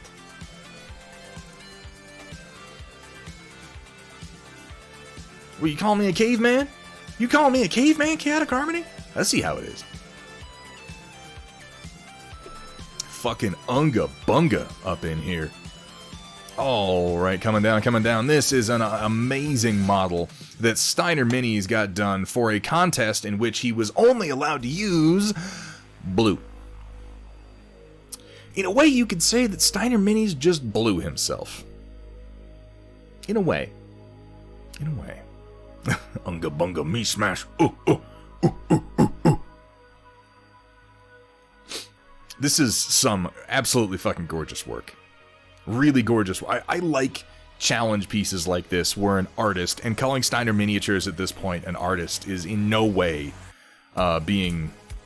It is not overcrediting him in any way. I think in the time that Steiner Miniatures has been here on Twitch painting and taking it seriously, he has transitioned in many ways from being just an army painter to a miniature artist. He does some work now that is really adventurous, fairly exciting. And him accepting this challenge to paint a mini all in blue, this is how you grow. Pieces like this are how you grow as a miniature artist, and I think that he learned a lot doing this about all the things you could do with blue. I think that if you asked him if he were here right now, if he thought that after doing this, if he started over, he could do better, I think he'd probably say yes. I think there are some very direct lessons that he pulled out of painting this mini. He did a fantastic job, particularly on the wings. I would like... Hang on. If I open this in my browser, okay, you can make it much larger. Good. I wanted a closer look at it. I'm going to have to take a look at that after the stream. It's a lovely paint job that he did. I love the severed Space Marine arm down here. That's a nice touch. The sort of frozen water coming out of these broken pipes. The cork and the basing is all really well done. I like how the mini is slightly offset from the center of the base. It plays off more like a diorama than a battlefield miniature. Very, very well done, Steiner, and thank you so much for sharing with us, as always.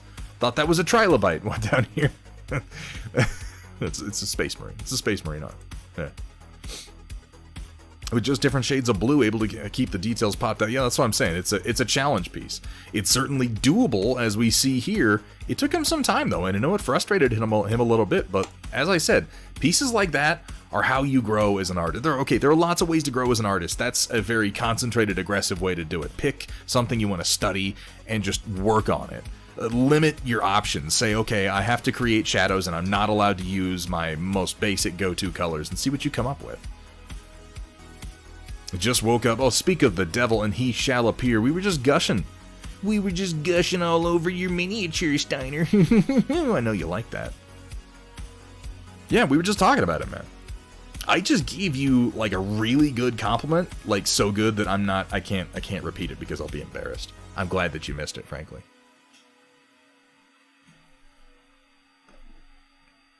Yeah, give a shout pout.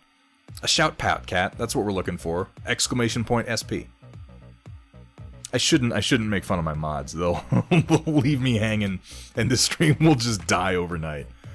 Really, really lovely work, though. Everything on here came out wonderfully. I love how you did the cloak. I love how you did the eyes. I particularly love the basing that you did on here. All in all, Steiner, fantastic work. Glad that we got that shout out for Steiner. Definitely give that man a follow if you are not already. And Steiner, thank you so much for sharing with us today. Here we have up from Silent Line, Castellan robots finally done. Beyond when I finally get around to buying base additives like rocks and whatnot. According to the lore, these robots are millennia old, and I wanted to emulate that with an uneven null oil wash and gray dry brush to make the paint look dirty and faded. Other parts like the knees have gold haphazardly slapped on in an attempt to maybe cover rust. First, somewhat successful dry brush for me, and I'm really content with how they turned out. Thanks for any tips and advice. I can dig it. So there's a bit of a challenge. There's a bit of a challenge that comes along with trying to make a paint job look sort of weather-beaten, sandblasted, and rusted. And look up some weathering tutorials on YouTube. It helps to have, confusingly, a bit of a black base between your base paint and the silver. You're almost trying to outline the worn-off parts a little bit with black, give them something to contrast against. And it tends to register more as chipped paint than a simple dry brush. Now, that said, excuse me, I am doing good. Thank you. That said, I think I mentioned before that you want to do a little bit, but if you did just a little bit more work on this basing, it would really, really pop. Like a wash and a dry brush. I'm not going to go back over that because you're already working on these, and I talked about that extensively on the last one. I would say that would definitely improve these right off the bat. I would wash these brass parts a little bit more, give them some more brown to work with, a little bit deeper shading. I would bring the red a little bit higher too, in some spots along some of the edges. I'm curious what you're going to do with the faceplates. As a focal point of the Mini, this is a great opportunity to inject some color if you're going to do it. They definitely do look wind blasted, though. I think a little bit more depth to the basing. I think including some black scratches. Like, if you come in and you do some scratches on the armor, what you do is kind of put like a little splorp of black paint or a little slash of black paint, and then come over top of that and do a little slash of silver paint or a little blorp of silver paint. And what that sort of simulates Really, you want to put the silver lower and the black higher. Because what this does is it creates a three-dimensional appearance to the battle damage that you've done, where light is shining on a scratch. So the black part is a shadow that's being cast by the upper lip, and the silver part is light catching on the exposed steel along the bottom edge of the scratch, if that makes sense. I think some of those would improve the look overall, and it would be good practice, honestly. Consider doing that. Gallon plastic bag, gravel from road, shake vigorously. Yeah, no, that's not... Many people have had this idea, Chaotic Harmony. It's never worked. Not for weathering, at any rate. I hope that's helpful, Silent Lion. Those are looking excellent, and thank you for sharing with us today. Ooh, here we have from Rodan. I saw this on Facebook. Finished up the Batman Who Laughs, and what a cool fucking mini. Really, just how awesome. I love the sort of corpse fire green that you have worked into the dirt fairly subtly around the piles of skulls here. I really, really like the work that you've done on the scythe. The sort of warm yellow of the wrapping against the cool blue of the non-metallic metal effect that you've done here on the side is particularly striking. I really like how his face, his horrible laughing face, this little bit of white, red, and yellow is just such a focal point for the whole mini, because most of him is then in variations of this sort of deep midnight blue to purple. And then you just have this one tiny little focal point to work with here, and then one up here, and they really, really pop out. I really like the green. The green that you've done on the base here, Rodan, that came out wonderful. I can tell you like this model, because you put a lot of effort into it, and I think the work really paid off. Really well done, Rodan. Yeah, it's like black, dark blue, purple, and the scythe looks fucking amazing. Of all the things on here, if I was going to say, this is the technically most adept thing you've done on this model, your work here on the scythe. This stands out to be the most. This looks fantastic. Very, very well done. Here we have from Rogue19K, found this at a thrift store. Screams BattleTech. What? The chicken? What am I looking at? Is it a chicken made of vegetables? I'm very confused by this. Yeah, it screams all right. It screams, what am I? Kill me. Kill me. I'm glad that we're on the same page with that, Walter. That's, yeah, sure, okay. Jade Turkey. Battle of Turkeyid. Oh, God, that's gonna become a thing, isn't it? This is the chili that Roland was talking about. This looks like it. This is one of my favorite looking chilies. The fact that you've smeared it around on the inside of the bowl is maybe the least appetizing thing about this picture, because the chili is a little off-putting, but the chili itself is actually fantastic looking. It looks like we have some sort of lightly cooked, maybe pan-fried up green peppers, red peppers, or tomato pieces, rather. We've got some onions that maybe still just have the tiniest little bit of crunch to them. Not a lot. Not a lot. I'm not a cooker. I'm not a cook. I don't know what the phrase is for all these things. I just know that it looks fucking delicious. I would totally lay into that bowl of chili. Trade you a packet of Hot Pockets. And some bits. No, he wouldn't give you the bits. Chaotic Harmony would redeem the bits and then trade you the Hot Pockets. It's his whole scheme these days. That's a delicious looking bowl of chili, Roland, and thank you for sharing. Yeah, non-abomination food. I'm impressed. Well done. Coming down, here we have from Kursala. Ooh, printed up a copy of Ion Raptor's new Vedette. The side looks fine, not so great on the other side. Gonna paint this one with some camo to hide the poor print. So is it one piece, or is it two pieces? Is the turret separate? Because I haven't had a chance to look at the STLs. I would love it if the turret was separate. I have to say, I would love it if the turret was separate. Ion Raptor, if it's not, could you maybe do that? Is that an option that we have? Because I would love that. Yeah. It's such a lovely sculpt, and the print actually came out quite nice. I think this kind of shows what I mean, though. Like, the panel lines down here are kind of unnecessary. Some of these details here are maybe a little bit unnecessary. All the little itty-bitty details didn't really come out. The hand rungs actually did, but the little ones here on the little shoulder breakers kind of didn't. I don't know. It's a wonderful looking print one way or the other. Was one piece but posable. Okay. Don't know how they got so close, but on the studio version of the Batman Who Laughs, they even painted the separation of the teeth. They do it because they get paid a lot of money to do it, and they're out of their goddamn minds. I swear, some of those studio painters just make me feel like a total asshole sometimes. One part, turret separate, and then one with all the moving parts separate. Wow, Ion Raptor, you went above and beyond. Above and beyond. I'm looking forward to printing some of those myself. Here we have from Chaotic Harmony. This looks really good, man. Like, I know I say that like every time Chaotic Harmony posts something, I'm always like, wow, he's advancing quicker than I really thought he would. But seriously, having had the opportunity, Crossbow Roof has got to go crash. Crossbow Roof, thank you so much for being here today, man. You have a fantastic night. Sleep well. I hope to see you again on Tuesday.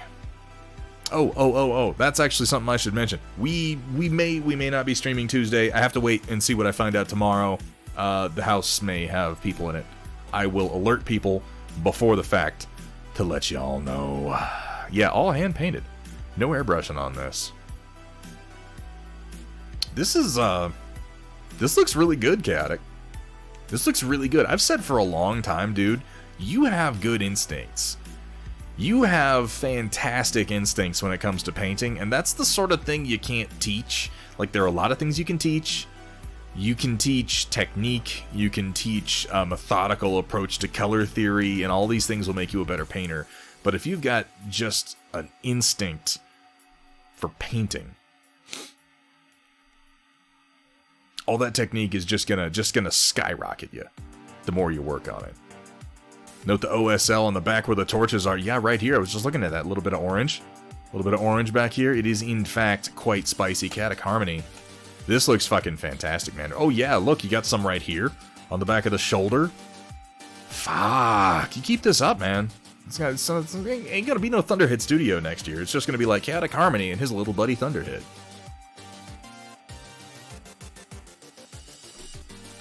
Go paint a summoning circle, and whatever comes out of that, paint that too. Paint that succubus. Really very nice work, Chaotic Harmony. And, I mean, I'm going to give you the same constructive criticism that I give a lot of people. Don't be afraid of contrast.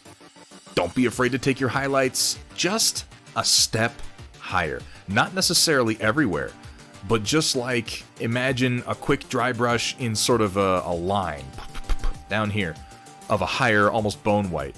Maybe just on the corners of these plinths. Maybe just on the corners here. Maybe just on the top. Maybe just a small spot in the middle. Kind of a thing. You do not need much. A little bit of variation, though, can help the rest of the work pop. Consider it. Consider it. Very, very nice work, Chaotic. And thank you so much for sharing with us. I really do appreciate it. Here we have from Sumitha, a custom Rifts power armor design I sketched up during college, a glitter girl type power armor suit. Seems like it was going to never find any sort of use. Nice sculpt, though. I like the sort of mechanical nipple bra that's coming around from this. That's all I can see. All I can see are there's boobs on the armor, and then there's like these two like hands coming around that just sort of cover, like right there. That probably says more about me than it does you. Yes, anyway. But thanks to Operation Lancaster and Matt Plog's abilities, it found a second chance at life. I present to you an Operation Lancaster preview, the Vixen Light Battle Armor, or as Matt Plog titled it on DA, Steppin' Out Shoes. The Steppin' Out Shoes, okay, yeah. Yeah, see, he toned down the booby armor a little bit, and that was a good instinct. I like the shoulder-mounted weapon with the grip. That's pretty cool. It reminds me of a lot of stuff out of Heavy Gear. I will say, what I really like about this image more than anything is how he's articulated this knee joint on the two different legs. How it's sort of, it's locked together into more of a plate here, and then it's articulated out over the bent leg on this one. That's really quite cool.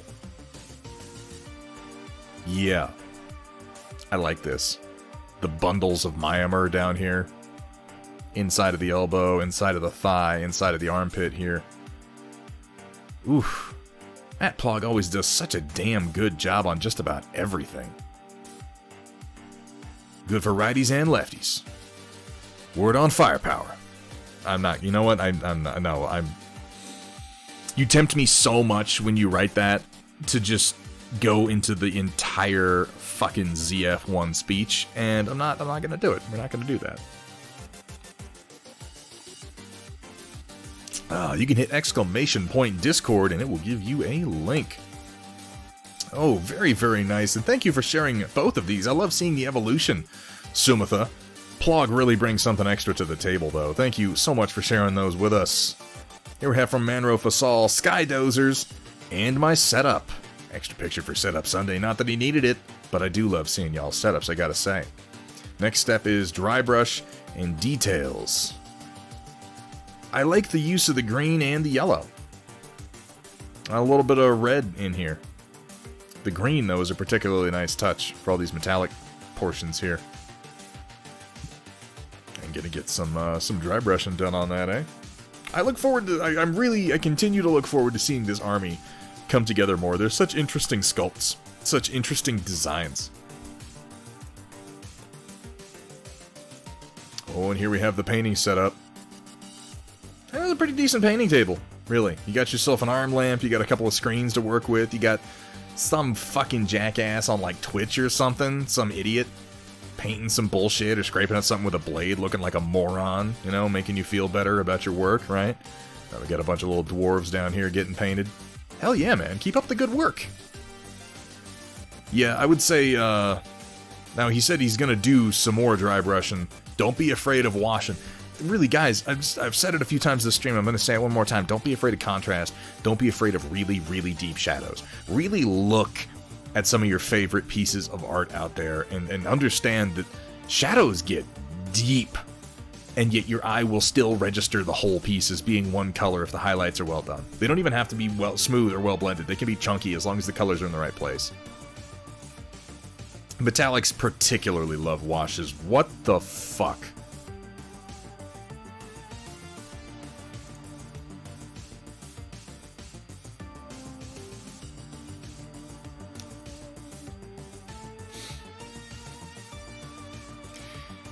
Is that a panther? Is that what I'm seeing here?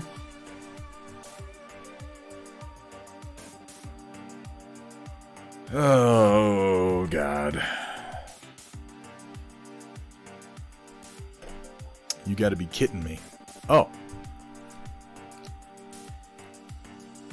Oh. Oh, God.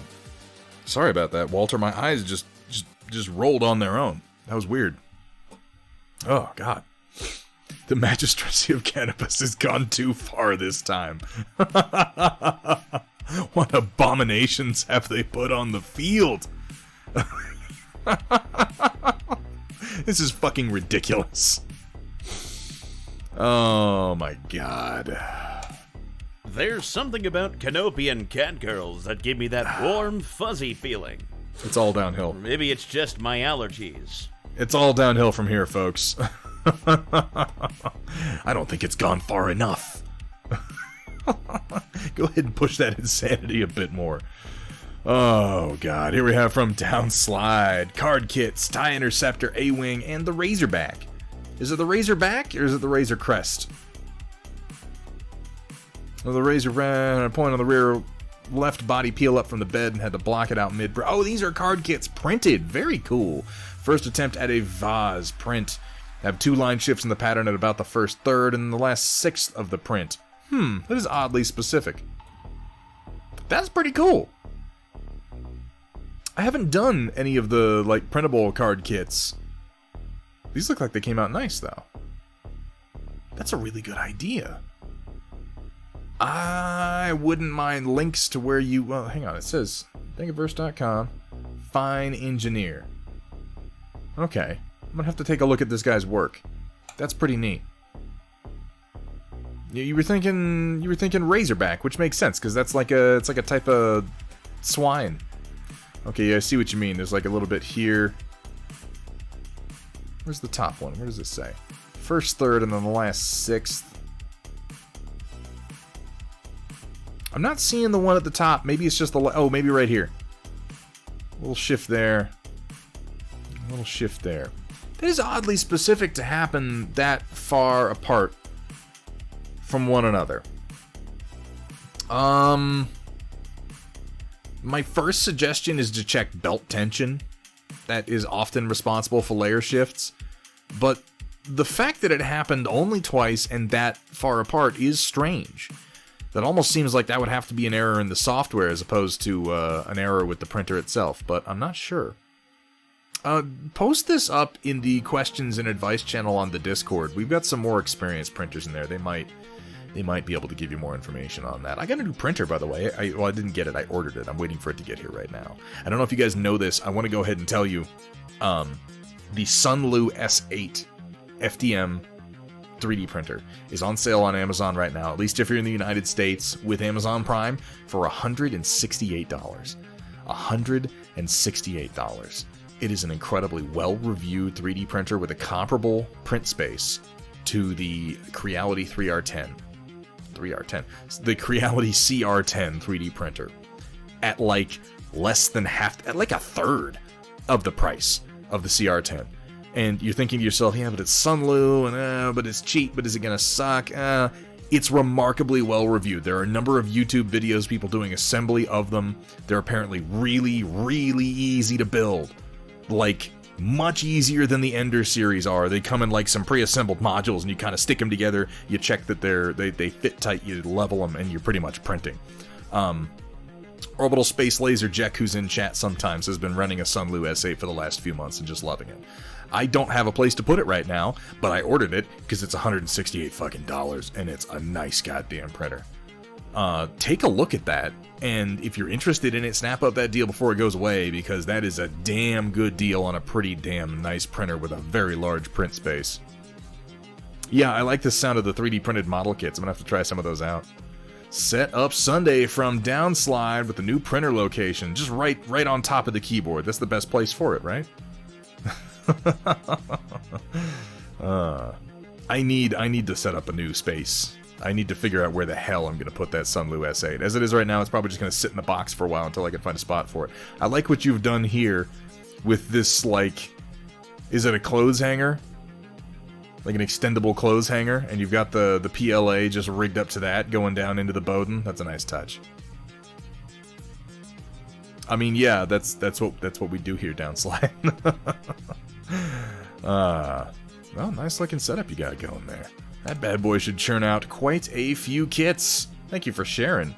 Here we have from Vergatarung. Progress is slow, but actually happening. Hey, that's something. Around 40-ish road tiles done. Gonna start a bunch more tonight. It is a relief getting all these done, because then you never have to do them again. Then you just set out as many configurations of roads as you want. These are looking real nice. Real nice. I love the use of the very light gray for the little raised areas here. I like how you've picked out the little bollards. I like the kind of warm gray you've got for the concrete sidewalk. Everything's looking very nice with the road lines. I hope that they were easy to paint. That was the entire idea of doing them that way. I love seeing these little cars, by the way, up here, parked on the parking garage. I need to get those forward base Delta files over to you. The Sunlu 8, yes, Lunchbox. That is the one that I am talking about. Thank you for sharing that with us, Vergatarung. I look forward to seeing your first fully painted board setup, complete with lights, you maniac. Here we have from Cyber Knight, second to last of the new Hammerhead variants. This is the S2 featuring the Rack 5, 2 light PPCs, an SRM6, and a small laser. Also, Thunderhead, this is a reminder that if you do want to grab a couple of Hammerheads, you have until Thursday night before the sale. Okay, yeah, I do need to do that then, because I would like a couple of Hammerheads. I like how this variant gives him arms. This helps to separate him even further from the Catapult, who, as far as I know, doesn't have any variants that replace the pods with arms like this. But I like how there's a shoulder, a little bit of an elbow, and then we got the SRM6, a shoulder, really just more of a rotary elbow here for the Rack 5. Such a cool looking mech, though.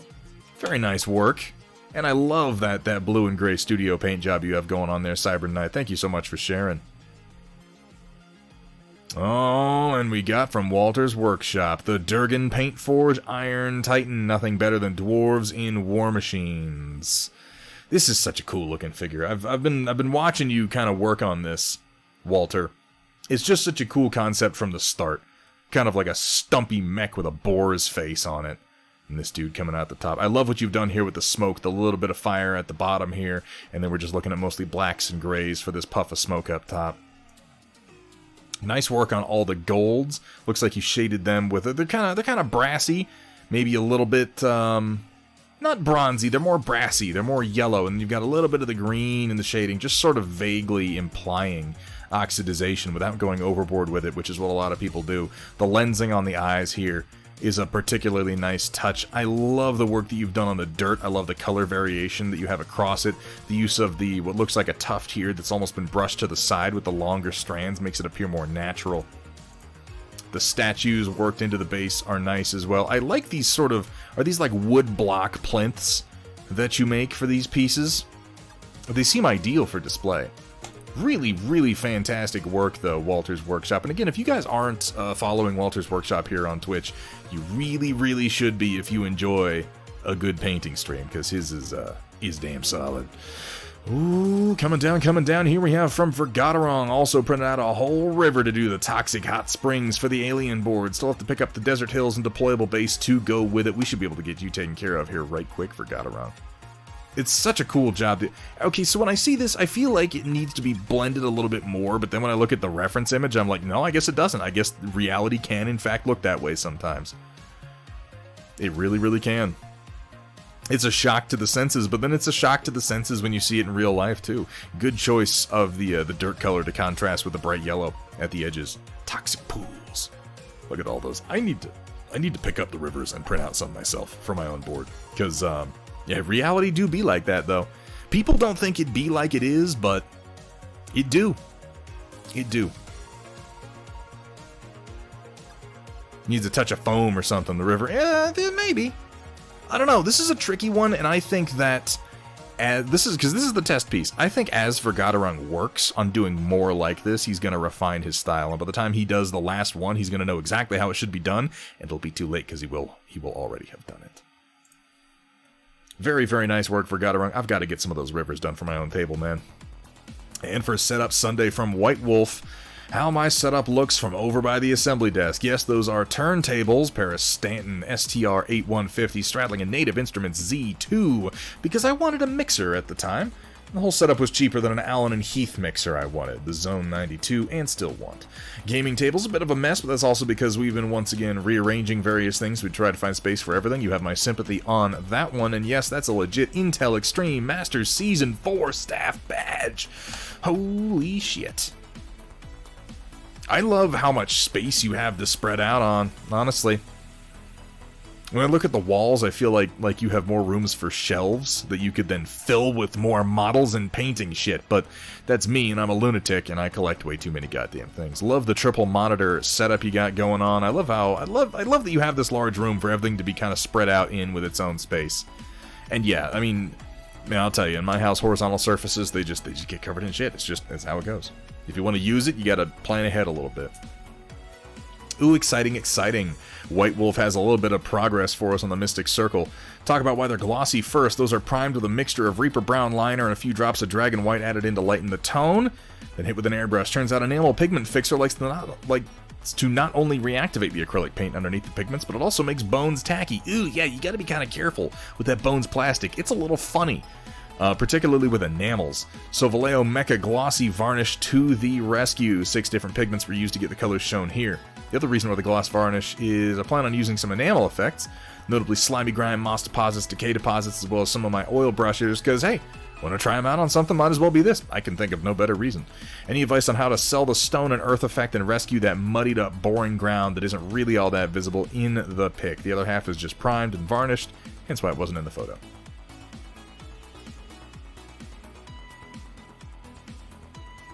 I like the tones you have going on in the stone.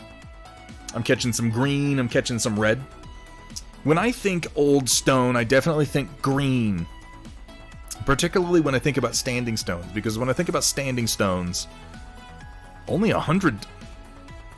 Data Nerd, are you serious? The Sunlu S8 is only $100 on Amazon right now? Did I spend $68 more than necessary? Data Nerd, would you take the link that you're looking at and please post it in the Discord for me to take a look at almost immediately? Because, I'd like to save $68 if that's legitimately a thing. That would be fantastic. Interesting. Anyway, when I think standing stones, I always think, I think most people, not that this is the only place they've happened, but I think most people think of Britannia. They think of the British Isle. And stones on the British Isle left to the elements turn green. They turn green. Shit grows in them. They get a lot of moisture, and yeah, some mossy effects. She's lying. It was a special deal. Wait. Why is she lying to me? Data nerd, why for lie?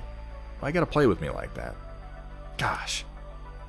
Don't necessarily think a glossy. Yeah, I think he's at the end of it, after all the effects are done, he would come in and do a matte coat over it, Brock's base, so I wouldn't worry too much about that.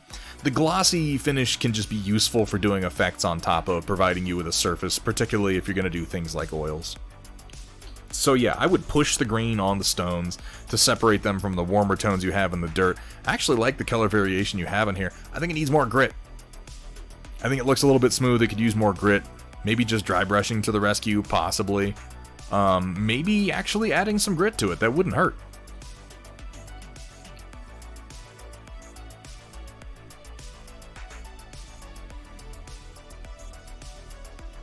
Showed you $100 on his phone. Forgotarung seeing $199. That might just be, it might be a US only deal.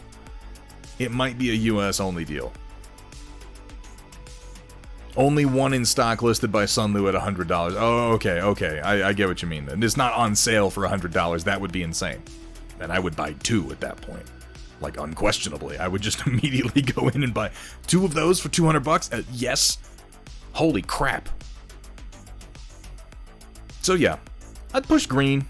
I'd push a lot more green, particularly down where it meets the base here. Make it darker, make it greener, let it turn lighter up here, and then hit the upper parts where it's going to be wind beaten with some of your higher tones, with some cold gray dry brushing on the edges and stuff up here where, like I said, there'd be more wind blowing across it, and that way you'll have the warm colors here fading into a dark greenish here, into a light green, and then up to almost a cool stone color here. And the overall color composition, I think, will be more pleasing at that point. Well, there you go, White Wolf. That's exactly what you want to try then. I hope that has been helpful. Here we have from Kursala. After the success of the Fuck Flakes, I thought, hey, let's make some boring plain tree ornaments. Why not, right? The magic of 3D printing and all that. They're pretty, but I'm disappointed that they're not insulting me in some way. I don't know. There's just something non-offensive about them that turns my stomach. They're lovely, though. I have to give you that. What I know from painting is prop painting. What I know from prop painting is a YouTube channel named Punished Props. I've used Punished Props tutorials before. It's an excellent channel.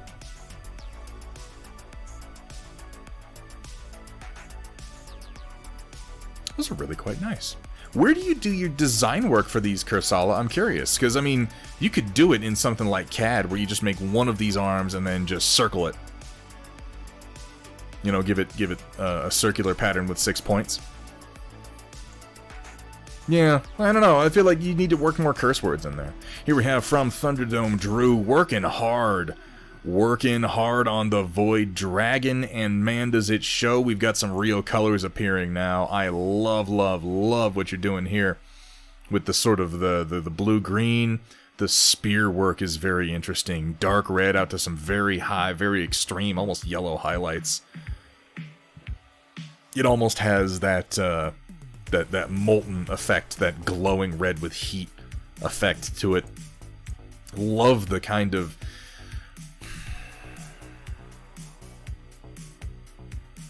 It's not bronzy. I'm not getting bronzy from this. I'm getting more brassy. I'm getting more of a yellow to the metallic that we have on the skin, and I like it. I'm curious what you're going to wind up doing with the lightning. The fact that it's turning purple is definitely something that I'm interested in. I'm going to have to pop into the stream and see actually work on this one, Thunderdome Drew. Really, just fucking lovely work. And guys, if you're not following Thunderdome Drew yet, you really should be. Golden Adonis. Okay. Yes, you're not done with those highlights. I'm getting it seems very brassy to me, very yellow. I'm not saying that is a bad thing. I'm just saying that a bronze would be almost more of a reddish color in its shadows, and I think that Brassy is the right choice for having so much red on the spear here. I think that works nicely. With Brassy, you could almost, and, you know, far be it from me to give Thunderdome Drew advice. The man is a master of color, and you may be already thinking this cold purple lightning, that'll be good.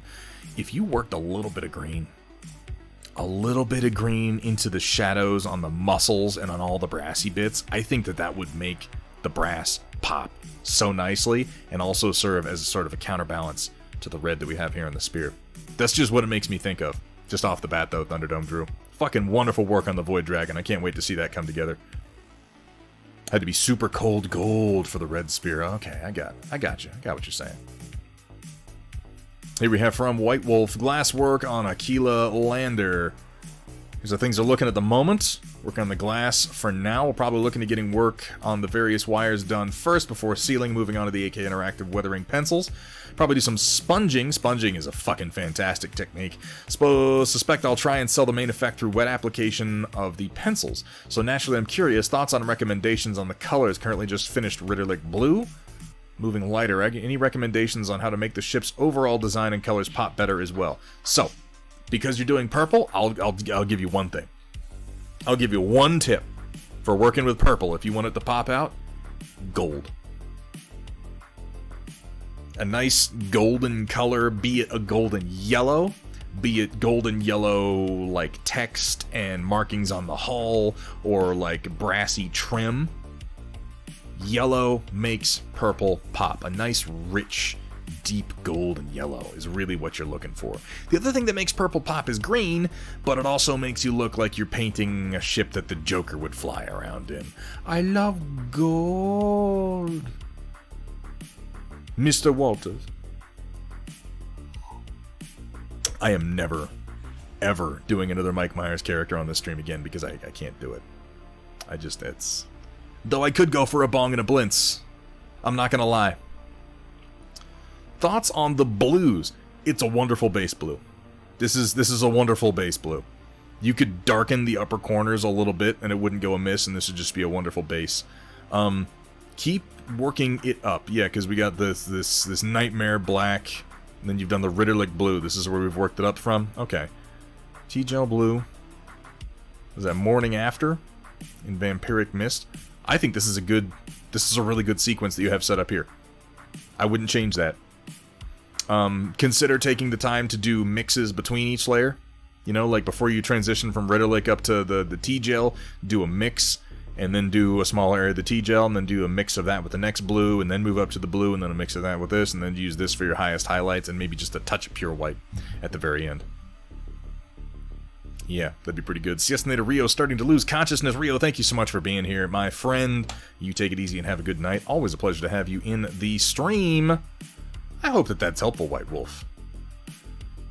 Yeah, see, you could use gold more. Think of Shovel Knight. The light shining on his armor in the game isn't actually light blue. It's a pale yellow. Works really well because it's meant to be metallic in-game. That's actually a good point, Brockspace. Man, Shovel Knight. That's good shit. Ooh, ground affected Sharon with us today. Recent Moodle that I completed. Could probably do with a bit more work, but I have moved on. Goddamn, do I know that feeling. And I gotta look at this, Lilu, and you did such a cool job on it. First of all, I love the sculpt. I love the sculpt. I love that we have the 4 stones, the 4 elements all leading up into Lilu, our 5th element here. Really, really cool work on the skin tones. I love the orange that you've gone with here. I particularly, like, if there's one thing on this model that really stands out to me, it's the shading that you've done on the pants and how smooth the coloration on the inner thighs here comes across. It really, really sells the texture of the pants. This is fantastic work. Ground Affected, again, a wonderful painter, also a streamer, definitely someone you need to check out. Great work on the skin tones and the orange again. Wow, wow. Wah wah wee wah. Holy moly, Raptor a boy coming in hot with the follow. Thank you so much for the follow. Welcome to the stream. Welcome to the Storm Chasers. Also, the work you've done on the stones is fantastic. They're mostly green. They're mostly green, and we've got a couple little spots of color in here to kind of mix it up. Really, really digging that. Excellent work, Ground Affected. Coming down. Here we have from Cyber Knight, Operation Lancaster behind the scenes. With the new Hammerhead variants finally done, painting aside, it means I can finally move on to working on a new design for the first time in about a half a year now since the Quake. So here is the rough concept for the Oryx defense mech, a 60-ton mech, which initially at least features a pair of AC-2s and SRM-6s with assorted secondary weapons, but an interesting mix, intended to perform long-range anti-air operations and easily transition to urban fighting. Oh, God. God, excuse me. Oh, pardon me, guys. Intended to perform long range, whereas jump jets and Inferno SRM ammo make it a real nasty surprise. I love seeing this initial blocking out that you're doing here. I like seeing the steps that lead to final products before we get there. They're very educational. I dig the overall setup of the weapons here. The two angled SRMs with the ACs right on top. He has a little bit of the profile of a blackjack in the torso, but then he's got the reverse, digitigrade style legs. This will be a fun one to watch come together. I'm glad that you're finally getting to work on something new, Cyber Knight. I know how much of a grind it can be when you get stuck on a project for a long time, Oh, you can, Raptor, you can hit ! Discord at any time and it will pop up the link for Discord with you. Or you can look down below the stream. There should be some buttons, one of which says Discord. Should give you a link that works. Cyber Knight, thank you for sharing that. It has a bit of the flea to it, doesn't it, Kursala? Well, it's about time. Man, it's been a long time since I played StarCraft 2. That is gonna put us at the end of tonight's Storm Report and right on into the part of the stream where I completely neglected to update. There we go. There's the right camera. How about that? Just completely neglected to update my my times here, leaving me feeling just a little bit foolish. Because we had movie night last time, and right now it's Sunday, November the 29th, and we're painting. So we should be talking about the next week. Hang on. Is Pretzel working?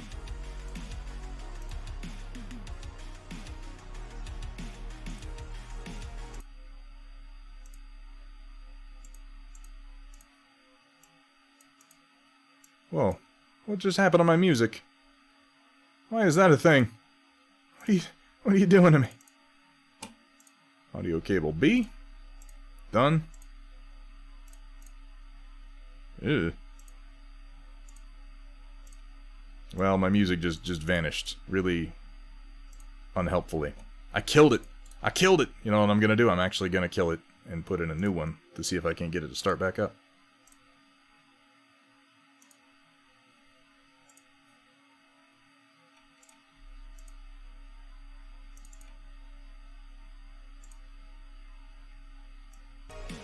Oh my god, there it is. Okay, hey, I fixed it just like that. Live stream smithing as I just sort of stare blankly to one side of the camera. That's what the pro streamers do, isn't it?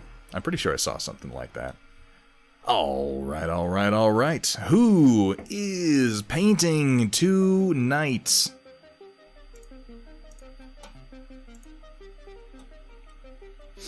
Ooh. Teal's going, Hyperphase is going. I think we're gonna raid over. We have not. We are raided Teal. We've never raided Teal, and he's up painting right now. We also haven't raided Shorty. It's exciting. I like it when I have the opportunity to raid people. Let me check and make sure I'm not missing somebody, because it will often not tell me who's actually on. And that's stupid. I don't want to miss somebody I want to raid. Oh, looks like Machine God just got started. Why don't we go over and raid into Machine God? He is going to be painting some BattleTech without question.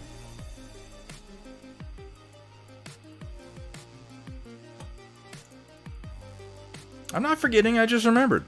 Hey, look, I got a button for him. How can I forget about it? I got a button on my stream deck just for raiding Machine God. As a matter of fact, alright, so we are going to be back. I'm going to put a 50-50 on whether we're going to be back Tuesday, December the 1st. I'm giving you a 50-50. I will let you know tomorrow. Chance I won't be able to be on. If I am, I'll let you know what we're going to be working on. We will be back with some gaming this upcoming Thursday. I'll announce what game we're going to get into because we pretty much finished off Dead Space 3. I guess we could continue with Doom. Kind of want to play something else, though. I don't know. We'll see. These announcements will go out, and then we will be back again next Sunday with even more painting. Back on the usual schedule. We could do an Among Us, and you guys want to do an Among Us night this Thursday? We could do that. We haven't done one of those for a while. I think it'd be a good time. Fuck it. Let's do Among Us this week. Hell yeah. Why the hell not? Bulldozer, I am so sorry. We went a little bit late, too. Went a little bit late. It's good to see you anyway, man. Hell yeah. All right. I'm going to go get something to eat. I want to give a big thank you to everybody who came out for tonight's stream. Thank you so much to the new followers who just found us today. Welcome to the stream. I hope you have a good time. Big thank you to both of my mods, all three of my mods, Project Dark Fox, Cat Ion, and Chrysala, three of the most helpful people that I know. They keep me going. I'm going to go get something to eat. Have fun at Machine God. Until next time, keep on painting.